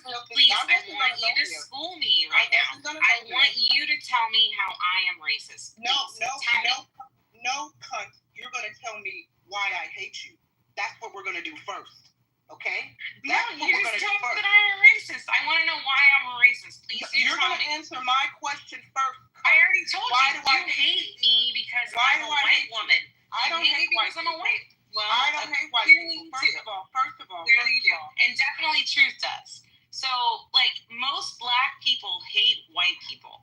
Most white people don't give a shit. I just moved that dizzy ass broad to the audience. We're not doing that today. We're not doing that today. One mic on the mod. Jess, I gave you a chance to speak. You didn't want to speak, so you're not going to interrupt me. Okay, now when I'm done, I'll give you the mic. But this dizzy ass broad, you could tell by the things that she was saying that she's anti-black. I wasn't going to go there. That's why I said, Wink, sis, I see you. I think a lot of us see you. I've shown this woman nothing but grace and respect. As a matter of fact, I agreed with her comments about police. Okay? Hate her because she's white? I don't hate white people. I was about to say something, but that's too personal. Anyway, she's got to go. Anybody else on the stage feels like I hate white women, state your piece so I can put you in the hallway with the rest of the peasants so you can go scroll and find a white supremacist room and y'all can go cry about black people. Jess? I love you so much. I'm laughing my ass off. You were so not that way. She was rough. Wow. That was one piece of work. I love being in your room. The hoe is probably drunk. She's probably drunk. Wow. I was literally thinking that. Thinking she sounded like she'd been drinking. And she sounds the type of white bitch that gargles on black dicks. So we just gonna move on. Mike, let's pass the mic to the next person.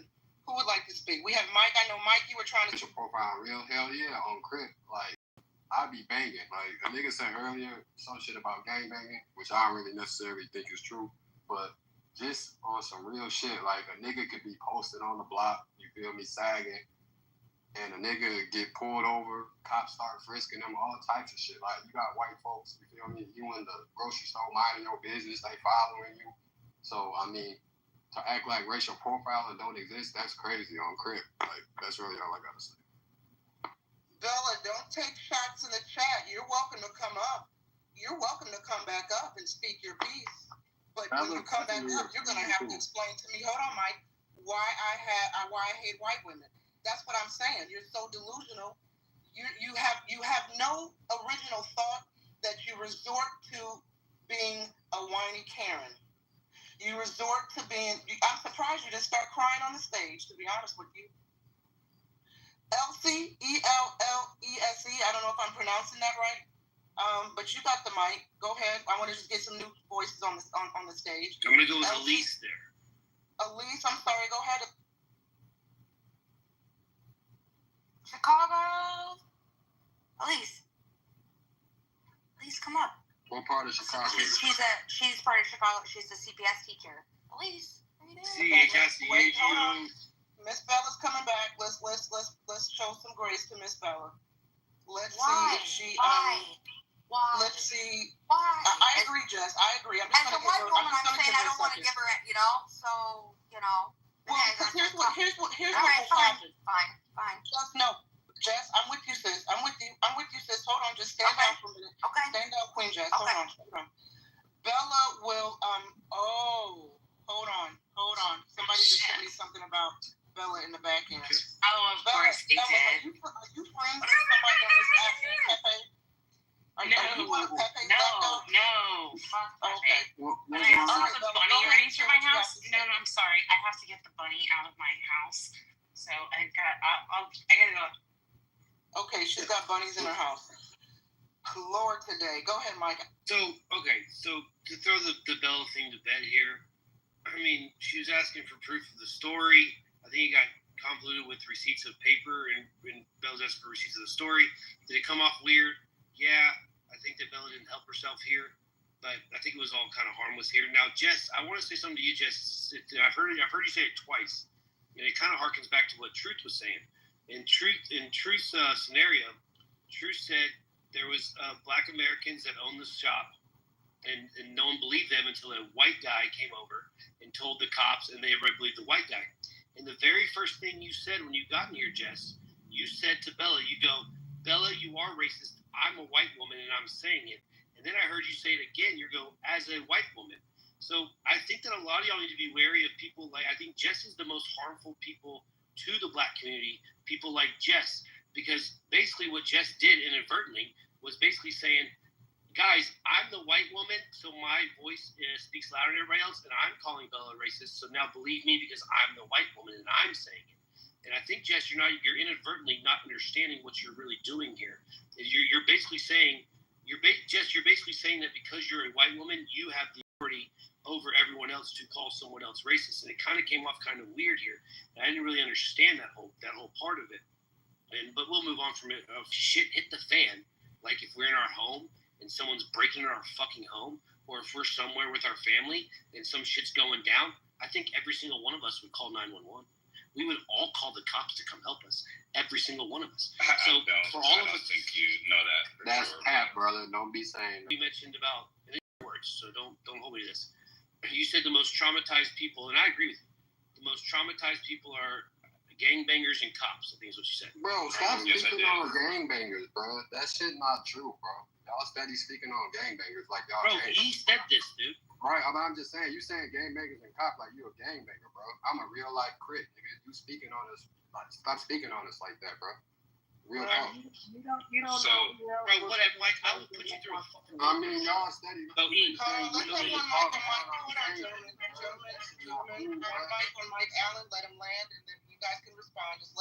Let's let Mike Allen land. Go. So anyway, so he, and again, I don't want to misquote you here. I think, and I agree with you. The most traumatized people are You use the word, not me. Gangbangers and cops. I'm not misquoting you, right? Correct. Okay, so you use that word. So now I just want to ask you a hypothetical situation. Let's say, because this is going to harken back to the whole ID thing. Let's say you're walking down the street, and again, these are your words. Let's say you're walking down the street, and two gangbangers walk up to you. Now, I don't know your name, and I don't want you to give anybody your name, but you have an E right there, so let's just say your name's Eric. And two gangbangers walk up to you, they're like, hey, man, I know who you the fuck are. You're that fucking dude, Kyle. You're fucking Kyle, bro. You fucking did something to a friend of mine. I'm going to fucking kill you, bro, Kyle. And you're like, bro, I'm not Kyle. And they're like, yeah, you are. You're fucking Kyle, bro. Prove you're not Kyle. Let me see your ID. Would you give an ID to the gangbangers to prove you're not Kyle? So before I answer that, I do kind of want to understand what exactly, because obviously a gangbanger and a cop are two completely different sides of a coin. And I don't think that somebody's going to walk up to. I don't know. I just don't feel like you're giving. Do you believe the gang? Do you believe that? Okay, I'll ask you this. Do you believe the gangbangers are violating your rights by asking you to prove you're not the guy Kyle? I think that the streets is very different from a situation when you're encountering police, because if you're, and first of all, if I'm in the streets and I'm in some shit like that, I know what comes with the territory of it. So, like, if I'm getting pressed about something like that, then I don't have a right to then ask to request protocol.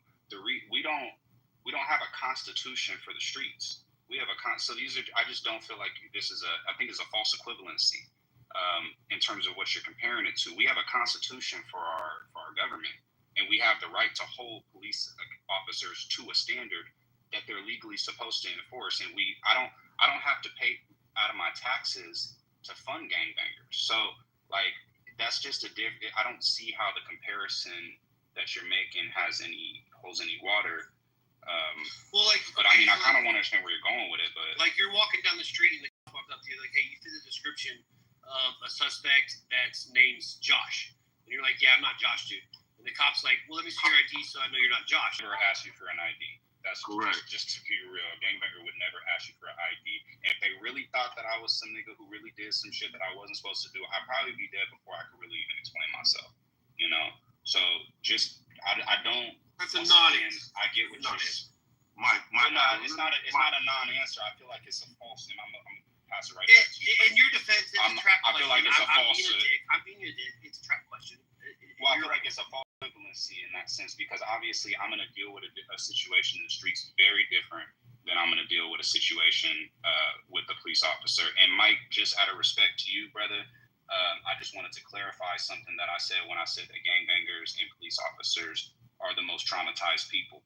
What I'm really saying is that people who are caught up, or people who are in gangs, at the end of the day, they see a lot more shit than the average person is ever gonna see. They got people, you say you're crip, you know what I mean? No hate on you.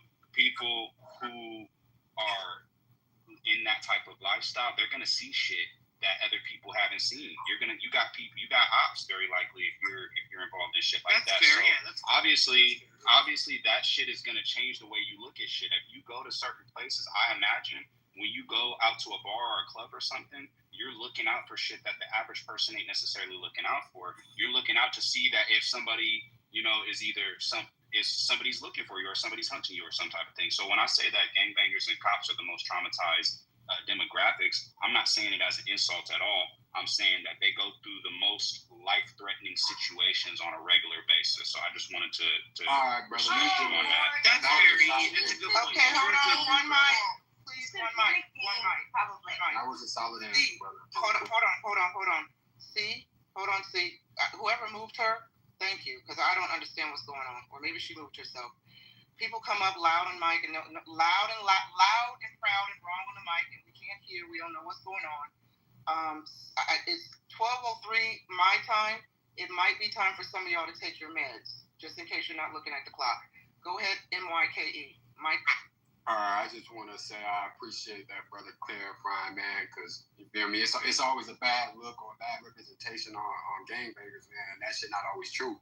And like y'all said earlier, if a nigga had to call the police, or who I was going to call, I'm going to call the Crips, because at the end of the day, I know they going to have my back regardless. Why would I call the police?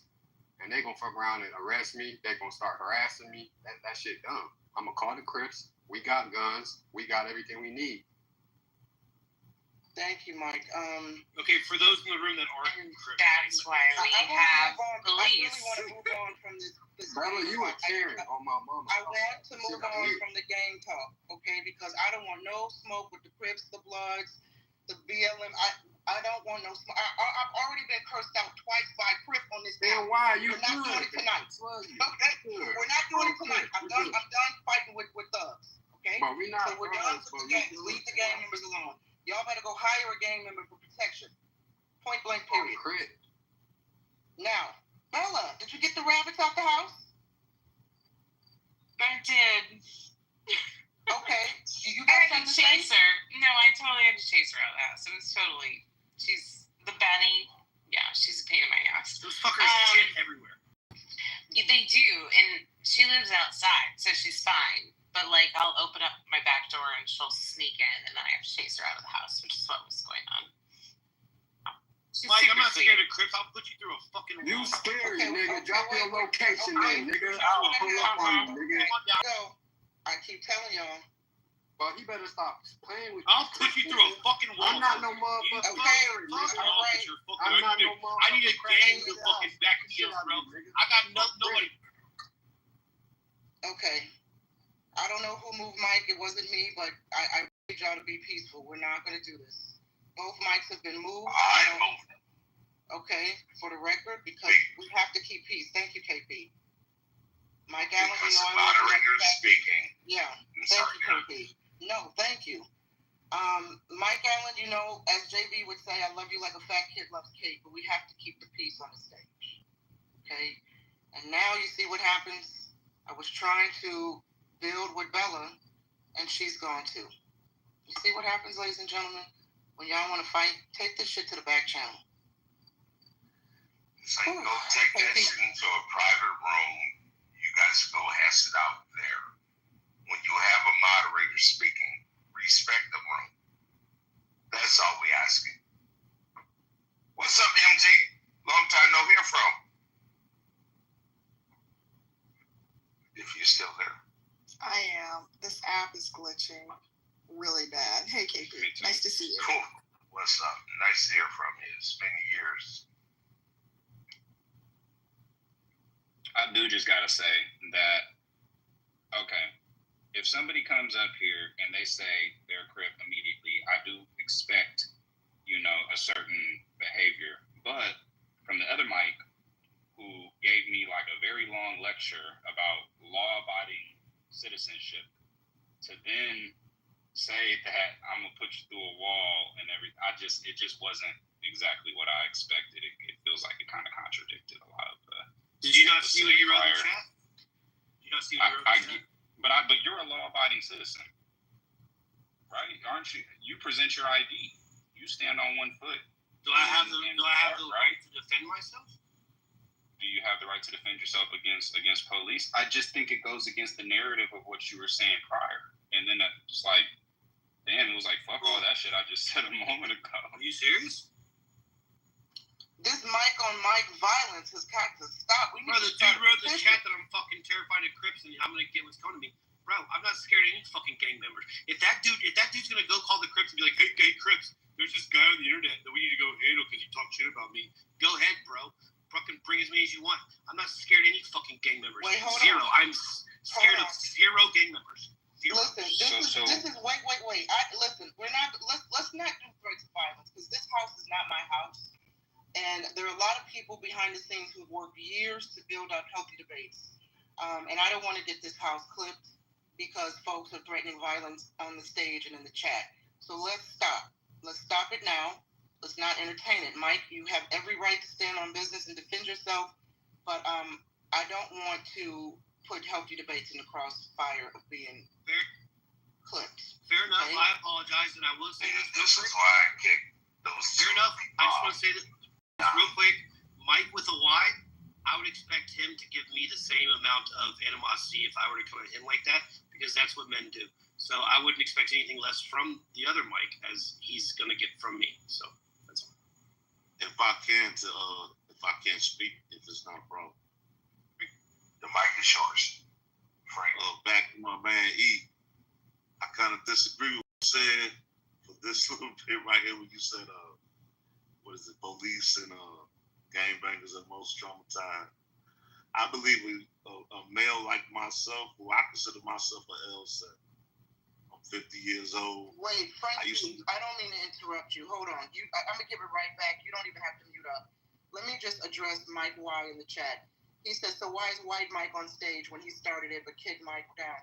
Mike with a Y, I have no problem with you coming back up, but I'm not doing this with y'all going back and forth and arguing. I'm not doing it. I'm not doing the violence. If you want to come back up and submit to the conversation, cool. But I'm not letting y'all back up to argue and fight and threaten each other on the stage. So The people are calling for you to come back up. I'm going to bring you back up.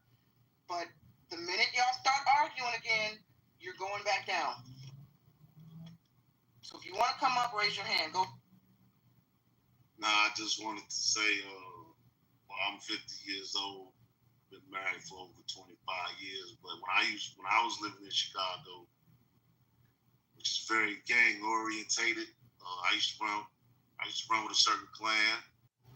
So when my man Mike had spoke on that, I know I was out west for a particular time, me and some homies, and the way we were confronted about were we from the area, from the neighborhood, that question gets asked a little bit different than how it's being explained up here. And the reason why I say I'm the most traumatized being an L7 married man, God bless, I found my wife, is because when I come out my door, and this is no disrespect to my man Mike, because I'm not saying his character is built like that, but I know, because I live in North Carolina now, a lot of young kids gangbanging or they claiming something. But when I come out my door, I got to worry about their attitudes, because they flagging whatever they flagging on. I got to worry about the simple-minded police officer. And then on top of that, I got to worry about these scary ass, because my wife has been through 2 incidents that she's told me about. These scary ass white boys come. Nah, I'm not discounting that. The only thing I'm saying is, like, especially in Chicago, I know Chicago has like some of the highest crime where you're gonna find. So, you know, it's all types of innocent people who get caught in the crossfire. I'm not discounting your experience at all. The only thing I'm saying when I say that gangbangers get it pretty bad is because, you know, if you are in that lifestyle, man, there's a difference between being caught in the crossfire and being actively targeted by it, you know. So all I'm saying is that I see stuff at a disproportionate rate, you know, than an average human being is going to see, and it's going to cause, you know, some hypervigilance and some bad dreams and a paranoia, and like it changes people, you know what I mean? So that's the only thing I'm saying. I'm not discounting your experience. NY, can I say something? NY. Sure, and then we're Because going to go to Frank probably, you had to battle with GDs. You had to deal with Vicky Lou's. It was so much shit back in our day. You had to deal with all this shit. We was inner fighting. It was crazy as hell. So I get Frankie B. Okay, so hold on. Hold on, I ain't had nobody call me Frankie B in a minute. So wait, we're gonna go to let Mike speak, and then I see Elmo's on the stage, so we're gonna let Elmo go too. So go ahead, Mike. All right, I just want to say, like, it really bothers me about how people really view gang members and Crips and shit. Like, me personally, I have a whole college education. Like, I graduated from college and everything, bro. The streets honestly saved me, bro. Like, so to hear people always just having a negative image, a negative opinion on gangbangers and all, they just be so scared of gangbangers, bro. That shit crazy. Like, because to be honest, if it wasn't for the Crips, I'll probably be dead right now. I'll probably be in jail. I don't know where I would be, bro. The white people ain't give a shit about me. The police ain't give a shit about me. The Crips took me in. So that's why I say, listen, I've been on this app long enough to hear so-called members, and I say so-called because I don't know these people personally. I don't know if they're really gangbangers or not. If they proclaim to be, I believe them. And I've heard enough of them crash out, pull up, and in one instance, somebody got shot. So, okay, Elmo, no problem. Guys, go ahead, KP. Yeah. No, I was just saying, hey, say hello, I'm sorry. Okay, so it's popcorn style. We're going to keep the room open for another 15 minutes or so. Go ahead, Truth. When I came up, and I'm from the south side of Chicago. I'm from Chicago. We got a lot of Chicago people in here today. I'm from Chicago. I'm Chicago too. Get together. Right we gotta get together. Chicago. Yeah, girlfriends got it together. Right on, Chi-Town. In a ganger and someone who is a member of a gang, they're totally different things. So when we talk about someone who's a banger hit, quote unquote, banging, that's different than I know. There was in my old neighborhood, and I stayed off 75th and Emerald. My dad did. That is Gangsta Disciple territory at one point. And there was one of the head leaders there who was highly educated a very smart man that you would not know that he was the leader of this particular gang, because he gave off this nerdy disposition. But deadly just the same. Not that he was the one who was doing the acts, but he had the bangers doing the acts. So I think that there's a gross difference between the two. And I think if you've never experienced that, or if the new schoolers, I don't know, because it was a different code back then. So things have really changed. But anyway, I just wanted to make that submission. 79th in the house there was a bad, fucked up area. If you know. And not to continually bash on her, Bella, when she was here, but I think that's why I didn't resonate very well with a lot of the shit that she's saying, is because what it sounds like is somebody who has really without actually even, and not even caring to try to understand or to listen, just assuming that because the perspective differs from her morals or differs from her lived experience, that must be ignorant. And I think that's why it came off so offensive. And quite honestly, it did come off racist. And that's why I'm disappointed that the men started going back and forth about gangs, because y'all let Bella quietly weasel off the stage before she got this tongue lashing. And but that's cool. That's cool. Y'all, you know, she will be back, and the Lord remembers. I want to say to Mike, you're embellishing this gang life. I've done that. And to Eric, I went to college and got myself better. So it's not cool, Mike. You're just gonna end up doing what? True, brother. 25 years. That's not true, brother. I'm not gonna allow you to speak that type of narrative, brother. I ain't gonna cut. There's a lot of good gangbangers. There's a lot of good Crips, brother. The Crips saved my life, like I said. Okay, cool. Stay away from it. Been there and done it. I was a GD for a long time. I'm a sergeant in arms, and I still bear those scars. Then you should know what's up, bro. That's crazy that you speaking that. That's what I'm telling you. You're younger than I am. Leave it alone. That's all I'm asking. Growth and development, man. Because you don't want to sit at that table and have to make those kind of decisions. So please leave it alone. Wait, hold on. I hear a female voice. Go ahead to the lady. Yeah, it's me. I couldn't get off mute earlier. I had worked in Chicago public schools for 16 years, and I can say I'm no longer teaching there now, but a lot of my middle school, a lot of my former students are no longer with us because of, being in gangs, and it's very unfortunate. I wanted to say that to Mike. Listen, guys, not too much on Mike. I don't want no problems with MYKE. But I appreciate everybody trying to speak. Damn, sister, why are you scared of me? I ain't never threatened you, sister. Can I address some of the stuff in the chat here? Hold on. No. Wait. Mike, I'm not saying you threatened me, sir. I just said I know how I are compelled to offer you some advice and encourage you to leave that life behind. But I think you've made it perfectly clear on multiple occasions that the gang saved your life and that we should not judge gang members. There's some good gang members. Some of them are community leaders. They protect the community, et cetera, et cetera.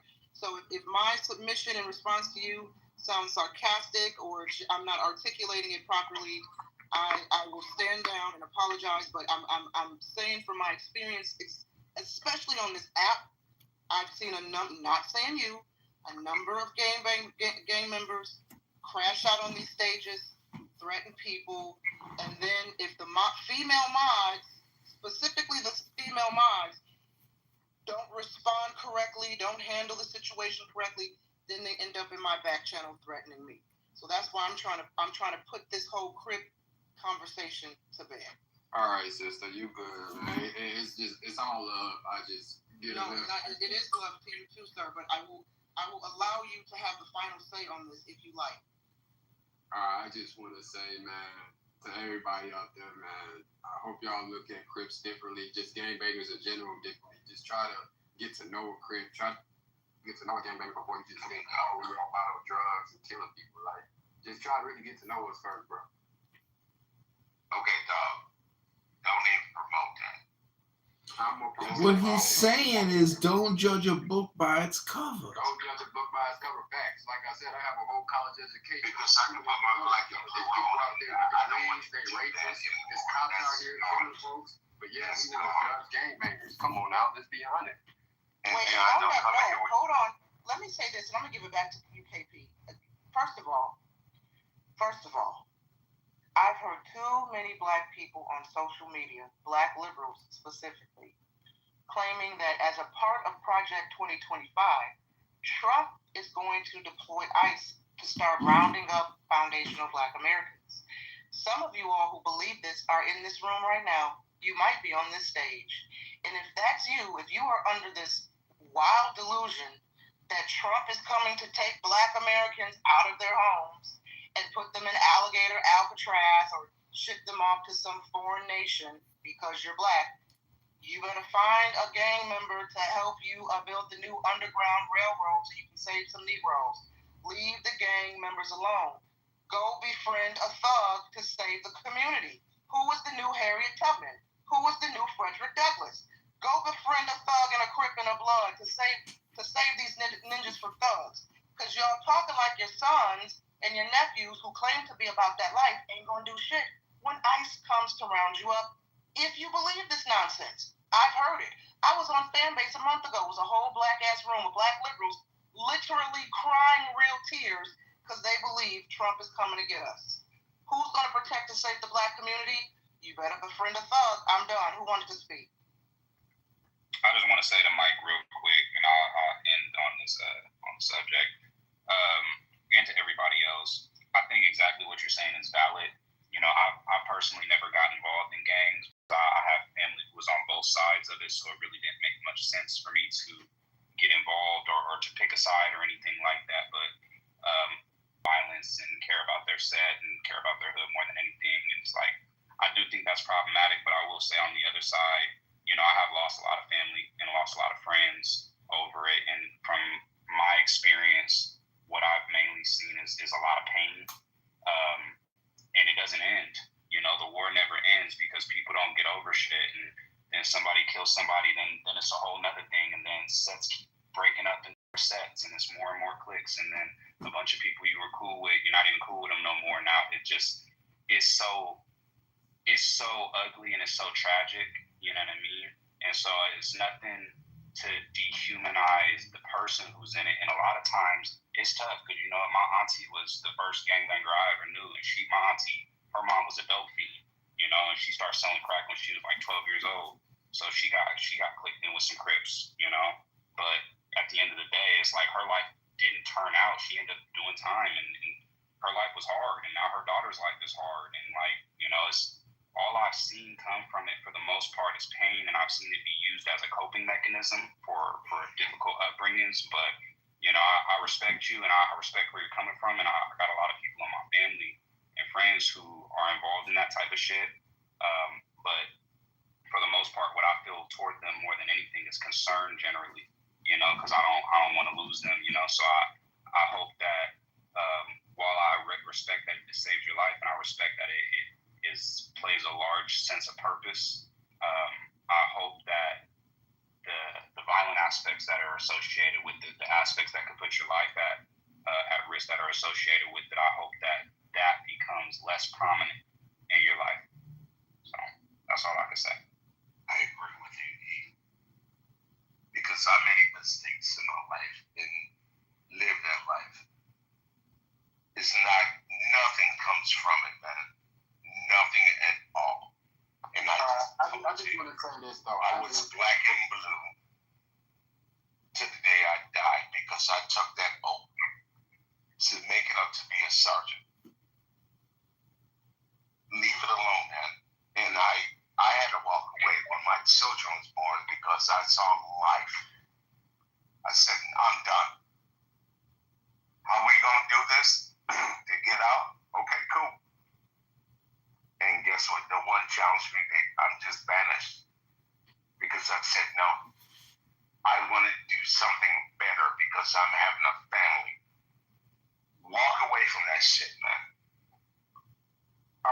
want to say this, bro. I don't really want to center myself too much, man. You feel me? I want y'all to get back to the topic for real. But when you really sit down and think about it, though, like, you feel me? It ain't really no Crips, no gangbangers. That's when you really think about it. Like, who's out here being pedophiles? You got your rapists. You got your weirdos. You got like all those people. They're not Crips. They're not gangbangers. Those are your normal people. So at the end of the day, yeah, gangbanging is a dangerous lifestyle, you feel me? But anything is dangerous, bro. But at least we not doing none of that weird shit. Most of the time, we standing on business, and we only do shit if it's out of disrespect. Like niggas in the chat that be talking all tough. Bro, drop the location, gang. Like Mike Ellis, we could get a scrap. We could scrap it out. Nah, hey, look, hold on. 06 Crip, nigga. What's your question? More violence, please. Oh my God, let's let it go. I want to say something too. I moved to Chicago 8 months ago, and go ahead, I live on the west side in Chicago, and I have a gang in my neighborhood. These guys are the Bloods down the street. They all surrounded the cops. They had the cameras out. They were talking shit, put that pressure on them. They literally saved my life that day. So I owe my life to the Bloods. It's what it is. Real shit. People don't want to understand that, though. They just see gang never too much. That shit in the media. They'll never tell you about that. I know I'm old because I love Chicago. I don't know Bloods in Chicago. But I want to say this. If what you said was Chicago, I could put them on the phone right now. Let's go somewhere else. Come on, guys. Yeah, Seneca. We want to hear Seneca. If y'all want to keep talking bad on Crips and shit, and gang, we're not even talking about anything gang-wise. No. I just said no. We're done with that. We're done with the gang talk, guys. We're putting a button on it. Crap. We're going to talk about what we're going to have for breakfast in a couple of hours. Yeah. Something. As a matter of fact, we want to hear Seneca. Seneca spoke a lot tonight. If you missed it, you got to get a ticket for the preview show next time. Okay? If Seneca has any final thoughts, that's cool, but we're slowly about to shut the room down. But Seneca provided a lot of commentary this evening, very spicy. He got the crowd going. He helped generate guide the conversation. Whether we agreed with his submissions or not, we heard a lot of responses. And Elmo, if you missed the show, so be it. Okay, no problem. You gotta get them pre-sale tickets, sir. You gotta punch your ticket in, Elmo. Come on now. That boy is legit. He's very good lad. Yeah. Anyway, as we start to wind down the stage, anybody have any final thoughts not related to Bloods and Crips and gangs, please? Yeah, I'm running for Congress. Yeah, hold on. Go ahead, John. Okay, sorry. And then you got it, miss. But John go, and then you got it. Yeah, I'm running for the 16th district of Illinois for Congress, and Matt Cool down there has been challenging me, as well as Dr. Adams, who has the Darren LaHood PTR at the top of this room. I just want to challenge these Green Bean moderators and super Darren LaHood fans to create a room after this Healthy Debates is over, and I will answer any questions, debate, and upset any super LaHood. That was last night, John. You missed it. Oh, it's going tonight. John, we're going to bed, John. I got a single bug on it, so. We are going to bed, John. Where nobody's hosting a room afterwards. We're going to have to do that. No, it's late. During the day. It's not too late. Matt Cool is in the chat right now. Look at Matt Cool. Matt Cool is going to organize it in one house. Dr. Adams has been They had a room last night. 2 rooms that your name was brought up in. You did not appear in any room. So you missed that one. He was probably there. He was just not there on stage. But John is here, there, and everywhere. He's got 100 phones recording every room on this app. So he was there, no doubt. He and one of his iPhones was there listening. He physically was probably just not on the stage. So if you want to set up a room that you want to have a discussion with these people, y'all are doing it. That's all. Don't do it, Doc. Listen, Matt Cool, if you set up this debate this week, if you actually do it, Matt Cool in the audience, please be sure to pay me. And I'm pretty sure I don't want to miss it. Matt would do it. And if Adams is there, John is there, make sure Hakeem is there, Matt Cool, I have no doubt it's going to be very, very entertaining. Yes, we cannot miss it. Okay, so this is, yes, I meant to do that. Mike with a Y, let me go and add you because you might come in handy one day, sir. You might need I might need you for some protection services or some ICE to help. I need ICE to stand down when they come knocking on my door. Mike with a Y, we're gonna have to create a Negro back symbol. You know how the Batman had the back signal in the sky. We're gonna have to create a special symbol to warn niggas when ICE is on the way. So we call them neighborhood heroes. Like Mike is a legit neighborhood hero. That's what he is. If there are any thugs in the house tonight that are from the Chi, add me. So we gotta have some protection. Trump is coming with ICE, and I'm not going down quietly. So I need some shooters, and I'm done. Anybody else? Be Chicago PD. And honestly, might be Chicago PD. Forgot. Chicago PD. Right. Oh, they don't like a white Karen-looking woman. I'm there with you, girlfriend. Let's go. Let's go. Right? We gotta protect everybody. And just for the record, that Looney Tune, Beth or whatever her name was, Beth. I don't hate white women, so white girl. Yeah. I mean, you deserve to hate her, so don't. Yeah.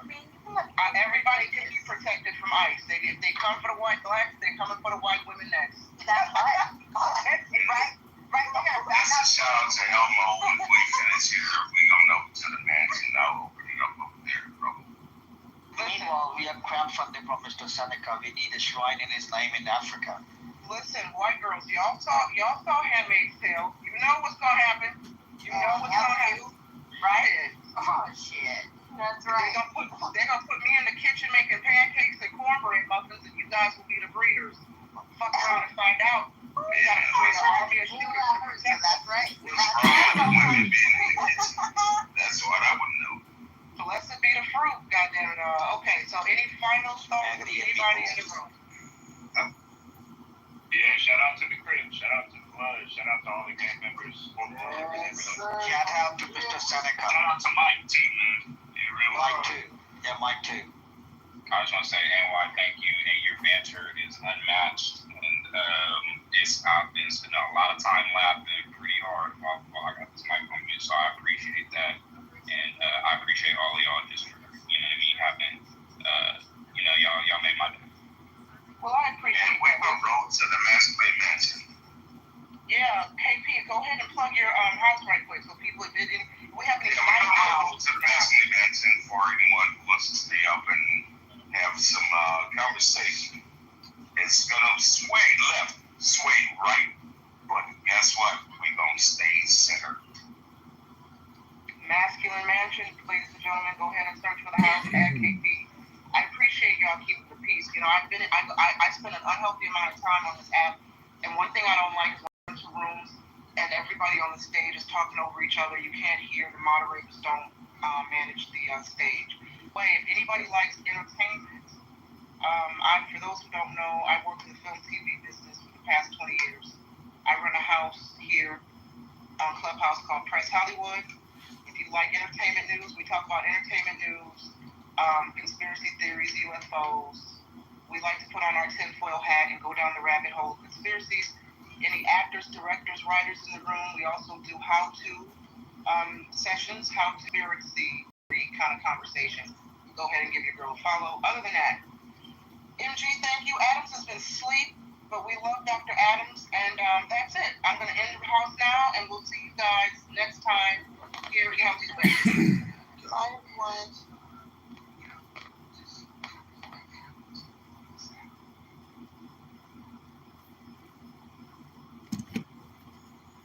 Still here.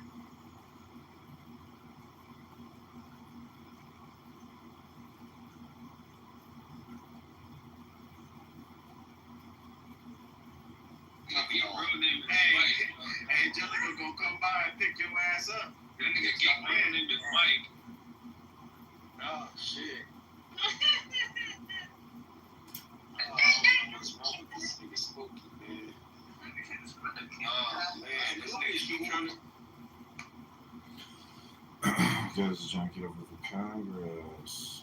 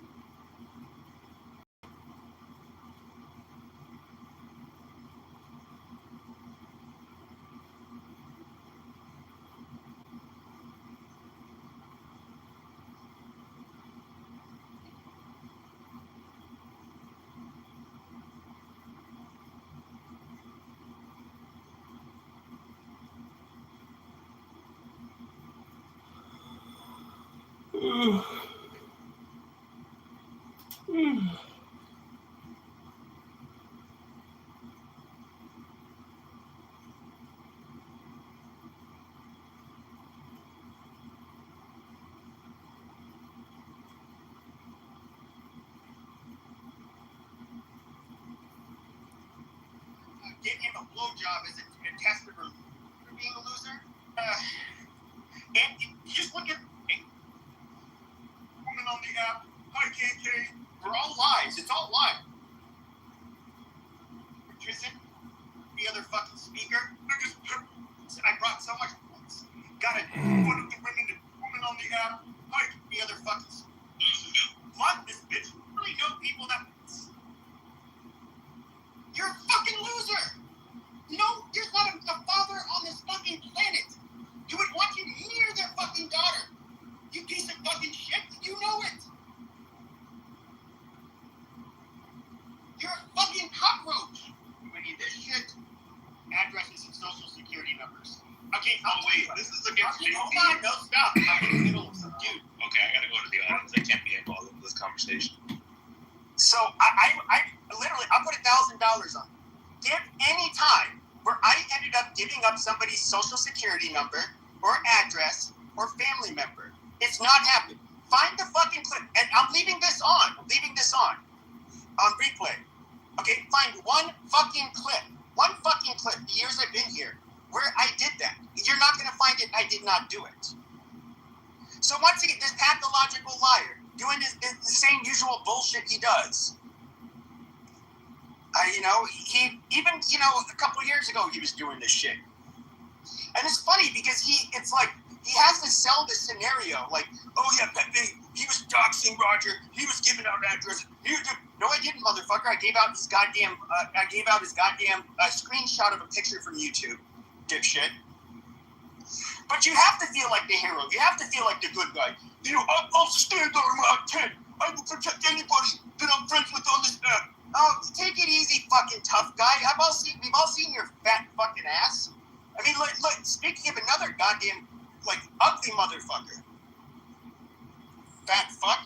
And who the fuck are you gonna, in real life, I would, literally, you wouldn't stand a fucking chance. And that's the funny thing. Seeing this little flimsy, whiny bitch sitting here talking about me, Motherfucker, you would not be able to do anything to me in real life. I could literally do what I want to you, and the only thing you could do is say, please stop. Motherfucker, how many fights have you actually fucking been in? I mean, it's fucking stupid. But it's easy to act like a tough guy online. And that's the other thing I don't do. I don't go around challenging people to fights. That's fucking pathetic. But you want to act like a fucking tough guy online. Be my guest. Fucking loser. But he's everybody's hero. So let's look more at this mentally. I got some clips of you from last night, Pepe, because I streamed your room into Roger's room. And so we were all listening to your room last night, but I'll play those clips in a minute. Go ahead. Amazing. The one thing that you can do to piss me off is insult my intelligence. And people like fucking Pepe, bro, I'm telling you, you guys gonna fucking hang out with that dude until he turns on you. You can fucking. Guys, come in my rooms. Please don't go in his rooms. I need the attention. I'm the top dog. I'm the one that needs who needs the audience. I'm the best mod on the app.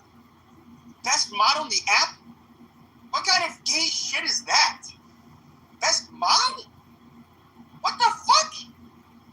Do you know any of the people who have big rooms on this app that can actually do it on themselves? They didn't suck people off in order to get a fucking audience. Like me, motherfucker, I got this goddamn app. I was Clubhouse famous, bitch. All by my goddamn self. You stupid, goofy motherfucker. What have you done? You end up leeching off, you end up finding the Million Man Marathon. You end up weaseling your dumb, narcissistic, antisocial ass onto the Healthy Debates admin team. And you moderate. You don't produce content. You don't have an original thought of your fucking own, bro. But and I'm sure you're glad Roger's gone. Now you get Healthy Debates all to yourself. You get that narcissistic supply. You get to tell everybody how smart they are. Oh, my wonderful friend. I have to introduce her. Oh, you look lovely in your PTR. Dude, do you understand that you do that to everybody on your fucking stage? You fucking creep. The sad thing is that people with J's, you can look this up, narcissistic personality disorder, antisocial personality disorder. People with his ailment, those are not treatable. And they're lifelong. This motherfucker can't change. He's always going to be a parasitic person. He's always going to be a person that charms and cons his way into whatever he wants. He's going to seek excessive validation and praise and attention because that's how he's wired. And so, and I kind of hate wasting time on this sick fuck. All right, you're going down the audience. It's projection. And speaking of mentally ill, I mean, John, look at you, dude.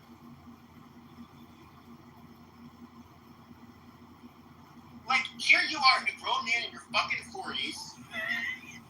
You're sitting around in your fucking underwear.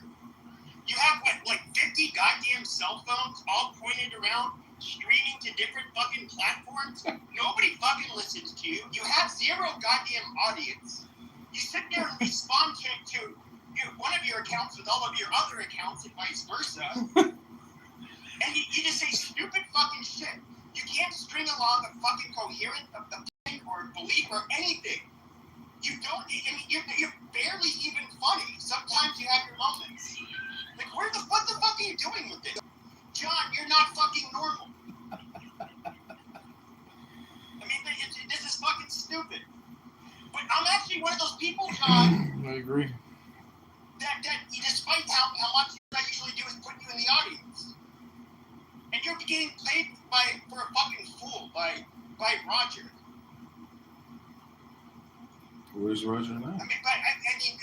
I'm guessing you're smart enough to know that, but you're willing to utilize the attention and the platform for whatever fucking reason. But dude, whatever the fuck you're doing, John, why? Like, what fucking future? Why am I doing what I'm doing? Because I'm wondering, why are you doing what you're doing? You haven't. It's like seriously retarded. I'm a retard recording retards. But let me look another fucking clip. More clips. Saying.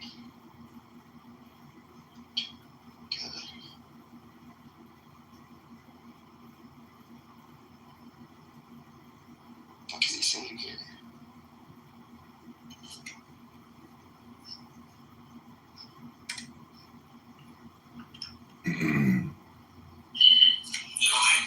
Just want to put you on point. I met with Midnight.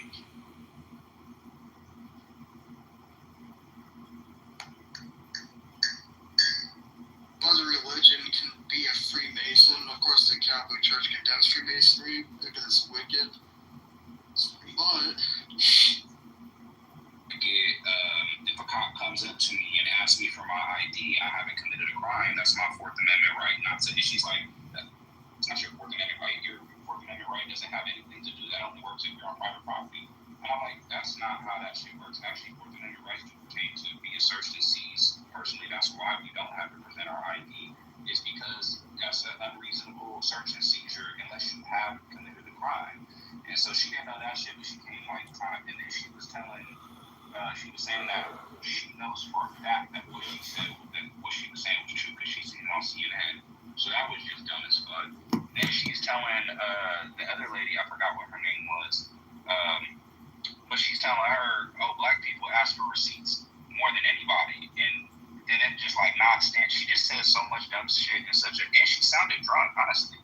Because she sounded like a female, like that I would be dealing with while she had been drinking, and then I have the realization while I'm in the argument, like, what the fuck am I talking to this bitch for? Like, it was just so ignorant, and I think NY had just had, and NY was information that comes out all the news, even more so we see the this amazing plan. She did a great job exposing the evil, and also through exposing the evil. Folks are looking for good, and they're starting to turn to the Lord. Just like the quarterback shared, he's addicted to reading. Yeah, I just looked it up again. Like, their homicide rate is falling. So much power. Like, and also we're learning. I guess, like, if you believe in Trump's vision, like, this makes sense to people. But this doesn't make sense to me.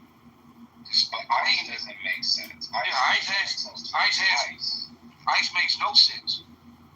So it's like one thing, maybe if you say you wanted to use, I'm not saying that they should, but I'm saying it would make more logical. What are we going to deport people? Like, how does he think that? What does he think is going to happen in a state like Illinois or California? Because he did list Chicago, Oakland, Baltimore. He's going to massively incarcerate young brothers. I'm telling you. That's exactly what's going to happen. Hey, look at it look at it like this. More he can, I know this gonna sound fucking crazy, but the way he's looking at it, hey, the more we throw in prisons, the more taxes we draw for whoever, you know. So it's a profit. It's a profit for them, regardless. It's a profit. For them, they're right. You can think they're wrong, but they think they're right. You think that your God is the right God. So people have their own personal, what you call God. You need to understand it first. So when you talk about a personal God, just like they think the black woman of God, if I say, well, there's a power that is energy, and they be like, and I say this energy is a... Yeah, let me see if I can push my meeting back. We're going to get to the bottom of it. Yeah, because CJ, can you explain to us what the fuck is going on? You've been breaking the internet over there on the dark side. They've been whooping your ass for about 4 days straight. What the fuck did you do over there, CJ? Nothing. You know, I don't know. I'm trying to get to the bottom of it. I mean, I don't know. Anybody in here knows the 411 on Brother CJ?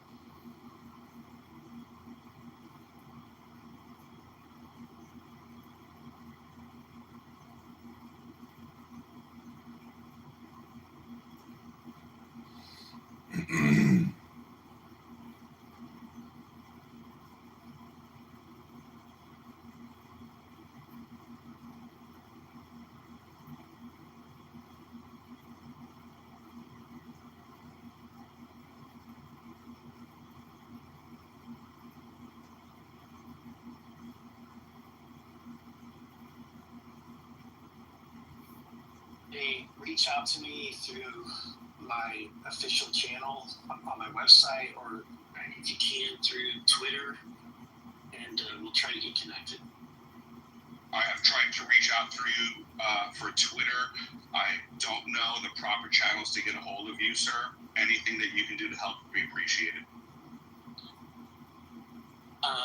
Give them a follow. Okay, I'm putting the website in the nest right now for the office locations with the phone numbers. I was actually, in college, I was a staffer there for a little bit, so I've been on the other end of those phone calls. Thank you, Panda. Right. If you guys can get me that info, I'd really appreciate it. We'll do it. They've collected a bunch of really old accounts that haven't been used for a while. I had a couple old accounts that I got a message that it was suspended for violating blah blah blah. Oh, unless you're a speaker, we let it come.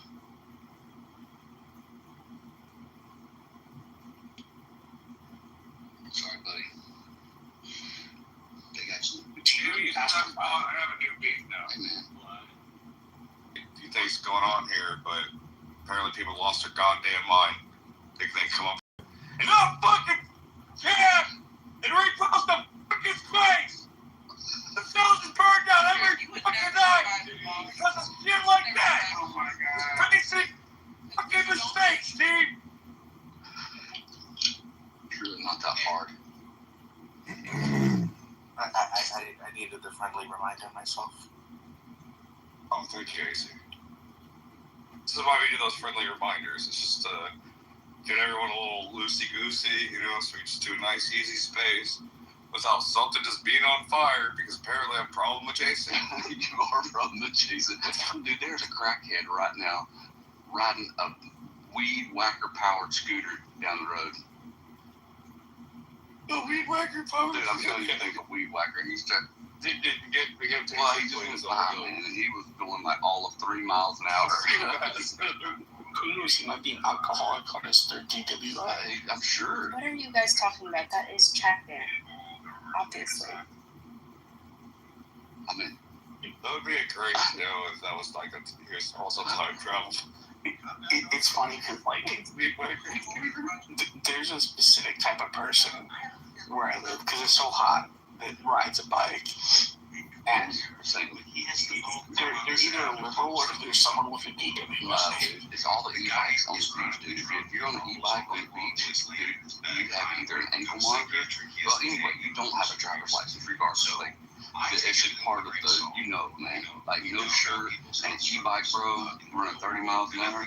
Yeah, man. You see some things. No shirt and e-bike. Just the signs of a DUI. I love it. Oh my gosh. Or they have a button-up shirt, but it's open, flapping in the wind. Absolutely. I can give you evidence about hit. And I'm making happy, right? That might have been Jeff Randall on the weed whacker scooter. Hey, calm down over there, okay? My scooter is not that innovative, okay? It's more like an emoji that doesn't run. It was 1911 or something. She said it's that time Hitler It's a fidget spinner. was in Vienna.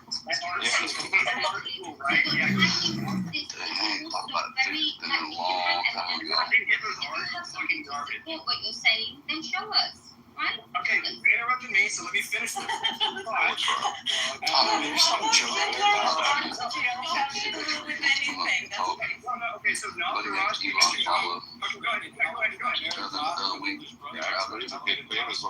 I mean, like 20 years, I think is what it was. They broke up in 1914. 21 back. No, well, no, That's what happened. It wasn't 20 years. You just lied. No. And the World War I started, and he was Hitler also served in World War I. So the claim is made. He came to Liverpool to avoid. Yeah, and he was pretty good at calling people out. He's like, oh, this is the next person. And it's like, bam. It's like, whoa. Hitler actually won 2 Irons. Stop interrupting. Gardner was pretty good at calling. Yeah, because he became leader of the country. Jason himself, though. Yeah, he's next. Yeah. Hey, Street, what's up, buddy? Hey, guys. anything interesting happening in your world today? I don't know. Not much lately, I think. Working on Saturday side. Did I see you make some videos out of Imagine?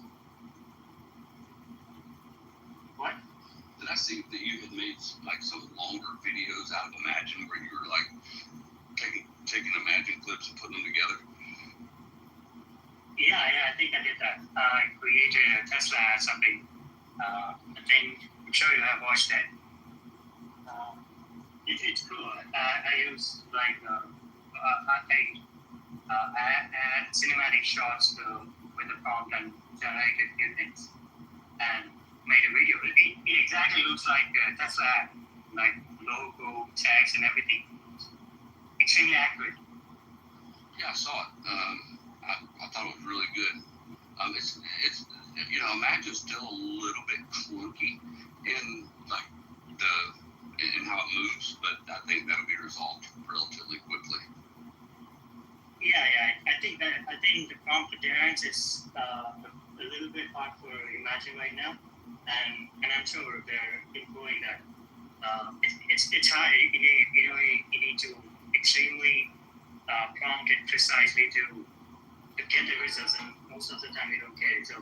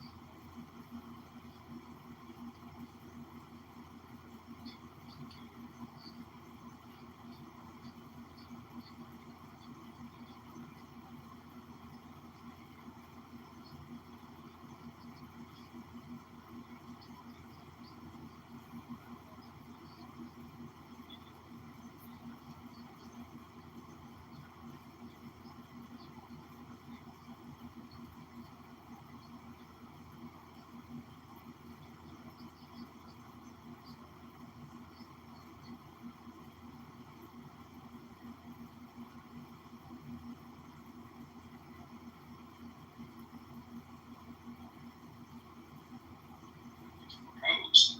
So that's where more so the concerted aspect of why are we implementing ICE into domestic concerns. ICE seems like it should be integrated into, Do it. There be some fine ass inmates. It's a damn shame that they. No disruptions compared to chillism. I like chillism more than them rooms though, right? But I'm saying to your point, 130 people on the fucking stage, right? We're talking about fucking Diddy.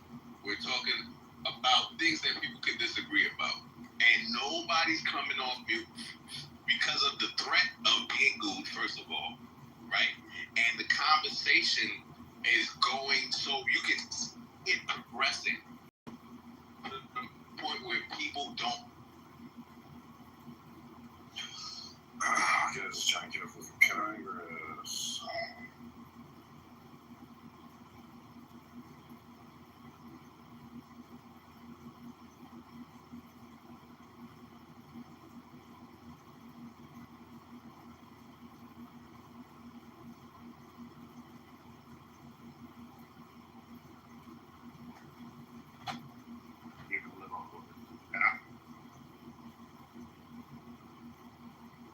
I feel like you have to live on the border to be qualified or educated about the issue. No, it's so for the people on the border towns, it would seem more impactful. Like if you live by an area near the civil open.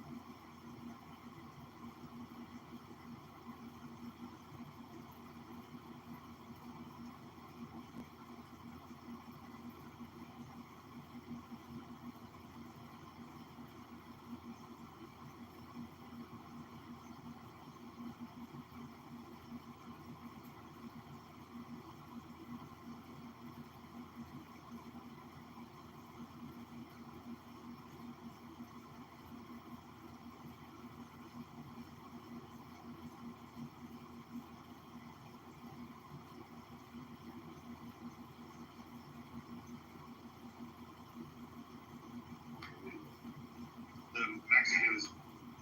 You bend your legs a little, kind of like a shock absorber. And by the time the punch makes contact to your glove or to your arm, now your job is to into the intent of people pushing out a term like opium and spreading that, and specifically using that particular term to attack people like LT and attack people like Dave. Media operations, they infiltrate the alternative media space too, and they get people pushing these things, these narratives. Connotations associated with the people who are giving us this hopeful message, and they're calling it hopium. A couple years ago, someone came up to Michael, my co-host at Cafe Lockdown, and he grabbed him while they were protesting on the steps of the Parliament and said, "You have an obligation. You have to listen to me. I never come out. I never go to protest. I'm coming to this one. I'm going to tell you something very important. You have an obligation, a moral obligation, never to sell hopelessness." And it's been one of our principles, that we not to sell hopelessness. And I remember in the thick of COVID, sitting around people who were, I guess you call them blue pills, and they were all sitting there telling me, resistance is futile. If there's nothing you can do. No, Dr. Bob, those we call them black pilled. The blue pilled ones would be the ones who are still walking around in ignorance. I think that would be the appropriate corresponding metaphor for blue pill. But yeah, they're calling those people the black pill, the black pillars, right? Yeah, completely without hope. And of course, we rejected that, and I rejected that from the beginning, the idea of hopelessness. And if you see how far we've come, and how much of the stuff we're talking about in the last 4 years has come to pass, I'm beginning to wonder about our ability to manifest the future. And it's real. Yeah, well, I watched the Cliff video where he was talking about the event stream, the eternal now, and the levels of control on the horizon of that. And so, our thoughts, and I'm worried that we're good manifestors, so we better be manifesting positive things. This is the bottom line there. But to the extent that you start to get too much right, you may just start to believe in manifesting, and so there's the obligation to also manifest a better world, not destroy it. And how can we manifest a better world? Well, by giving it attention. What is attention? Stretching out your mental energy in order to grasp concept. Attention. So, how can we continue spreading our positive message while also seeking truth, covering some of the dark topics as well, because people need to know certain things, unfortunately. It's the reality of the situation. Crimes must be exposed, right? Truths must be revealed. People must be held accountable. Now, here's another interesting thing, Dr. Paul. The people who get attacked with the hopium, well, of course, it's because they're pushing a positive message, but why are those people pushing a positive message? Well, let's take a look at LT and Dave, who both get attacked with this narrative, right? These guys are opium pushers. Oh, you listen to X22. Oh, these people are kill people, right? And little did they know They were laughing at us years ago, right? Little did they know. Now they're seeing the pedophiles get arrested, and they're like, wait a minute, guardians of the pedophiles? They're seeing the FISA-gate stuff come out, and they're like, holy shit, Russian collusion. They're seeing the panic in DC, and they're just like, holy crap, now I understand. This has all been planned. It's the largest sting operation you guys have ever seen. Global operations, in effect. Assets have already been seized. People have already been removed. The public will be briefed on certain things, as it's appropriate. And, the most recent messages that we're getting is that it's time, right? And you guys have seen so much movement as it relates to the declassification of files recently. And there's a lot more coming. They're just getting started. When it started, people were like, oh my God, they're going to get shit on mortgage fraud. And I was just like, just wait. Here's more. And sure enough, what happened? Oh yeah. Schiff's in a whole lot more trouble right now than just mortgage fraud. All the Russiagate stuff is connecting back to him when he was on the Senate Intelligence Committee. Eric Swalwell was being implicated too. Told you, right? So, who's in control? Well, right now it looks like the Patriots are in control. But the battle has always been for control. Was it obvious that the Patriots were in control? Probably not.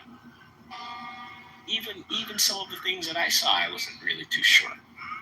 But, I had seen enough in the past to be a bit reserved in my judgment and watch and see how things play out so I can make a better assessment. Well, I had my speculations that they were gathering evidence in the background and they were waiting on the right time to move, and yeah, all those speculations were confirmed. Now we have multiple grand juries been convened. The stuff that's happening right now, as I told you guys before, it's going to make Watergate look like a puppy show, like a joke. The level of the conspiracy that's about to be unveiled, and you guys are all living through it right now. Just think about that. Yeah, it's going to be very interesting. It has already been very interesting, as we have seen. Are you guys paying attention to what Trump has done with the IRS and the stuff he's saying about the Federal Reserve recently? I mean, people, we have arrived. Ladies and gentlemen, let's get ready to rumble! I don't know what else to say. There are significant developments that when I look at the bigger picture, I get hope. So here's the thing. This is a commonality between Dave and LT. Both of them have a hopeful message. Both of them also are familiar with the keyboard. They may not be like expert decoders, like some of the deep divers out there, right? And by the way, I'm definitely not any expert decoder, but I've read the board. I'm familiar with the post and I know how to access them, right? And when certain connections are made and people are posting certain references, I can connect the dots. Definitely if people are pointing it out for me. So they're both familiar with the board. So they are also aware of ongoing operations happening in the background. So both Dave and both LT review the board, review the information from the board. They listen to what Trump says, right? They listen to what guys like Scabino say. They're paying attention to those comms, right? Communications, right? And of course, why is it being done this way? Well, because the deep state is also listening, watching, trying to monitor what's going on. So, information warfare is a thing. When you're dealing with war against your enemy, knowledge of your enemy, their position, all of that information can be vital. So sometimes, and we've seen a lot of this, when you guys saw Trump go in the second term, we saw some stuff happening with the media where information got leaked, and there was this whole signal stuff, and then we saw people got fired. What do you guys think they were doing? They were testing the system. They were catching the potential leakers. They had internal operations going on to sniff out rogue members of the syndicate. All happening right before your eyes. They like literally the Trump administration.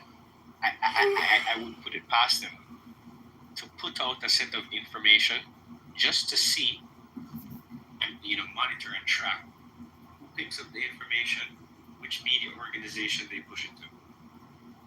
Because we know there was a lot of leaks going on, right? And then you saw a lot of people lose their security clearance. Interesting, right? Well, all these things are connected. Now you're taking away the criminal syndicate's ability to see what's going on. Now they can't plan and react to certain things. Yeah, cleaned up. Big time. Right? Huge stuff going on. I'm not sure if you guys know what's happening at the IRS, but let me give you, before I get to that. So Dr. Bob, both LT and Dave follow the Q board. They understand certain things are happening in the background, so they have a more optimistic outlook than a lot of people, because they're at least privy to certain intel that the majority of the public isn't privy to, and that makes them a bit more assured is the word that there are people in the background doing what they need to do to hold these people comfortable in the right way. Now, this assurance and optimism doesn't mean that we can be relaxed. That's another thing that the media took advantage of. They started to put out this narrative that these people that are pushing opium, they just want you to sit back and relax and do nothing. Well, if you read the Q board, the first thing you understand about the plan is that you, me, we, the people of the world, are a part of it. It's not about sitting on your ass and doing nothing. That's the first damn thing you actually come to understand after you go through the Q board to some degree. Yeah, there are operations happening in the background that we have no impact on. Okay, no problem. That's fine. But that's one part of the plan. That's not all of it. The other part of the plan involves we, the people, coming into knowledge, understanding what's going on, understanding who these conspirators are. Why? So that we can do something about it. Why? So that we can remove them from positions of power. Knowledge is important, and knowledge changes the landscape. The reason why the media, the same global criminal syndicate that pushes out propaganda, attacked the Q board and came up with QAnon, is because of the threat of the information that it poses to their system. It's quite simple. The Q board told us all about these people who are in high places, who are doing things to children. Not only that, they told us all about Hunter Biden, all about Hillary Clinton, all about Obama, all about the syndicate intelligence network, right? The information was fed to us publicly in an open source manner decentralized. Anybody can access it. And it was done in this way, for public purposes, so that so that there could actually be a civilian resistance. And now enough people who understand what's going on have started to inform others about what's going on and about their, need to act and become part of the solution and not sit down on their ass and do nothing. But before you can do something, you got to get informed. And that's why you're here in the Truth Seekers Tavern. So welcome, everyone. Grab your coffee, grab your tea. Years ago, I mentioned the term quo warranto. And we got to see it being used in a very interesting affair. The whole redistricting in Texas. You remember that? Yeah. So what's a quo warranto? This is a provision by which you guys can use this provision to remove public officials that are not serving the public's interests. And there's a specific procedure, and all you need to do is activate it. But you need to know who you need to target first. And that's why you need to pay attention to what's happening in your states and your counties. We have all the information. We know what to do. We know how to remove these people. Knowledge is power. Just ask questions. Right? I wish Jen Rich was here right now. I mean, we talked about this stuff years ago, and when I saw Everyone is welcome here. You just gotta do it the right way. But you can't do it the right way, man, because like I left not too long ago, went out of the country, and recently went to Colombia. It's so many ways that's I'm trying to explain. Let me say what I mean by you can't do it the right way. I recently went to Colombia, and it was not hard for me to go from the United States, fly to Colombia, go do what I wanted to do, come back to the United States, okay? It's not a hard thing to do for most people. The people who are coming across the border illegally, it's a hard thing for them to do because they don't have the paperwork to do it. They don't have a birth certificate. You just said you already said it illegally. Right. The reason they come illegally, right? I recognize that there's a law, man. I just disagree with the law. It's not like I think there's not a law and they're not illegal. Let's bring back Obi Trice. Whatever happened to Obi Trice back in the day? I'm talking about rap artists, period. Tupac, Biggie Small. I'm talking about old rappers like dead. I'm talking about today's music. Okay.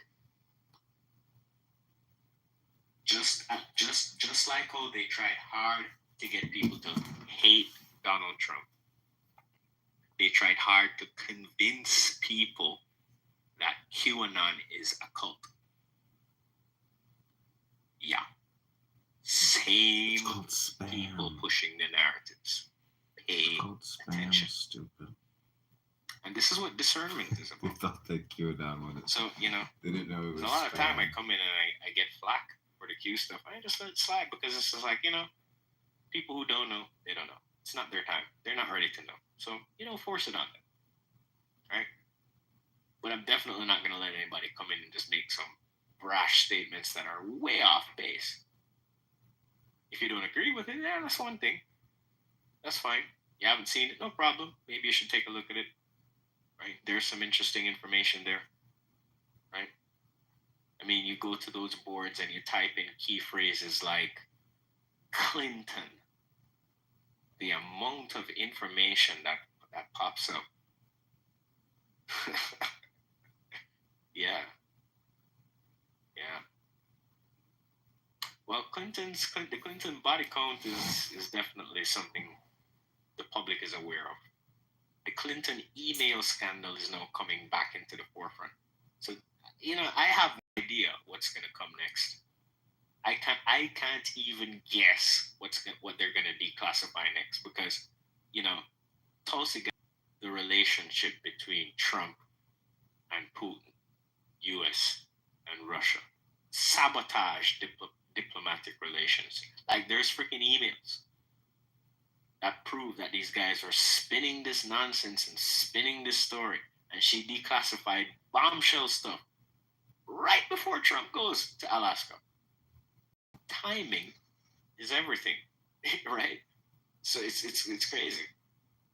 Researcher, speaking of emails and controversy, we were talking about, giving the synthetic gene shots to pregnant women. What a scandal that was.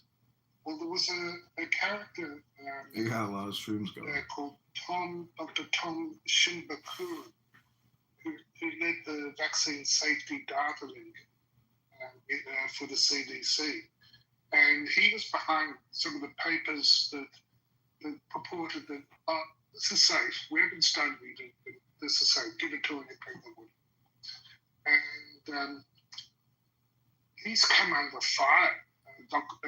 Senator Ron Johnson asked in the Senate, permanent subcommittee on investigations, to issue a formal subpoena to the Department of to the HHS, asking for all the emails and Slack communications and surveillance related to C-19 safety that was issued by this Dr. Tom Shimbakuru.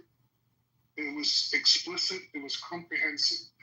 And guess what happened? 2 weeks after that, there was destruction and a sudden deletion of it, of all the records related to this. So stay tuned. This is a story that at the moment no charges have been led. But this Dr. Shimbakuru is he's not in his office anymore. Someone else has been given his position. There's been no public comments. He hasn't testified. He hasn't been charged. Wow, interesting. So they're shuffling him out and hoping nobody's gonna pay attention. What do you think? It's very suspicious. But this guy, and like I say, he was the one who wrote the papers that reassured millions of people that it was safe, and he's gone missing, and all the communications and files have been deleted, which stinks to high heaven, and may well be a setup for criminal action. So I just want to mention that because that's also emailed skullduggery, and it's hot off the press. We were talking about it last night. Okay, wow. Yeah, that is very interesting, Dr. Paul. Thank you so much for sharing that. And guys, Dr. Paul, yeah, I was just about to say that there. Go ahead, tell them about the article. Oh, yes, so this is James Lyons Wheeler, his Substack called Popular Rationalism. This is what I'm reading from. And if you don't know James Lyons Wheeler, he's an amazing scientist and very good researcher. So I can highly recommend the Popular Rationalism Substack. Yeah, I can get behind his publications. I have seen a few articles he's written on the Brownstone Institute. So yeah, very good stuff. I like it. I actually am not familiar with this Substack, so I'm glad that you also dropped it there. Thank you. No problem. I'm mindful that it's past your bedtime.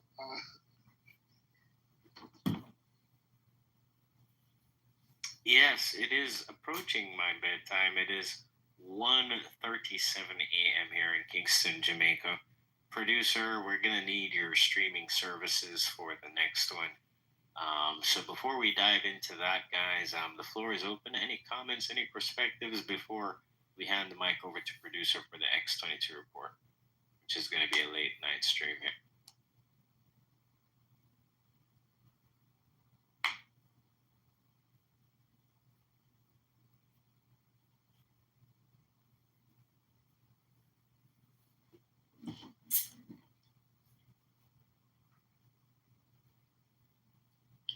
Hey, it's Glenn.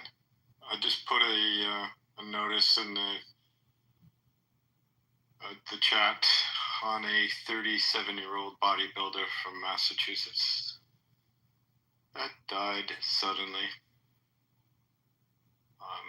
You couldn't paint somebody that worked harder on their health, and it's getting a little more visibility in certain circles in the United States. Land my plane. Thank you for sharing. It also happens to be in Massachusetts, RFK Jr.'s hometown. And it's sad to hear that, even bodybuilders are succumbing. But we do need to understand what's going on. This is how severe these toxins are, these inoculations. All right. Genetic nerve is right. All right. Thank you, Glenn. Wow, Boston. All right.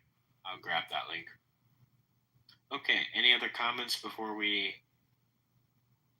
close the panel to start the X22 report? Just again, that climate change, it seems to go straight to the heart and to the bodybuilders. It's coincidence and climate change is a killer cause. I'm being tongue-in-cheek. I noticed that the LP also mentioned gold and silver. Big things, I think, are going on there. I wouldn't be surprised if that came up in Alaska. It hasn't been reported. So stay tuned, keep your eye on those markets, because I think a sea change is coming, and it's coming this year. So pay attention. Right.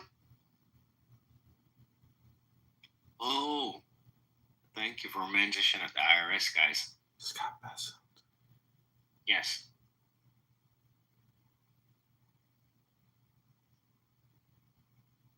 Nobody? Is it too open?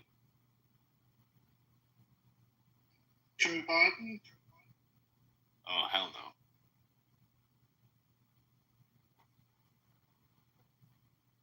no. I would say Satan. I would say Satan. But...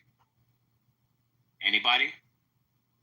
Has anybody here heard of Gary Shapley? Okay, well, for those of you who don't know, Gary Shapley was an IRS whistleblower. And he is now the deputy chief for the IRS criminal investigation. No? Nobody didn't find that funny? Guys, this is like this is gonna be good. Right? I don't think anybody's a weight researcher. I mean, I guess not, Boots, but he is now the deputy chief for the IRS Criminal Investigations Division. Yeah. An IRS whistleblower who was blowing the whistle on fraudulent activity, criminal activity within the IRS is now the deputy chief of Criminal Investigations Unit within the IRS. And this comes after he was being harassed by, he was fired, I believe, unjustly. Yeah. He blew the whistle and, some stuff happened and, I don't remember the full details, but it's funny how things kind of turn around, right? It sounds like we're winning. It sounds like putting RFK in charge of the HHS. It's a good sign.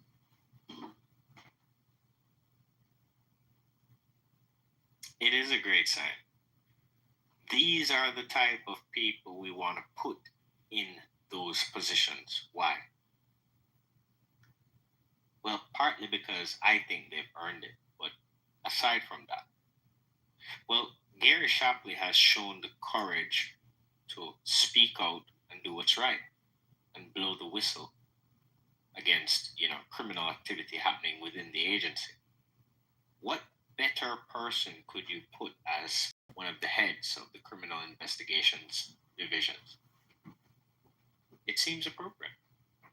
It seems fitting. In that area, researcher, are you expecting to play Sunday morning with Maria Barlova? Because not particularly. I wasn't planning to. Yeah. What happened?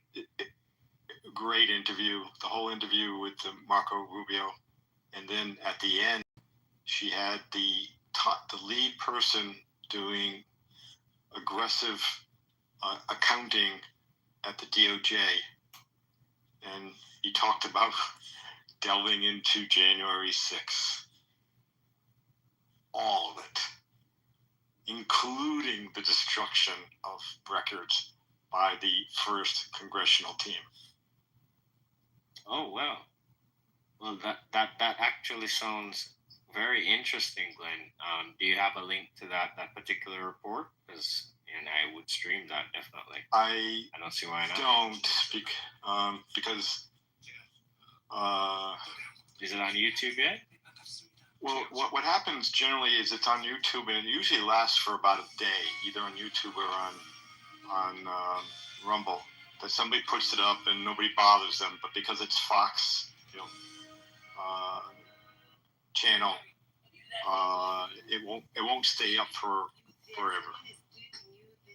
I see it because it's part of my bundle, Fox News. So, and I DVR it all the time, so I can get it anytime I want. But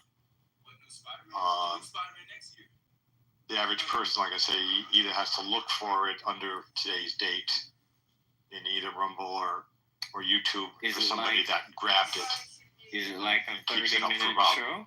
1 to 2 days. Is it like I'll go look for it. I'll look for it and bring it back if I find it. Okay. All right. Thank you. Well, I will set up I guess a few short streams after the X22 report, but for now we're gonna start the report. Before we do that, is there anyone who would like to chime in? Last call. Just good night, you. All right. Good night, Dr. Paul. Yeah, good night. Thank you all so much. Good night, Michael. Thank you all so much for joining us here tonight, guys, in the Truth Seekers Tavern. And it's been a great conversation. Great report from LT, and we do have another one, which is probably going to be good too. So strap yourselves in, adjust your device volume accordingly. You are connected to the Truth Seekers Tavern live on Clubhouse, and we're about to start the report. I think most people are asleep. So let's do this. Producer, you're up.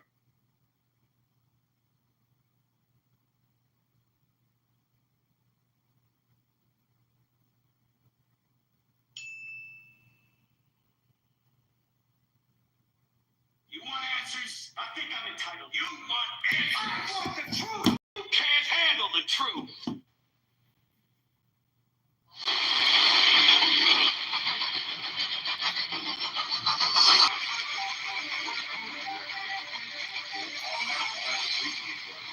Our whole neighborhood is standard.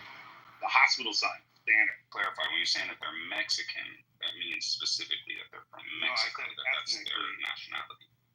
Ethnically, they're Oaxacan into Colorado. They're Oaxacan. So these people have been here for generations, like 40 or 50 generations. They didn't move over the border. The border was set in place, and their community was split. But they have lived here. All the street names are them. We have whole barrio neighborhoods that are all Mexican, all Mexican traditional houses. These are all Oaxacan, short, native Mexican people, not Hispanic people, not Chicanos. These are all different groups of people. The Chicanos live north. They're in northern Mexico. The Ometepec are down here, which are the Christian and Catholic versions, all the way up to San Xavier. Most of the native people here are, they're native to Mexico and America. Like the people who live on the Indian reservation. Should there be any level of filtration? Like, have you ever heard the phrase "an ounce of prevention is worth a pound of cure"? Well, right, man, but this is like you have to understand that when you're in this area and you drive from, say, Tucson into Nogales to Mexico, there's no change in the people and the diaspora. It sounds like we're a pretty accommodating country. No, I mean, it's not that we're accommodating because the are there changes any in the structure of American government. cities in Mexico? Are there what? Are there any predominantly American citizen like you said the Phoenix and Tucson area is predominantly Mexican? Are there any predominant American cities in Mexico? Yeah, the coast south of Rock Beach, which is I forget the Mexican the Spanish name for it. It's Guajero. I want to say it's Guajero. You're saying there's a higher But it's just population south of of Rock Americans in there than Mexicans? Yeah, 100%. Americans and Europeans. I'm sorry, could you tell me what's it called again? It's south of Rock Beach, so it's like 45 minutes, maybe an hour from Nogales. I think it's Guajero. I've heard it's in southern Sahara. It's in southern Sonora, and it's the community like by the ocean where all the nice houses are. Almost that whole area is like Australians, New Zealanders, Chinese, like white people. Oh, no shit. You know, it's not Spanish. No shit, I didn't know that. And you can't really own property. You have to buy property outright. You can't get a mortgage, so you can really only buy those properties if you have the money to like the cash to buy them, which most Mexicans don't. But like to E's point, you would agree that we shouldn't wait for like you said in Colorado when they take over. We shouldn't wait for them to take it over for us to be like, oh shit, it's a problem. Like it'd be good for us to kind of be ahead of that. Like I would assume you would agree with that. Well, I mean, the problem is that those Venezuelans came in without ID. So I'm saying if you have everybody that's coming in and you give them the ability to come here and work, and you have to show up and get an ID and get your fingerprints and go through the process, right? That stops that person from having multiple identities and living a criminal life. And you say, oh, if we give these people good societies to live in, if we do the broken window policing from like a maintenance perspective where the neighborhoods are good, the neighborhoods are policed, there's cameras at the corner, i.e. Seoul, Korea, right? If we build that society, then the people coming in isn't the problem because the 1 or 2% of people that, are criminalistic will be monitored and rounded up and arrested and go into that system. And in that system, they will be a problem. So in the same regard, I just don't feel like the good always is outweighing the bad, and I think I certainly can imagine there's a lot of amazing people even out of some of these really tough countries, One of the arguments I hear all the time that is that black people commit twice the amount of crime as white people. Like that the gang violence in Chicago outweighs, like you have a poor neighborhood in Alabama that's full of white people, and for some reason, all the violence is in Chicago. Right, okay, it's still 0.001% people. So 99% of black people are doing the right thing and not getting violence, not causing murder. But the conversation that we have is about the 1/1000th of the population that isn't doing. Yeah, you're going to have bad things happen with an increase in population. You're going to have more crime. If you go to New York City, you have more crime than you have in the middle of Illinois near a lake. Right, obviously. Yeah. Right? You just have more crime because you have more people, you have more social interactions, all those things. More opportunity. Right, but people are still criminal at a level of about 2.5% of the population. So about 2.5% are criminals for any given population size. That increases in raw numbers, but it doesn't increase psychologically. Like people don't change the pecking hierarchy and all the different things, the hierarchies of people, based on the fact that they're poor. Can I ask both of you guys a question? I've never heard the determinist thing before.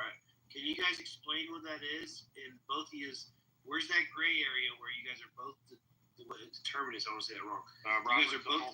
The book Behave. It's talking about endocrinology. Yeah, I am frozen. Nurture, right? Like what happens, your experiences in life determine who you are as a person. And where's that gray area where you are both determinists, but there's the gray area where y'all kind of have different. Well, philosophically, I'm glad you quoted Robert Sapolsky. Robert Sapolsky is probably my favorite neurobiologist / primatologist / endocrinologist. Yeah, exactly. He's absolutely a genius. But yeah, no, essentially on a philosophical level, in terms of, and I don't want to go too tangential because it's kind of a deep concept. Keep it layman.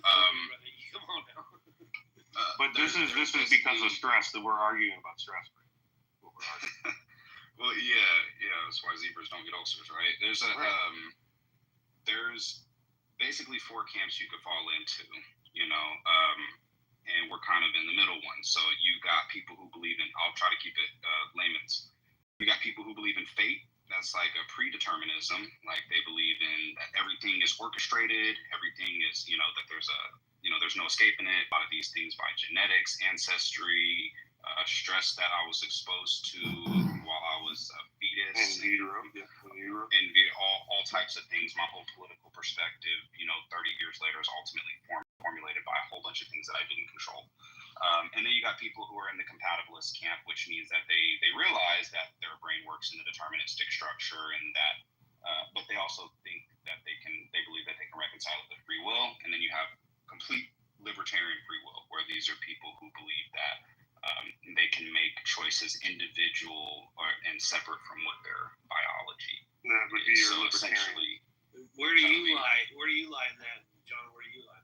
Me and he agreed. And this is what surprises me. If he believes in determinism and a person is derived by all these factors, therefore the Venezuelan that comes here, that moves into an apartment building, is, if he was in his same position, like if he and the Venezuela switched hands, then he would be committing crime at a higher rate. And I believe that the Venezuelan comes here, he's formed by his decisions, but the factors, like here in the United States, the better living situation, therefore change the organism. And you have a chance that most people that come here would be better behaved as opposed to worse behaved. So the surroundings determine what happens. Mm-hmm. As opposed the interactions, yeah. And where are you falling on the scene?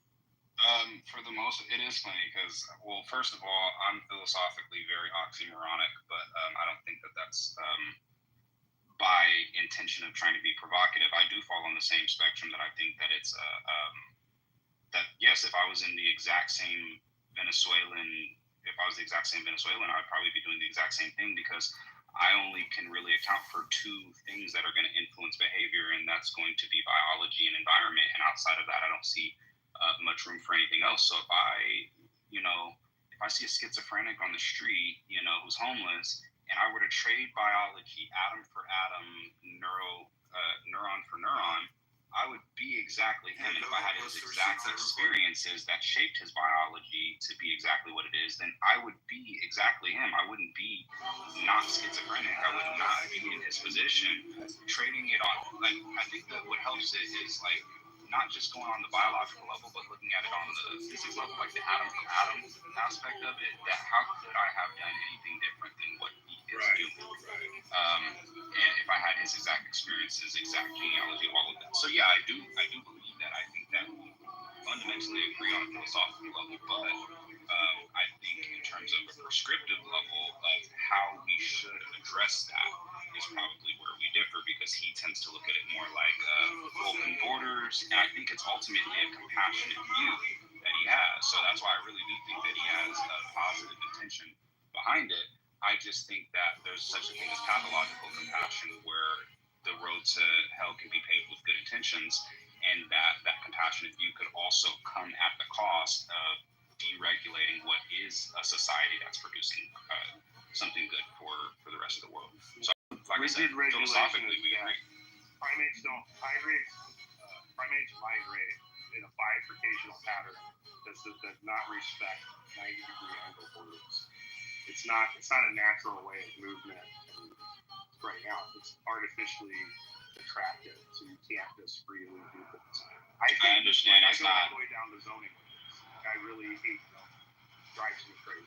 I understand it's not natural, but neither is capitalism, and so I think that it does fall into the genetic fallacy concept that just because it's natural or not natural doesn't necessarily mean that it is the right way or wrong way or effective way of having governed groups. The mother leaves the babies in a nest, and her and the dad go out. And in some parent groups, the dad leaves, and the mom leaves the nest and search of berries, and the dad leaves in search of meat or whatever.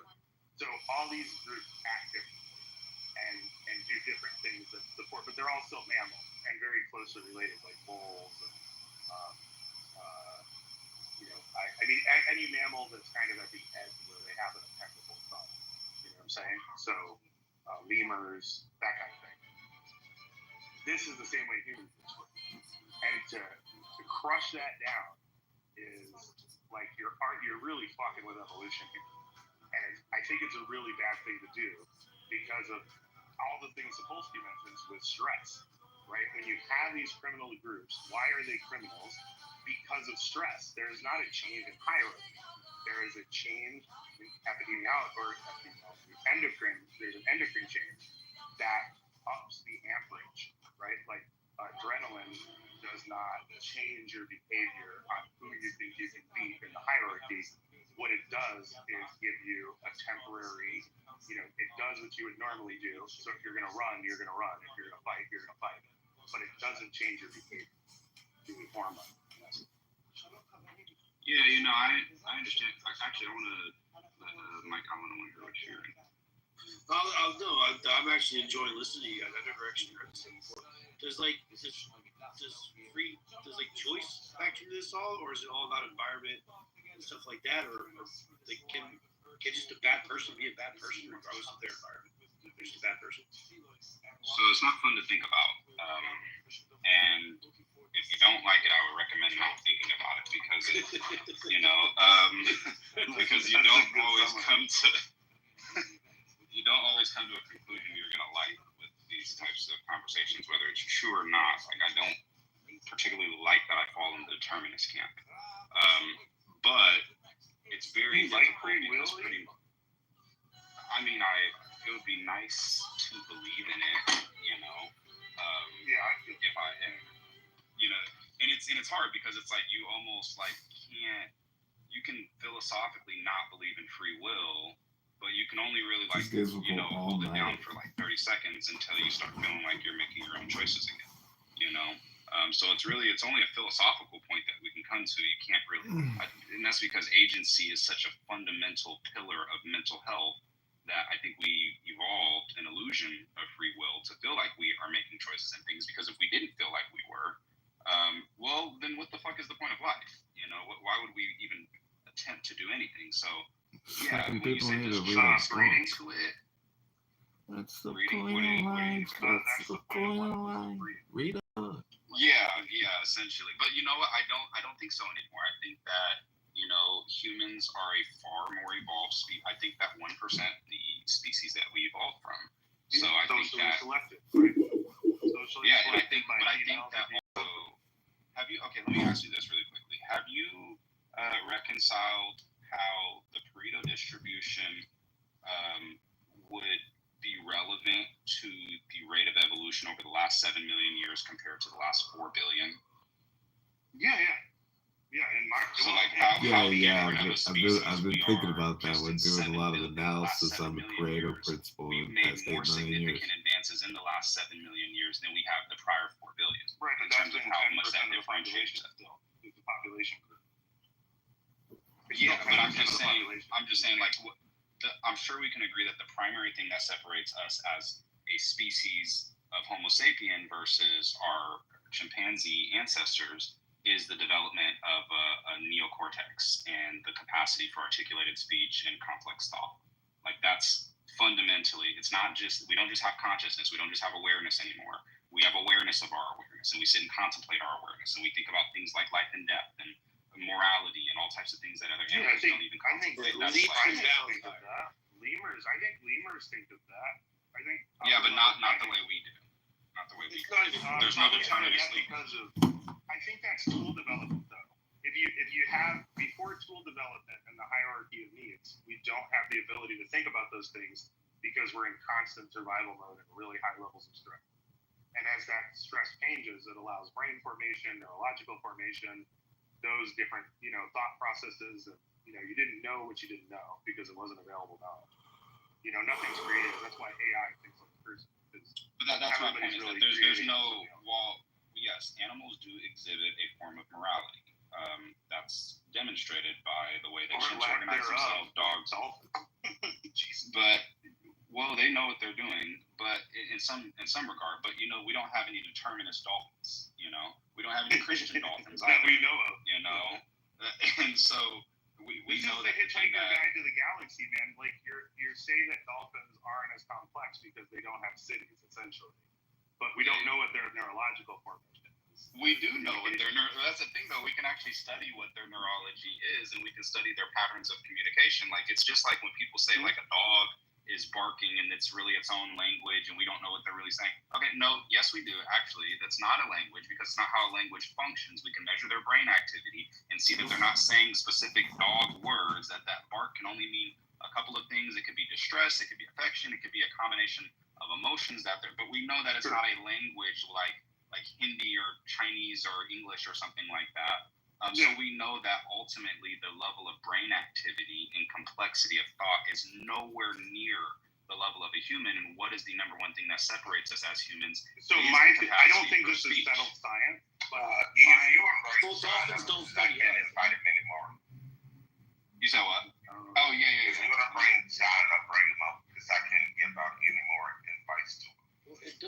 And dolphins don't study us. We're like, they're not studying humans. We can learn from This is so here's my theory, right? I think this was because of brain food, because primates got pushed to the coast by an increase in size, and that's why the same reason you have migration.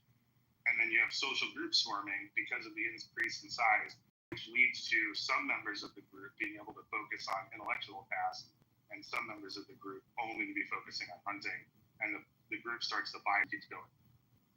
And it's just the primates are we're a split off from primates, so we are that evolutionary track.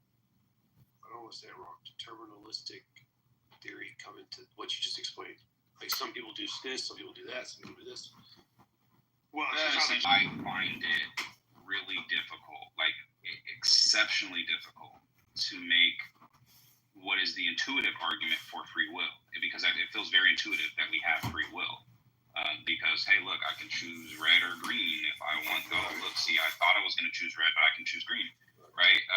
But fundamentally, there's some biological process to account for that made me even have the curiosity to contemplate it in the first place. Like, then I'm measuring my personality and looking like, okay, well, my personality temperament leans more toward openness to experience, and that's not something I chose. That was influenced by my genealogy and my ancestry, and if I like music, it's like, okay, well, I choose to listen to this music. But then again, if 500 years ago, your ancestors were nomads who participated in particular types of rituals, that makes your genealogy more predisposed toward liking certain music and being susceptible to enjoying dancing, and that shaped your preferences over the last 500 years. Like pretty much every single decision and thought and neuron you have can be accounted for by some prior cause to it, and can be explained no matter how complex that explanation is, because, well, we have trillions of neurons, billions of neurons, trillions of synapses. There's so much complexity, but just because it's infinitely complex, or not infinitely, but immensely complex, it doesn't mean that complexity can't be accounted for. It just means that it's difficult to be accounted for, and under the logical frame, it seems that obviously just because we're not able to account for every single neuron doesn't mean that it's not having a reason why. It's kind of it puts a different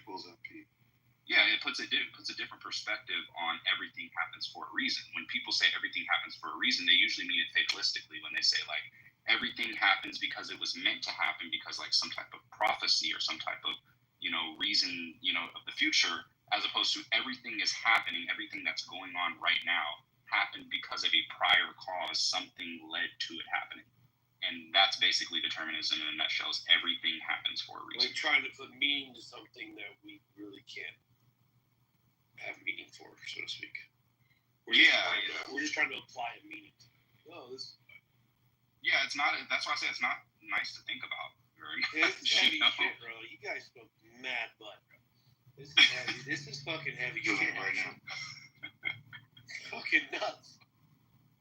Yeah. Because there's layers to this, right? Like you started, there's layers, there's another layer, there's another layer. It's like, well, fuck, dude. Now we're like, whoa. I've never even heard of it. Not really, man. This is mostly like thinking about evolutionary answers to evolution. But this is just thinking about evolutionary biology and how like this is what leads to like artificial intelligence. It's where it came from. Well, it's like subconsciously, or from what I'm getting from it, like subconsciously, you were going to make the choice you were going to make, whether you knew it or not, because of whatever factor you had, either in, you know, your ancestors or where you were raised or blah, blah, blah. But you were probably going to go down that path regardless. Well, almost, I mean, if you look at neuroimaging data, for example, if you look at, like, before somebody has a thought that they can identify with their thought, if you were to look at neuroimaging data, you'll actually see the part of their brain associated with those thoughts or behaviors light up before the person is consciously aware of the behavior or thought that they're going to have. Seriously? Yeah. That's nuts. Like, that's actually nuts. Yeah, it is. That's actually, so like I said, crazy thinking about. If you think about it too hard, it's kind of depressing. The wrong to regular people's shit. God damn. Yeah, no, we can go back. Yeah, the lack of free will is depressing. God damn, y'all comes from reading it. Bro, I'm trying my best to keep up here, Kay, bro. I fucking, Jesus. Oh, yeah, I got lost in Pareto distribution. Pareto distribution is like where the population is splitting with people who work and don't work. Like they, you know, a corporation is said to have 90% of the people that just fucking stand around with their thumb in their ass, and 10% of the people actually make the money. And so that's why you see corporations with smaller and smaller groups of people. Well, it's even worse than the 90-10. It's actually the square root of the amount of people in a given domain produce 50% of the results. So if you got, like it's 90-10 if you look at probably like 100 it's worse than what I said. Oh, it's worse. It's like infinitely worse, right? Because it's like if you have 100 people, that means 10% of them produce 50% of the work, right? Which doesn't sound too bad because like, okay, top 10, you know, produce the same as the other 90.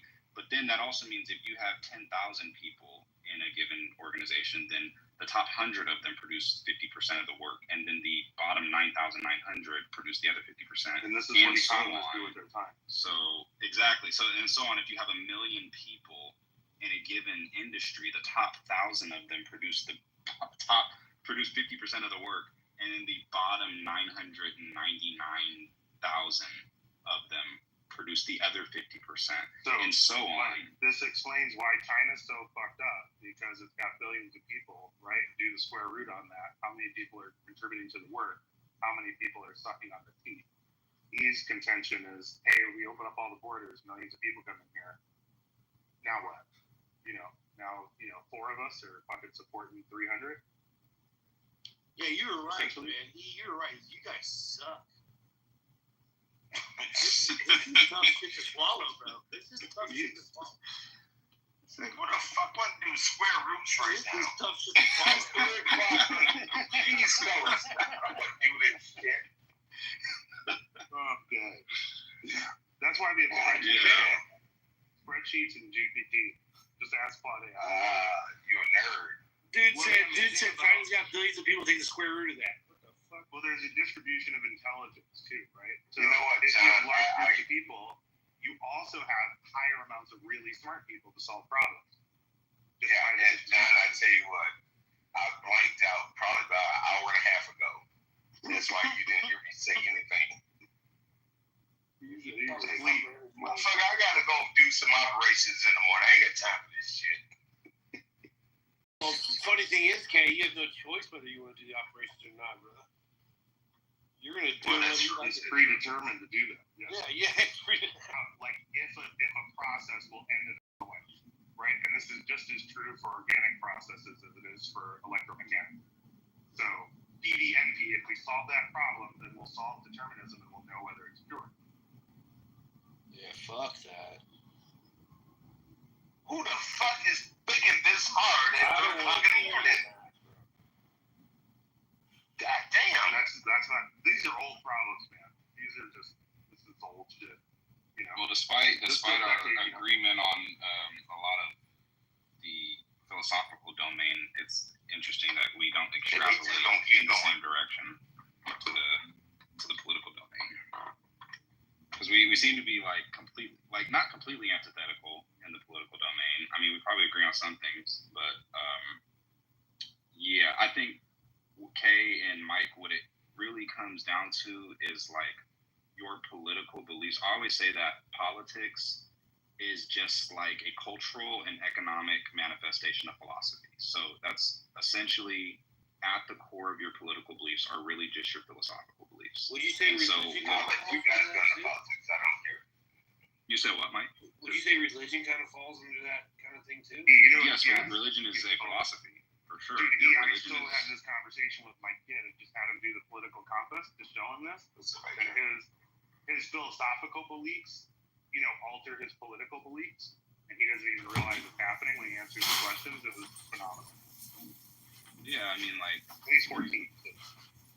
I mean, although sometimes it can go very odd directions, such as with myself, as you pointed out, John, that, like, I'm a determinist who has a lot of conservative views, but doesn't fall in the category of a conservative. So it can sometimes go very odd directions, but, yeah.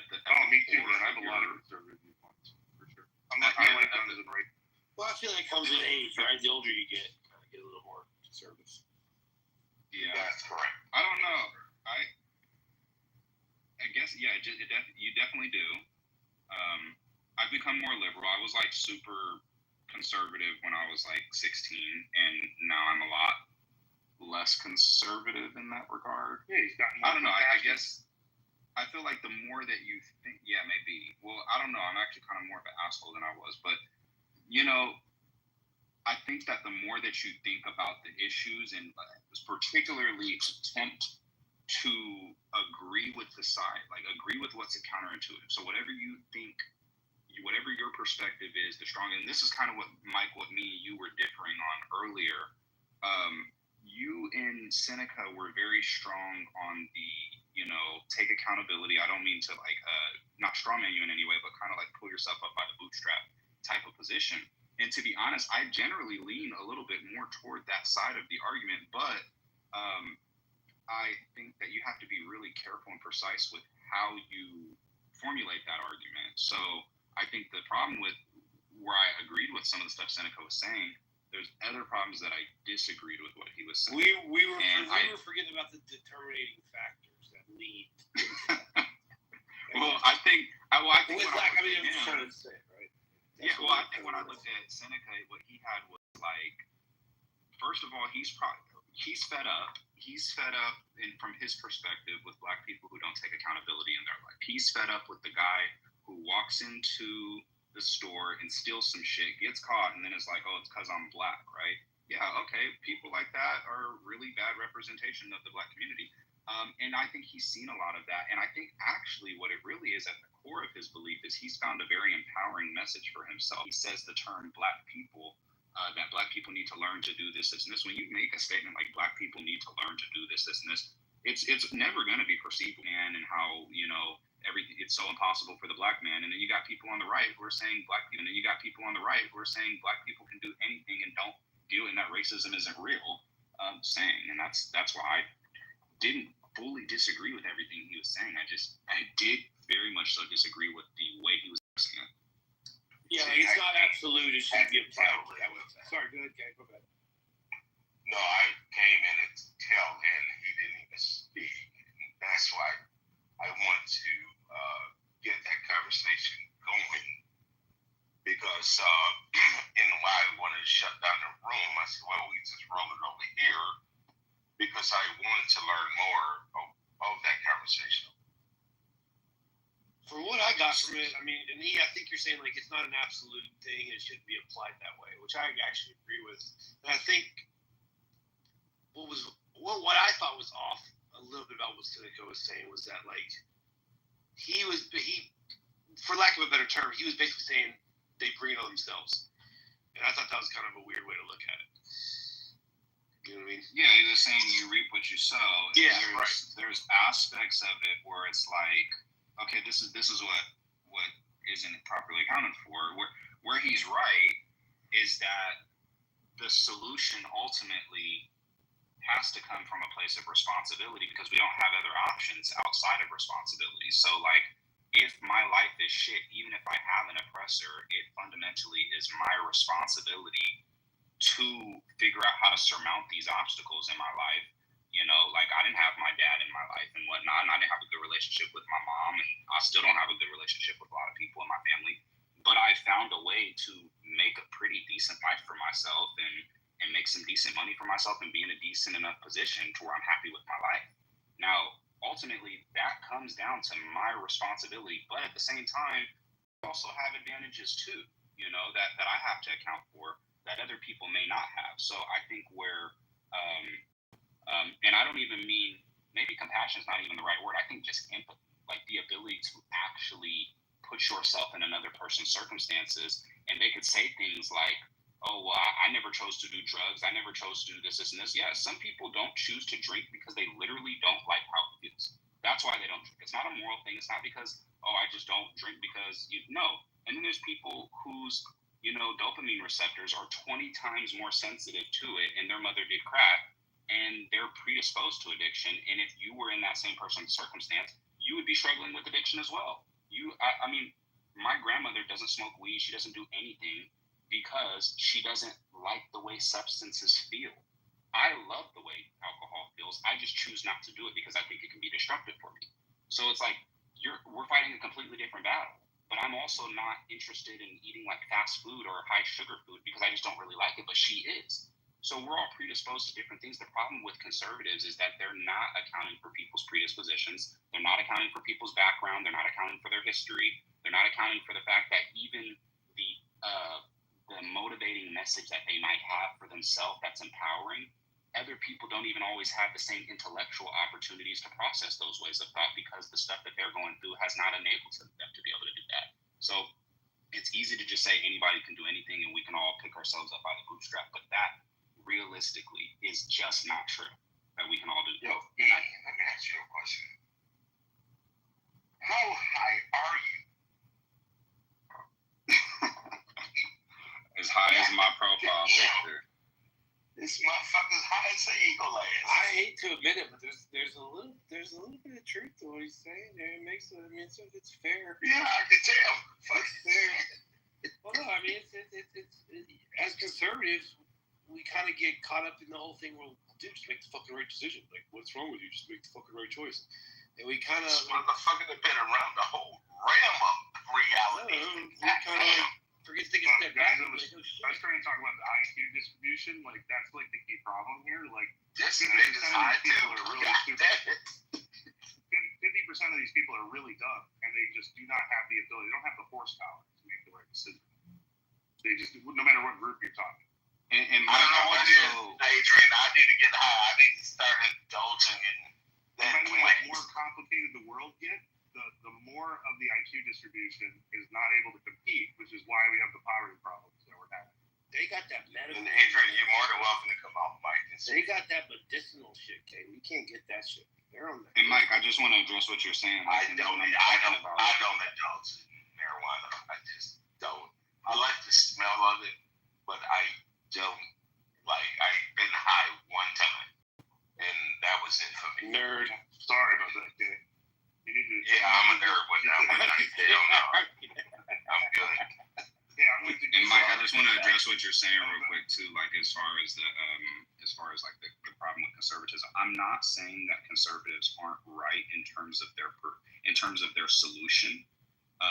Their solution is actually 100% correct because there's two primary pillars of mental health, and they're agency and gratitude. And when you look at, for example, something like appreciation, it actually is a fundamental pillar of your life, of your mental health.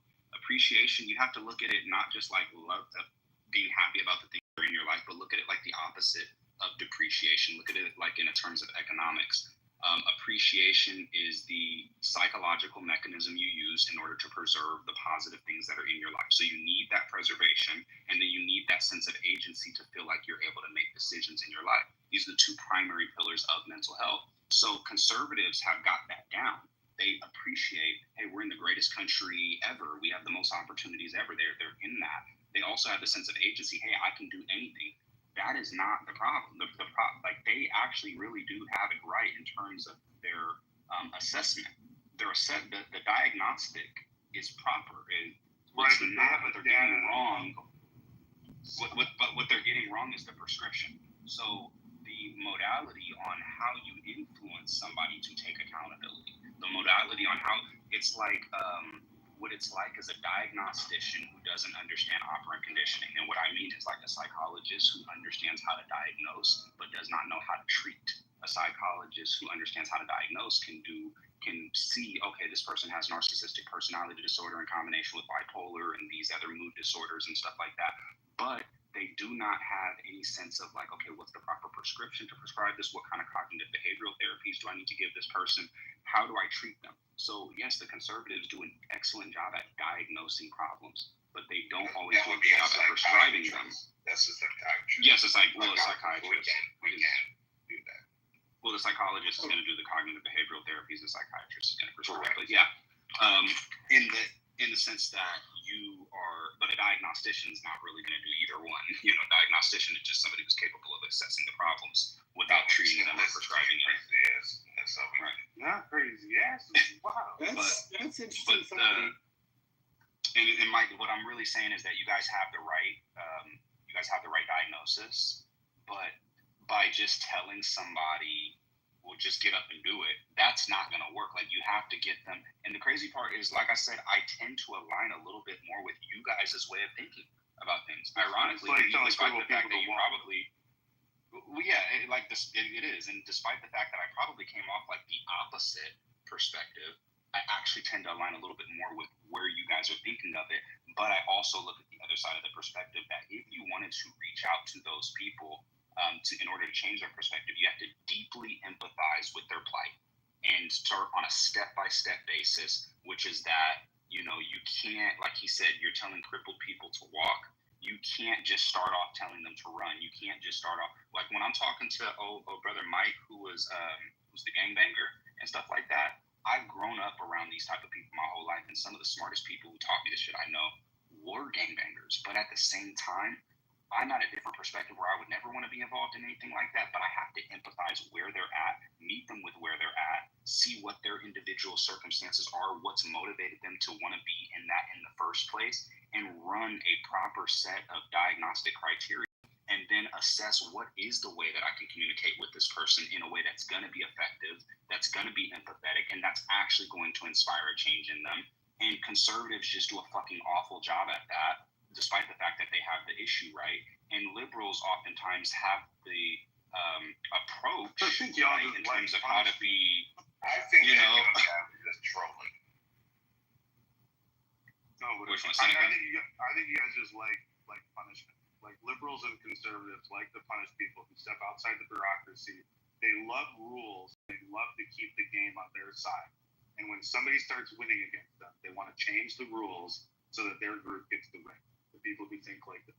It's like I feel like liberals are like, just be nice to me and give me compassion, and like it's hard for me. And then conservatives are just like, get the fuck up, and like, but they're telling get the fuck up to like people who like can't walk sometimes, you know, like they're like Andrew Tate, when like cancer, just fucking get up and walk it off. What the fuck, you know? Like, yeah, you only got one leg, but motherfucker, you better get the hobbler. You only got one leg. Sounds like a problem for a bitch. But I don't see liberals. Liberals still aren't free with the money. Like they don't just want to give money to anyone to have them, you know, quote unquote walk. They don't want to get people off the zero. Like in the large, they want to be paid to manage that person's life. They want to be paid to make the decision for that person. But they don't want that. I wanted to ask you, could you differentiate progressive? Because you corrected me earlier, and I appreciate it. Progressive versus liberal. Yes. I think most people are liberal in certain instances versus progressive. Your progressives is what you're seeing now within the last 10 years, I would say about 10 years, 10 to 15 years, that everyone is free and let's give money to everyone. That's progressive. There's no rules. It's going to be Lord of the Flies. You know what frustrates me about this is we're always talking about these things, but this is like this is old school philosophy that came up that was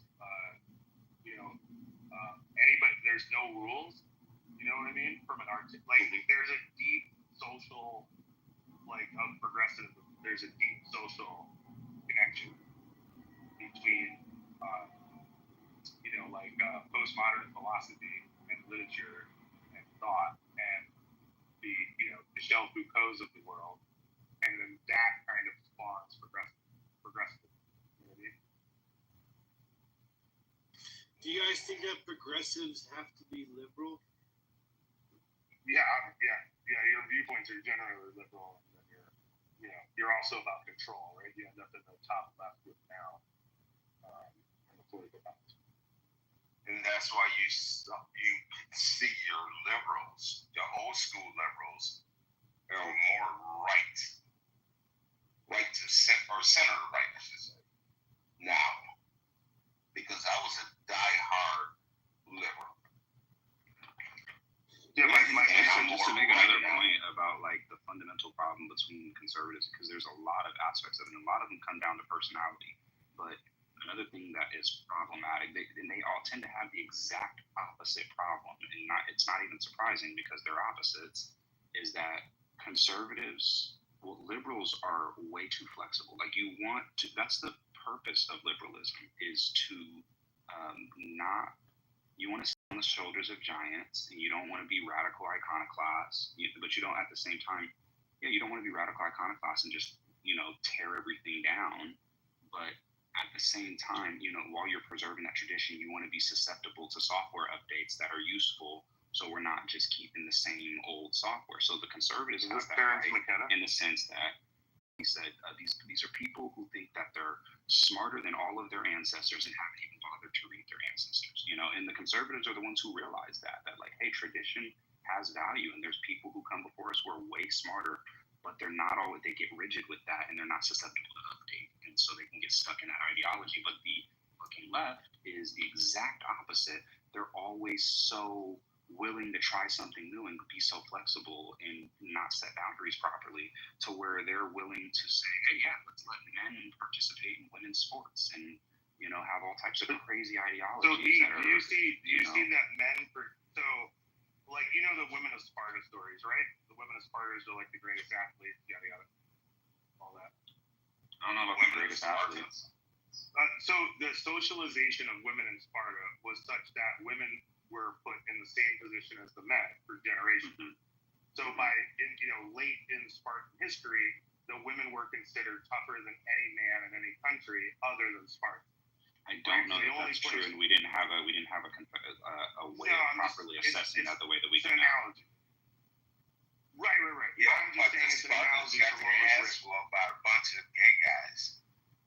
Well, I mean, yeah, John, like women, like a woman is just gay. They fight them.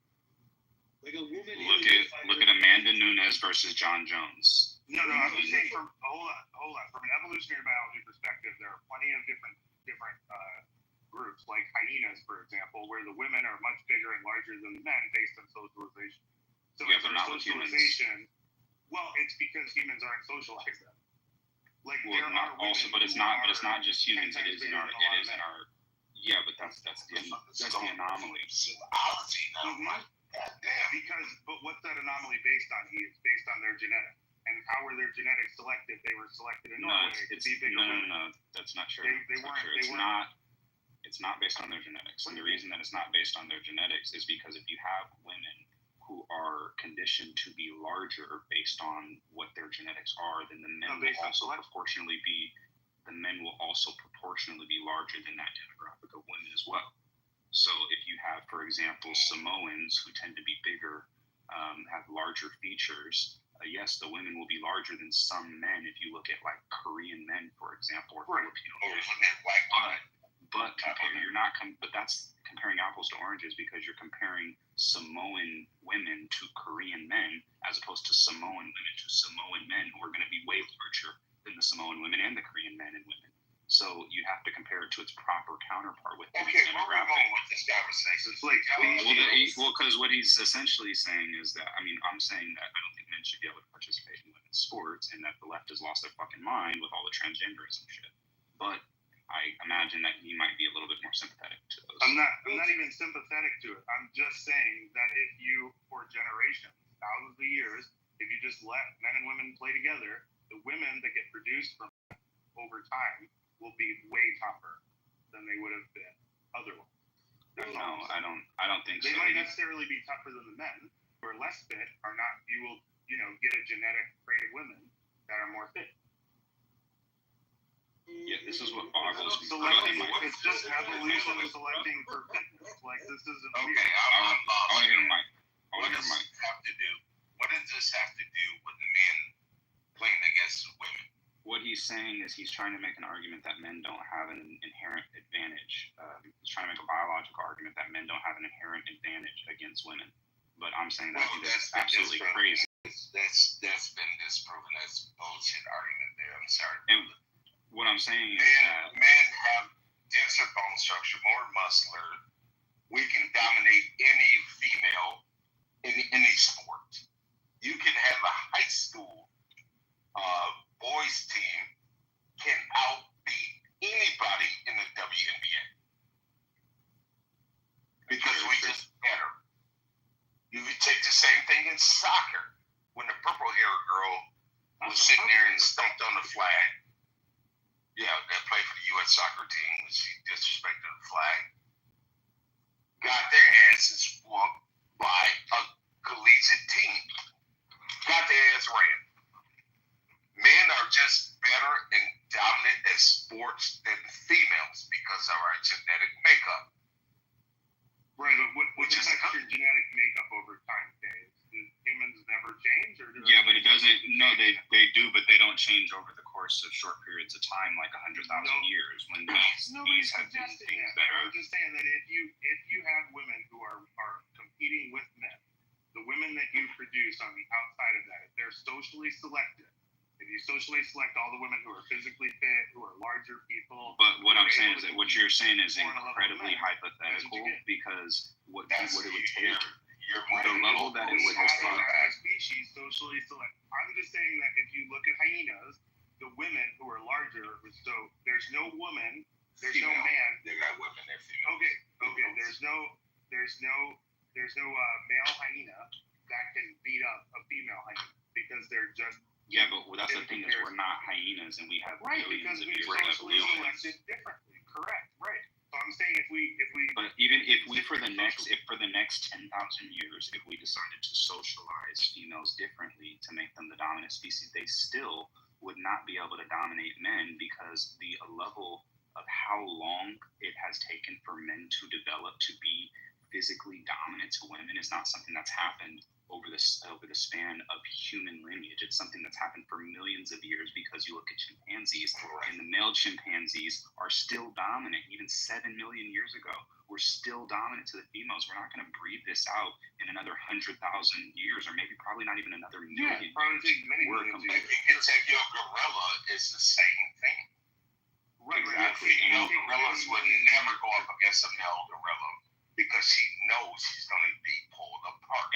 And I think it's more rational to conclude that instead of trying to shape evolution for the next 20, 30 million years to where females can compete with men, we should just establish that it is not fair for men to be able to compete in women's sports when you have someone who's a swimmer ranked 200 and something, and then now suddenly rank 1 when he starts competing against women. I think that it's just better to separate them as opposed to let's wait 30 years for us to be able to compete. Now put that Leah Thomas, when you're speaking of Leah Thomas, put him against Michael Phelps and see what happens. No chance. He gets smoked. And the same with these. But you want to go sit here and beat up on women? That's bullshit. Fighters and put amateur male fighters and put them against. There is no woman in the world who can beat rank number 50 in the middleweight division of a man. There's just none. It's such a disadvantage, and that's where I say liberals lose their fucking mind with this compassion shit. Because where they're coming from is, I think, to some degree, trying to be like, well, look, we need to let everybody into spaces. We don't want these people to be, ostracized from life. If I was in that person and I was born transgender, I'd want somebody to treat me and I'd want to have the same opportunities. Yeah, I see that it's coming ultimately from a positive perspective, but we got to not be willing to lose our fucking minds in order to support people. The boxer out of Michigan, black girl. She was a Olympian like 3 times, gold medalist. She tried it. She said, "Oh, I can beat a male." Got her ass knocked straight the fuck out. Straight the fuck out.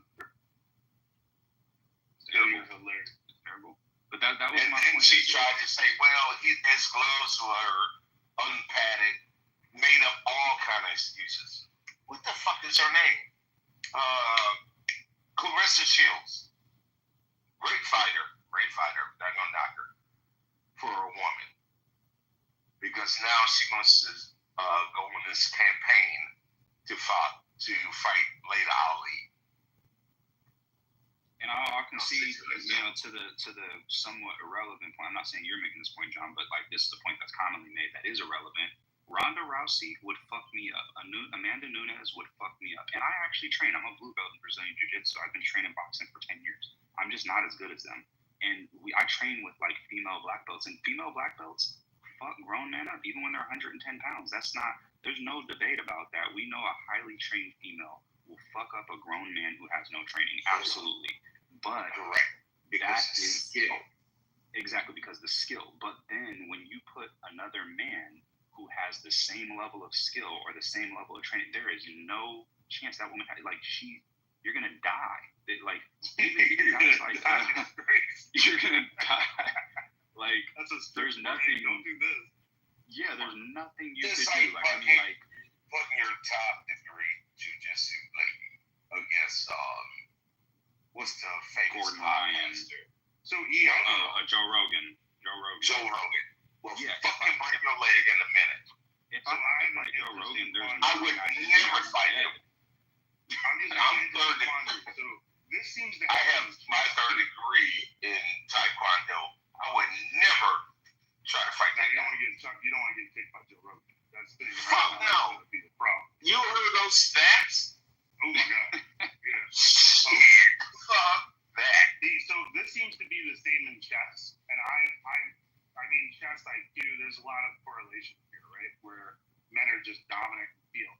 And I've always asked the question that, like, I've looked at like what's competitive and I don't know, has a physical attribute where chess is one of those things, endurance running is one of those things, but it does not seem you're about to make me get real sick.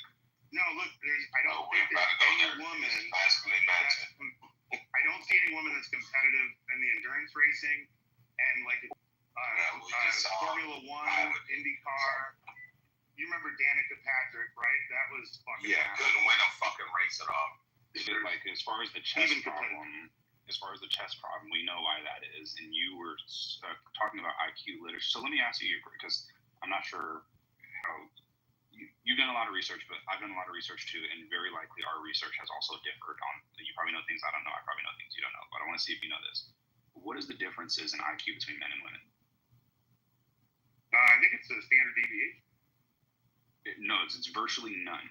It's virtually identical in terms of their IQ differences, but there is a difference at the outsets of it. So in terms of average IQ, they're virtually identical. There's no difference that you can really find whatsoever. Yeah, I'm talking about the high end between them. But yes, but also the low end. So the reason it's average is because all the stupidest people in the world are men, and all the smartest people in the world are also men.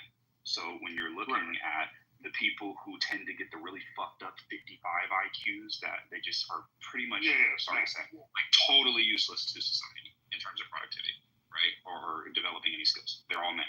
And then when you got the people, the Bobby Fishers and the people with 180 IQs and 190, most virtually all men tend to be men. They're virtually all men. So when you look at what does it take to be a Magnus Carlsen, there's no training to become a Magnus Carlsen. And KP, if you don't know Magnus Carlsen, best chess player who's ever lived, pretty much. Basically, there's no training to be a Magnus Carlsen. this is a superior, just like there's no training to be a Usain Bolt. You know, like you could train your whole fucking life. You're never going to be able to run like this man. He's just got freakish genetics, you know, similar to a John Jones guy who's just got So why is freakish there some genetics. women with freakish genetics? Like even Fogelson or whatever her name is, the German chess player, she's the best woman ever lived. I think she's 24, 2500, something like that. She ain't even close to Magnus Carlsen. Yep. Like it's so far apart. Yeah, the girl who did the Queen's Gambit too. Yes. Like, she's also way far apart. She wouldn't be able to. Yeah, the level of not even in the same ballpark. Yeah, it's the insane. greatest programmers that ever lived that are on the women's side, like Ada Lovelace, that the programming language is made out of, not even raise a candle to catch Not on. even in the. And not even in the. What was the chess player that ended up fleeing to Canada because of charges he was getting charged of? Huge in the 80s. Bobby Fischer? Yes. Yeah. Yes. Bobby Fischer still wasn't as good as Magnus Carlsen. Yeah, he was really good, but Magnus Carlsen. That what got me into playing chess. Even Hikaru is better than Bobby Fischer ever thought of. Oh yeah. Because of computers and all sorts of stuff, there's not even a comparison between people today and chess and people, you know. But that's where we go into the patriarchal domain, where I'm willing to slightly be misogynistic, but more so patriarchal than misogynistic, is that women can't compete with men in pretty much most competitive domains because they're not wired to be competitive. They're wired to be well, yes, they're wired to be social. They're wired to be connected. They're wired to be what's the word that I'm looking for that I can't think of? Yes, nurturing is the opposite of competitive, collaborative, you know, in that sense. So when you like a male, what do you think? Protect and provide. When you look at a female, why does she have breasts in the first place? You know, it's to nurture her children. It's to be caring. So exactly, but that's the thing is they're not wired to be competitive. Just like we're not wired to be docile. That's why society doesn't reward us for being docile. My wife is a very smart lady, but she doesn't have any interest in chess and or things. Like I like chess and cameras and engines and, you know, electric and all these things. She has zero fucking interest in that shit, bro. Biology, chemistry, like zero interest. Smart lady, works in medicine, has zero interest in doing medicine or learning about it on her time. Like it's just because it pays her bills. It's very utilitarian. So, but I would tell you, she's in medicine, right? Yeah, she went into nursing like most girls do. That's egalitarian. But if you notice, maybe her female friends that's in medicine as well, how they are trying to become so masculine. It's insane. I can't stand talking to them fuckers. Well, dude, my wife's very egalitarian. I mean, we have a lot of kids. She puts on makeup before I get up in the morning. You know, she's not. But I get what you're saying, KP. You're saying that you can't stand the fucking modern. This is why I don't like female rappers. I'm sorry. It's very rare that I can appreciate it because it's an imitation of trying to be a nigga, and you're not. And it's like it don't even sound right when they say certain stuff. Like. They'd be like, yeah, and that nigga ate my ass, and I put it like, and it's just like, no, that's not. Or even hear young women say, suck my dick. It's like, oh my God.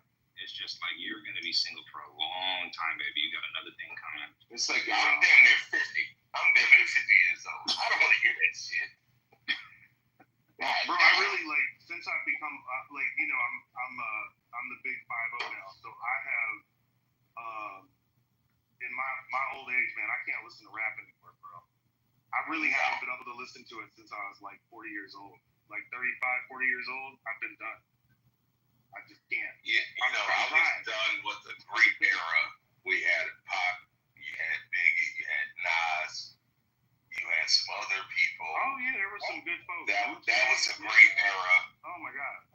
Now you can go back to Houdini was one of the dopest groups. This new shit, like, what the fuck did you just say? I ain't gonna there's certain motherfuckers that you can't knock. You can't knock Dre. You can't knock E40. You can't knock Larry June if you know Larry June. E40 is hilarious. Well, that's our age. They're all old school though. Yeah, they're in our age group. Yeah. Hey, but you know Larry June's a little bit older than me. Actually, let me ask you, John. How old do you think I am? 32. 32. I'm 25. Right? Yeah, I was pretty close. Yes, sir. But that's why I say like certain. Hey, man, I'm older than both y'all daddies. I'm 50. What are we talking? Oh, not you. Yeah, I was born in 75. I'm an old father. Dusty nut, brother. KP, you was fucking real young, man. I got 30-year-old children. Well, right. What's on? Yeah, given that Kevin Samuels is in your heart. In my time, man, we really changed what liberal meant. When Kay talks about liberal and progressive, like I think George Carlin was right now, and I think of him as a liberal, he would be canceled. Terrence McKenna, that I sent you, they would have thrown that motherfucker out in the street. Like Terrence McKenna be more canceled than he was in the 70s. You know, I'm talking about shit. When George, when he did his stand-up, that was like 92, 93-ish, I think. Yeah, his that's ass probably would have been 1997. He would have been cooked. Yeah, I think he died in like 04 to 07 or something like that. Maybe 08. When he said, hey, there's a big club, and your ass ain't in it. That dude was hilarious. But he was what I thought of as liberal, like a free speech advocate. Yes, he was very liberal. But everybody else down at progressives do not want that. They more Mao. Like everybody's got to follow our social policy, or we're going to socially exclude you. Yada yada. Well, that's why I wonder is like, how do we get back? And if he was alive, he'll be way far right now. He will be on the right. Yeah, he'd basically be a Trump supporter. That's how far the Overton window is. Yeah.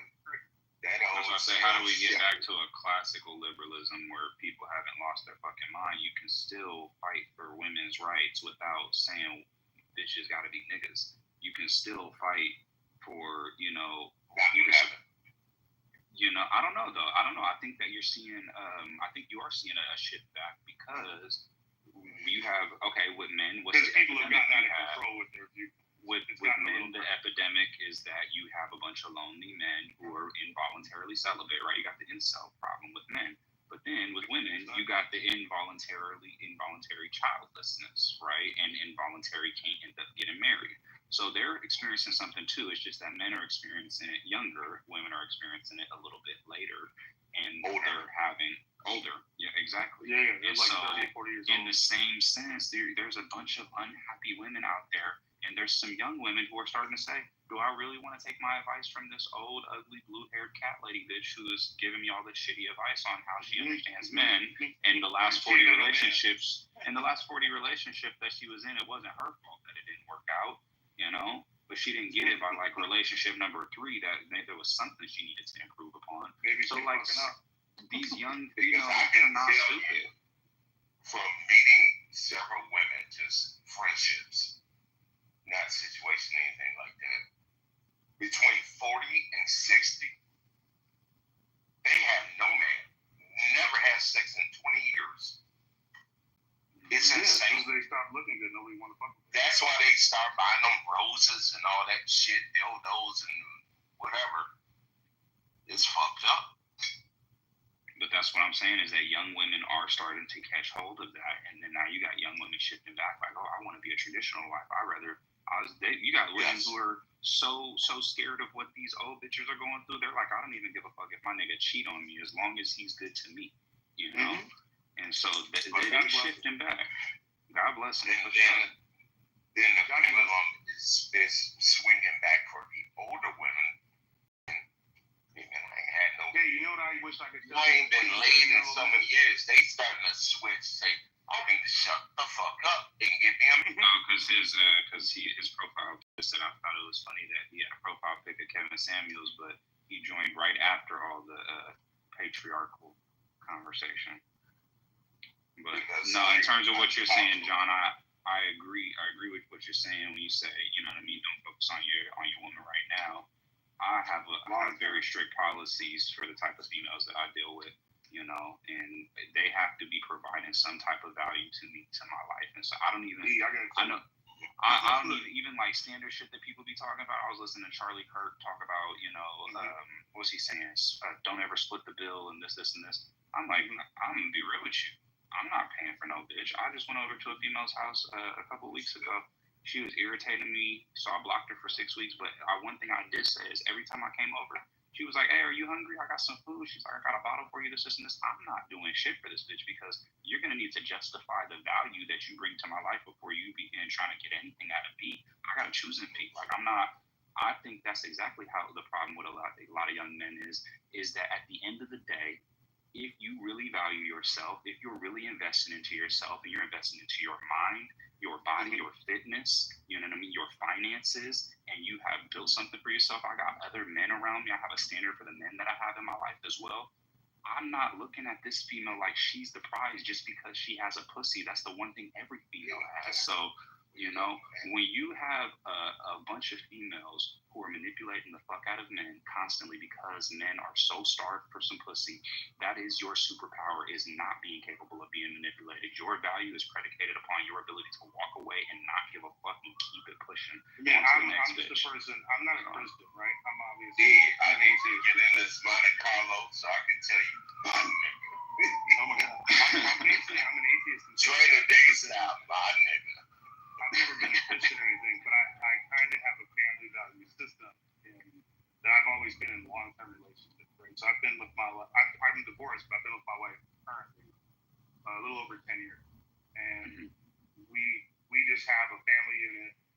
In it, like my household, my ex-wife is kind of a purple hair, but we have more of a family unit that's more of a conservative household overall, but we have very liberal ideas.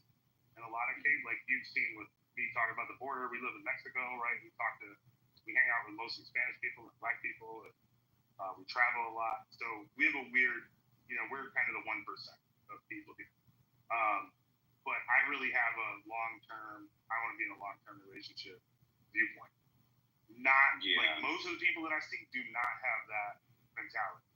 I certainly don't. And I don't see how I could justify it possibly. And this is the thing. I was just talking to my boy yesterday when he was watching these fights. He said, because he's super Christian, he was like, I don't see how, unless you were a Christian or unless you were somebody like me, how you could even justify monogamy for somebody like you. You know what I mean? And it's like, I don't see how, I'm not saying I would never, but like, God damn, this bitch better be like the Prince of Dubai or Princess of Dubai or some shit. You know what I'm saying? Like, you would have to really be some special type of, because outside of that, why is that a good offer? Even marriage, like the idea that I'm gonna split half my shit with somebody, you know, over like, no, we just have a woman in place now. We don't, you know, when I got married the second time, we put a legal agreement in place. There's a woman offered to you in that regard that makes it worth considering her to that high of an esteem. She on my back. Like, give you for instance, I was in New York. Pussy and companionship. Yeah, I was in New York and I needed some shit done in Phoenix, and she took a flight to Phoenix, bought a house, didn't need my help, and just got everything right so that we could get up there when I got back, so that I could, you know, move the business forward up there. So, what I know, she what I would travel actually know, you know, so. That's dope. And I can respect that she's of utility, and I don't mean that to be condescending in any way, right? But like my homie, for example, you know, he be taking. I don't even care. Hold on, brother. Okay, but you don't care. You don't care. There's other people that don't have knowledge of this that may care, right? So this whole entire room is being streamed to fucking Twitter. This whole entire room is being streamed. He's been here for hours. Okay, I'm again. I believe in having people having consent, right? Right. So as long as everybody on stage knows that what you guys are saying right now, again, as long as everybody on stage knows that you guys are being the stream to fucking Twitter. Okay, all right. The replays are on, bro. And it's a pro-nuclear family room. They can stream it wherever they need to. God's blessed. You know, We already know what he does. That's it. So just chill. And if you don't want to be streamed, guess what you can do? Leave the fucking room. Simple.